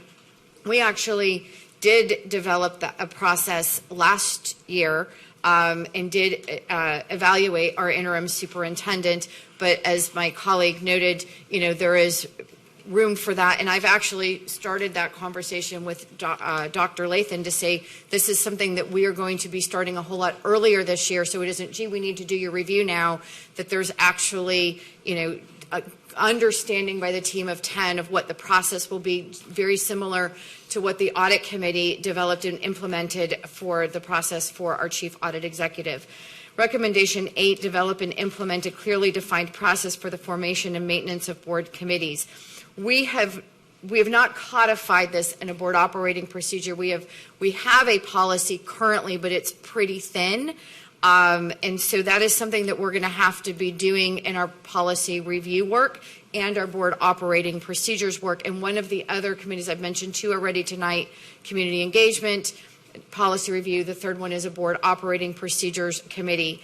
That I've, the intention is for that deadline to be either the March or more likely at this point probably the April board meeting for something to be in front of us to vote on. But those ad hoc committees are supposed to be doing their work within the legal boundaries of Open Meetings Act, but not they're creating the whole thing and doing all the work and then bringing it to the board in a process that includes team of 10 input into those operating procedures and other things, so that it is full board work, but that they're leading it to make sure that it actually happens and is inclusive of all views. And then recommendation 9, develop comprehensive operating procedures for all essential board functions and establish a process to evaluate the board's overall effectiveness annually. Again, I've already spoken to that. So this is where I'm one of a team of 10 where I see us adding these things. So I'm now going to go to my colleagues so we can dig into this conversation a little bit more. So Trustee Cruz. Thank you, Madam President. So I would like to ask that I'd like to hold myself accountable, and I think it's important for us to hold ourselves accountable to the public, to the administration. I think that we should report on our progress, like a written document, and obviously share it publicly, where we are maybe quarterly on these recommendations. Like you noted tonight, there's progress on some of them already, but I think it'll be important to continue to show where the progress is and where we are actually finalizing some of those. In terms of the specific recommendations that the LBB report gives, like more specific than the recommendations, is that something that happens in the policy committee?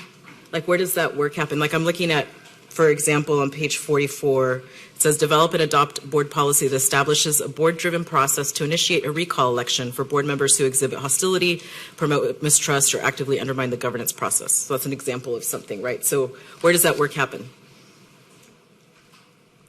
So I think that that's something that we should discuss with our coaches in our next meeting with them on what our process could and should be. It could be the policy review committee. It could just be work we do as a team of 10 that isn't in any subcommittee. But I think we can work with our coaches on that. Okay. A second question I have, it mentions self-evaluation, self-policing quite a bit. And I know that part of Lone Star governance has a self-evaluation piece. Is that, I guess my question is it sufficient, and or can we add to it? You know, like what do other school districts do in terms of a self-assessment? I just think that's really important. I don't know if anybody knows or the coaches know, or maybe that's, I'm just bringing it up and we can discuss it later. Yes, response? Yeah. Is it okay, will of the board to engage our... promise. Okay, yeah, thank you. Very briefly, the LSG self-evaluation tool that we use covers all of the implementation of the best-based research practices on best-based school-governed behavior. So it is a very good tool to determine where you are in the process and monitoring and tracking how you're moving and progressing and changing those adult behaviors and implementing those things. So I think it's a great way to start. We do it every quarter. We'll be going back in April and reviewing, reflecting back on January, February, March to determine where we think we are. But you're not restricted to just that. If we see some things from the LBB that we want to add to a quarterly piece to it, we can definitely add that in. Okay. Do you want to address her previous question as well, or should we just... Yeah, what the previous question? About self-policing. I think, no. Okay.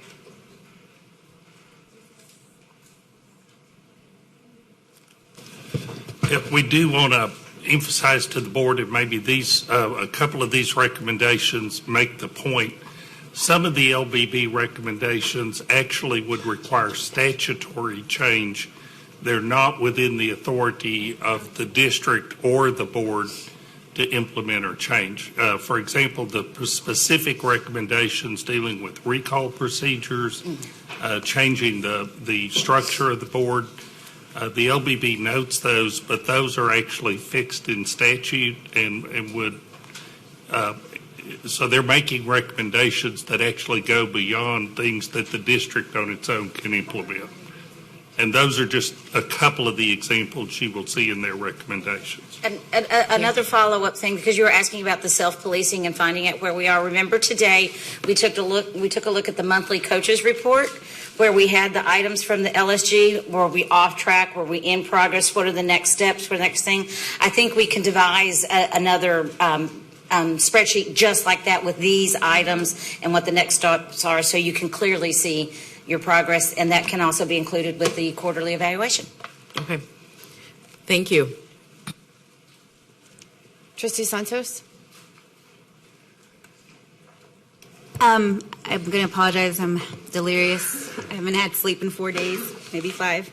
I wanted to echo Trustee Sung's remarks regarding the LBB. I know we pushed for it. Trustee Dygard, our first year on the board, and I'm very grateful that we got it passed. But like Trustee Sung said, there were a lot of this work began in 2019, and we're continuing it in 2020. We had a rough start, and I know when we look at when it's those referrals, the 443 referrals.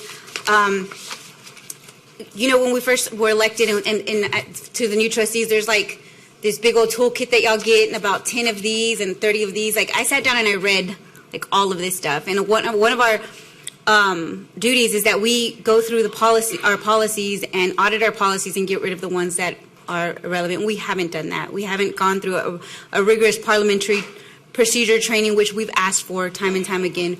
We've asked to define equity. And so these are things that I do want to applaud this new board that we are moving forward and in that direction. But a lot of these recommendations I thought were one-sided and superfluous. But anyway, right now I just want to applaud the work that we are doing because we're moving it forward. And thank you. That's it. Thank you. Trustee Adams? Thank you. And I know we're only focusing on our part, right? Right, Madam President? Okay. So one of the things that I would like to charge our team of 10 to do, if you would, when you look at the LBB report, even though I know that they give their recommendations on what we need to do as a board, but I'm asking us, if we will, remember that we still are dealing with the cloud of the past, unfortunately. And so on some of the findings that they've documented in the LBB report, I would like for us to go and read these findings and see where we fit in here. Because if you go in here and you look at some of the findings, it's very disturbing because this is how people see us. And now you are part of the us now. You're part of the us. So when you look at the findings, so I believe once we start being able to show the public and everyone that we can adhere to these findings, like for instance, what is our structure now? What is our role as a board? Not overstepping the superintendent's authority. The other one that they talk about, how do we foster a positive atmosphere around the table as a board of respecting one another? And I think so far we've done that.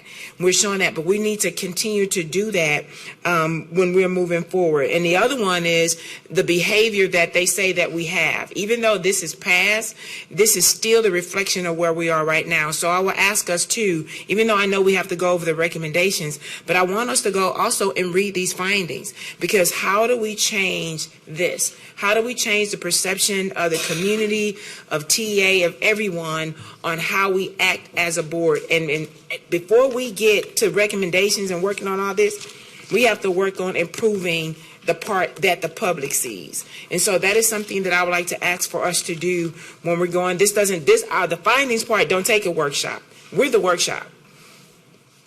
That means that I have to be able to be respectful. And again, I'm going to say it again, we're not a team of 10 yet. Because everything that's in here, no word is defined as interim in this whole book.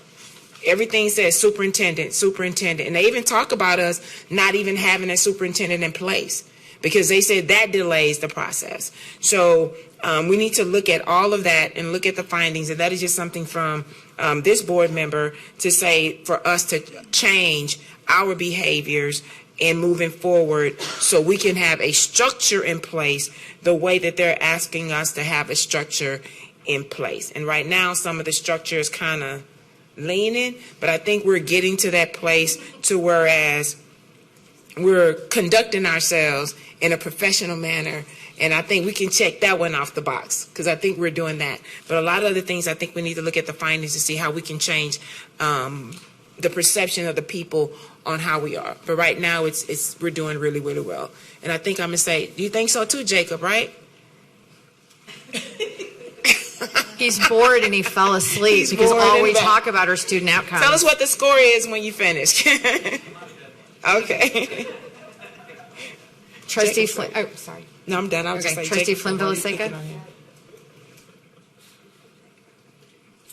Thank you. I just want to echo all of the sentiments from my colleagues here this evening on this piece.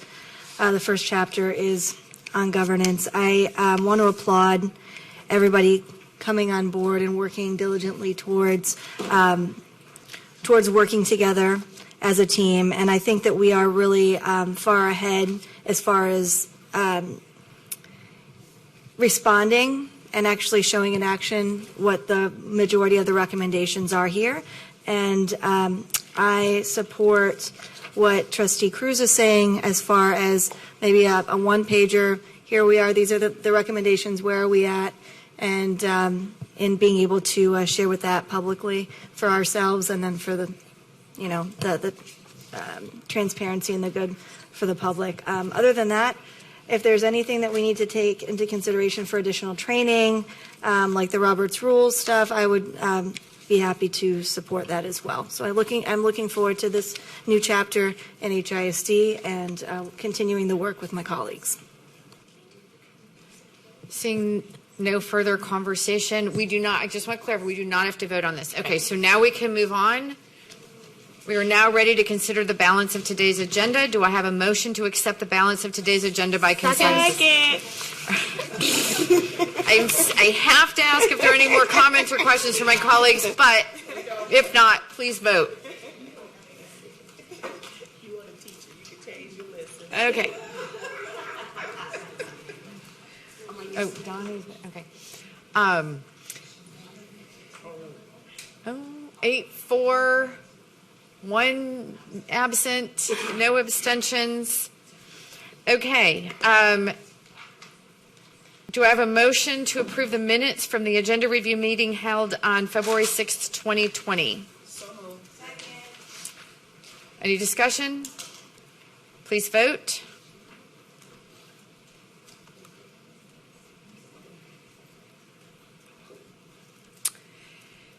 Eight, 4, 0 against, 0 abstentions, 1 absent.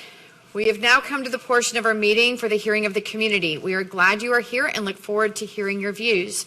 Only those who registered by 9:30 a.m. today may speak this evening. Copies of handout materials must have been provided to the board services by 9:30 a.m. today. We have 4 speakers registered this evening. The total time allotment for hearing of the community shall not exceed 30 minutes. Speakers during the hearing of community shall be limited to 2 meetings each. I'm not going to repeat all of the things that I said earlier. All of those things I said earlier still stand. And so first speaker is Christy Nugent, followed by Sean Babineau, Lucia Moreno, and James Pritchett.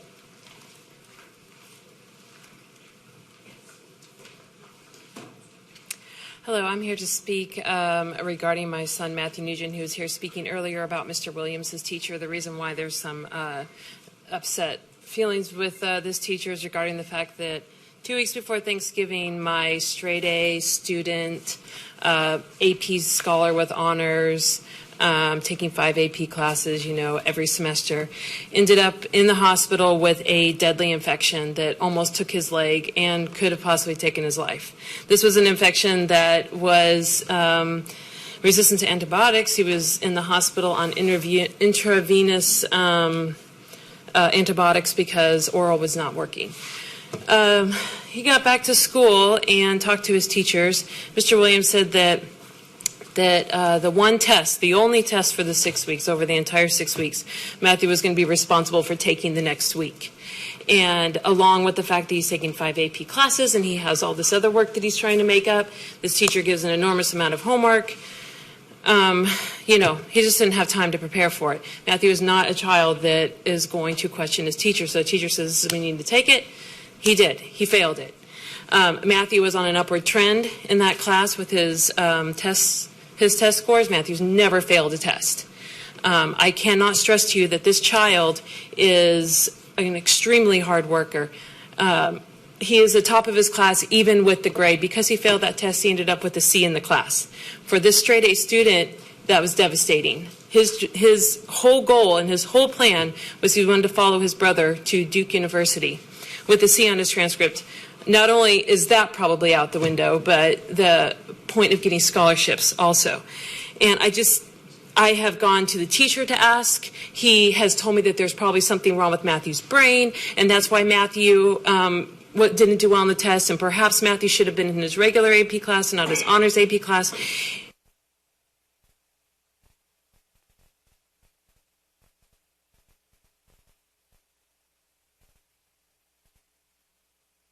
He was hospitalized for 2 weeks with a deadly infection, and his teacher infection was 6 weeks. Okay, thank you, Ms. Nugent. Thank you, Ms. Nugent. Our next speaker is Sean Babineau.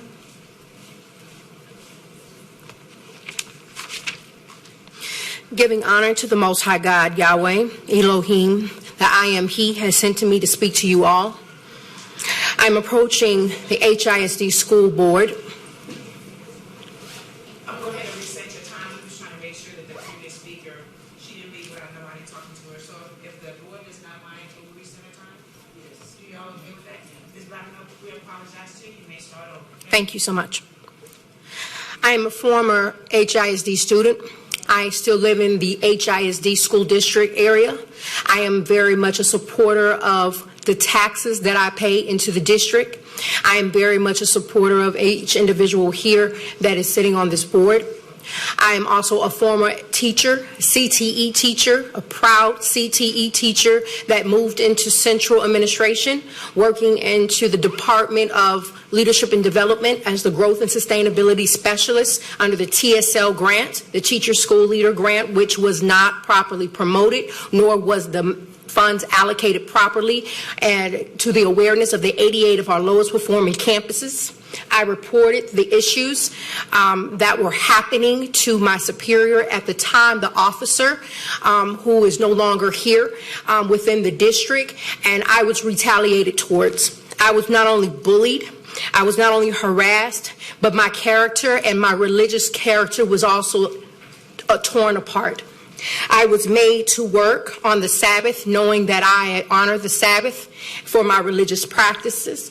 I was also, when I went on a trip with HISD to the Department of Education for the Growth and Sustainability Specialist Conference in Puerto Rico, I came back with a deadly bacterial infection where I was hospitalized and I was not offered workers' comp. I was made to work on my days off, and I was also denied additional training that I was already in motion of taking. In the process of me filing many complaints with the employee relations, my grievances were given to my managers, and retaliation continued. I was promoted to another department, in equity and outreach as a program manager, and my new manager had privy information from the mediations from HR. I continue to file many. No one has given me an opportunity to not only see through the remaining of my rights of grievance, but also to my appraisal was flawed, and it was never completed. Thank you, Ms. Babineau. Lucia Moreno? As many times as I've been up here, I'm surprised you don't know my name already. Could you repeat it? I've heard it, but It's Lucia Moreno. Lucia You Moreno. can call me Lucy. Lucy. Okay? I think that's what I've heard of Lucy. Okay, thank you. I am here sadly to discuss an answer to, I think, Ms. Hernandez and Trustee Cruz, to discuss teacher abuse. Teachers are resigning because they are being bullied, what we tell the students not to do.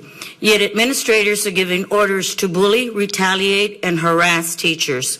Older teachers are being put on PPAs to get rid of them to either save money or just plain age discrimination. Teachers are leaving on FMLA leave, resigning, and pushed to the brink of breakdowns and depression. How does this help our students? It doesn't. Substitutes in classrooms instead of teachers, or teacher assistants to replace teachers. Bilingual students with no bilingual teacher. How is this productive? Yet the teachers that are left are overworked and expected to create miracles. I love being a teacher, so let me teach without harassment or retaliation. I dream of retiring from my school community, but thanks to this administration, that dream is no longer.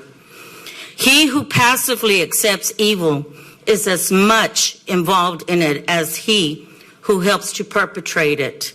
He who accepts evil without protesting against it is really cooperating with it, and that's in honor of Martin Luther King. Thank you. Thank you. And James Pritchett, you get the honor of being our last speaker tonight. Greetings, Board, Superintendent. First off, I would like to say thank you for your service and congratulations on most of the amazing things that is going on within the district. I come to you tonight with a little bit of a concern.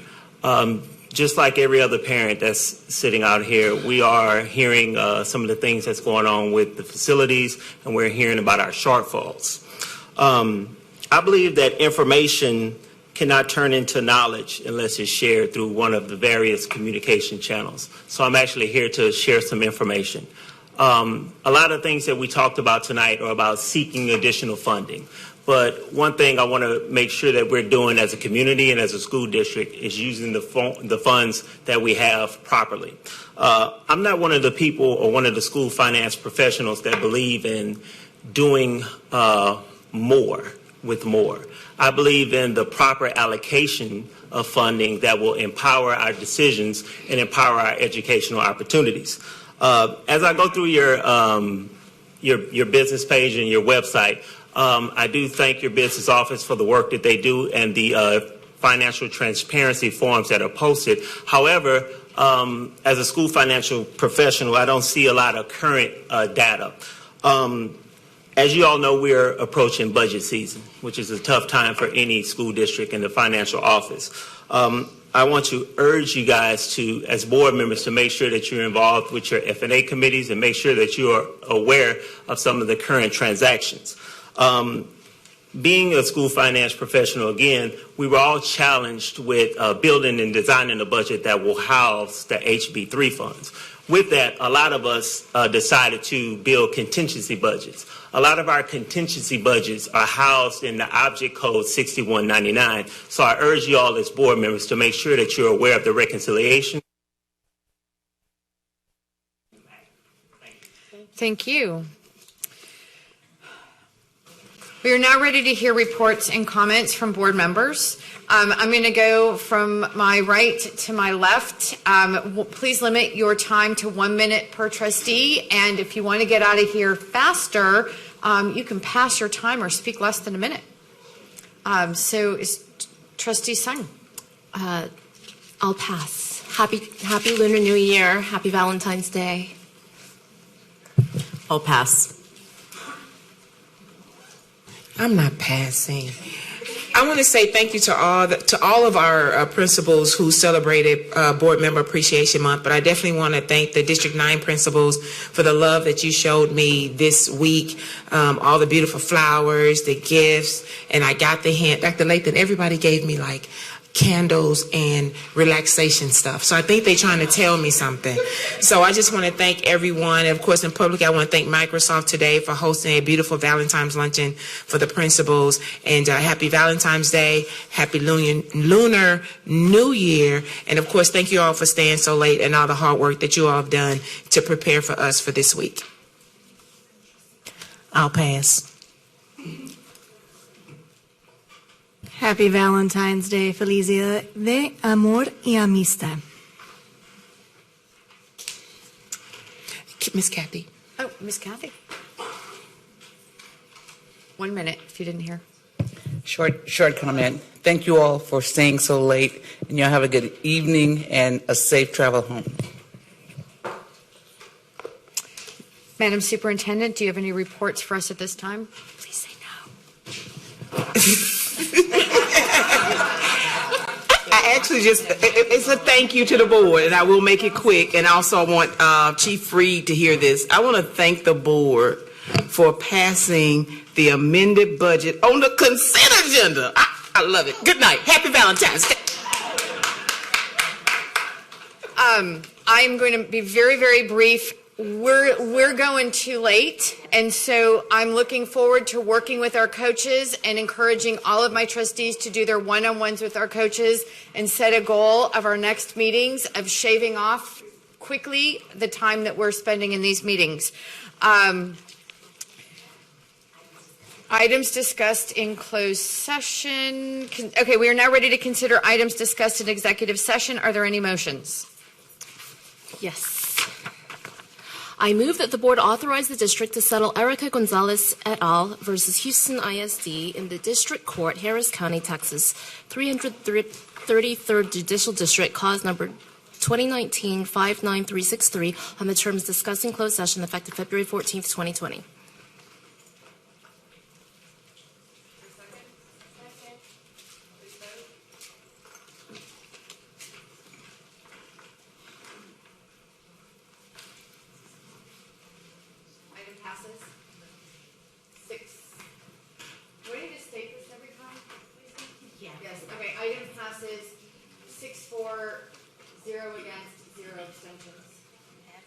I move that the board authorize the district to settle the matter of Renetta Moore et al. Versus Houston ISD in the District Court, Harris County, Texas, 295th Judicial District, cause number 2018-08647, on the terms discussed in closed session effective February 14th, 2020. Is there a second? Second. Please vote.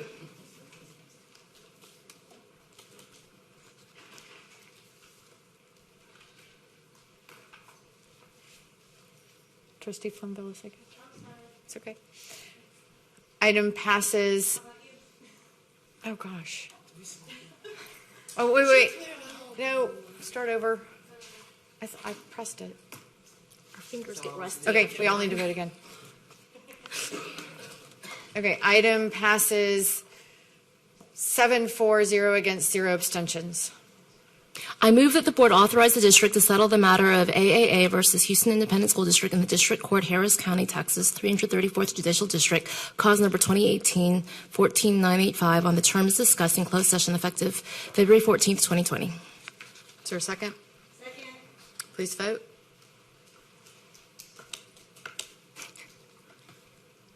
Item passes 7-4-0 against 0 abstentions. Next item. I move that the board authorize the district to settle the matter of Eugenio Alvarez versus Houston Independent School District in the District Court, Harris County, Texas, 55th Judicial District, cause number 2017-34508, on the terms discussed in closed session effective February 14th, 2020. Is there a second? Second. Please vote. 7-4-0 against 0 abstentions. I move that the board authorize the district to settle the subrogation lien of Tammy James against Edgar Gomez and Allstate Insurance for workers' compensation benefits, Allstate Insurance claim number 049888936, on the terms discussed in closed session effective February 14th, 2020. Is there a second? Please vote.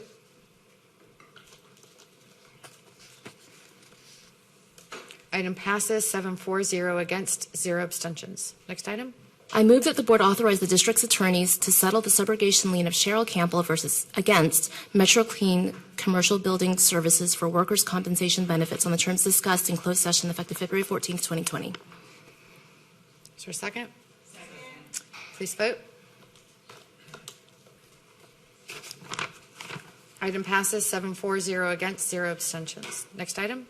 I move that the board authorize the district's attorneys to settle subrogation lien of Carrie Randolph against William Goodson McMillan and State Farm Insurance for workers' compensation benefits, State Farm Insurance claim number 53B8707I1, on the terms discussed in closed session effective February 14, 2020. Please vote.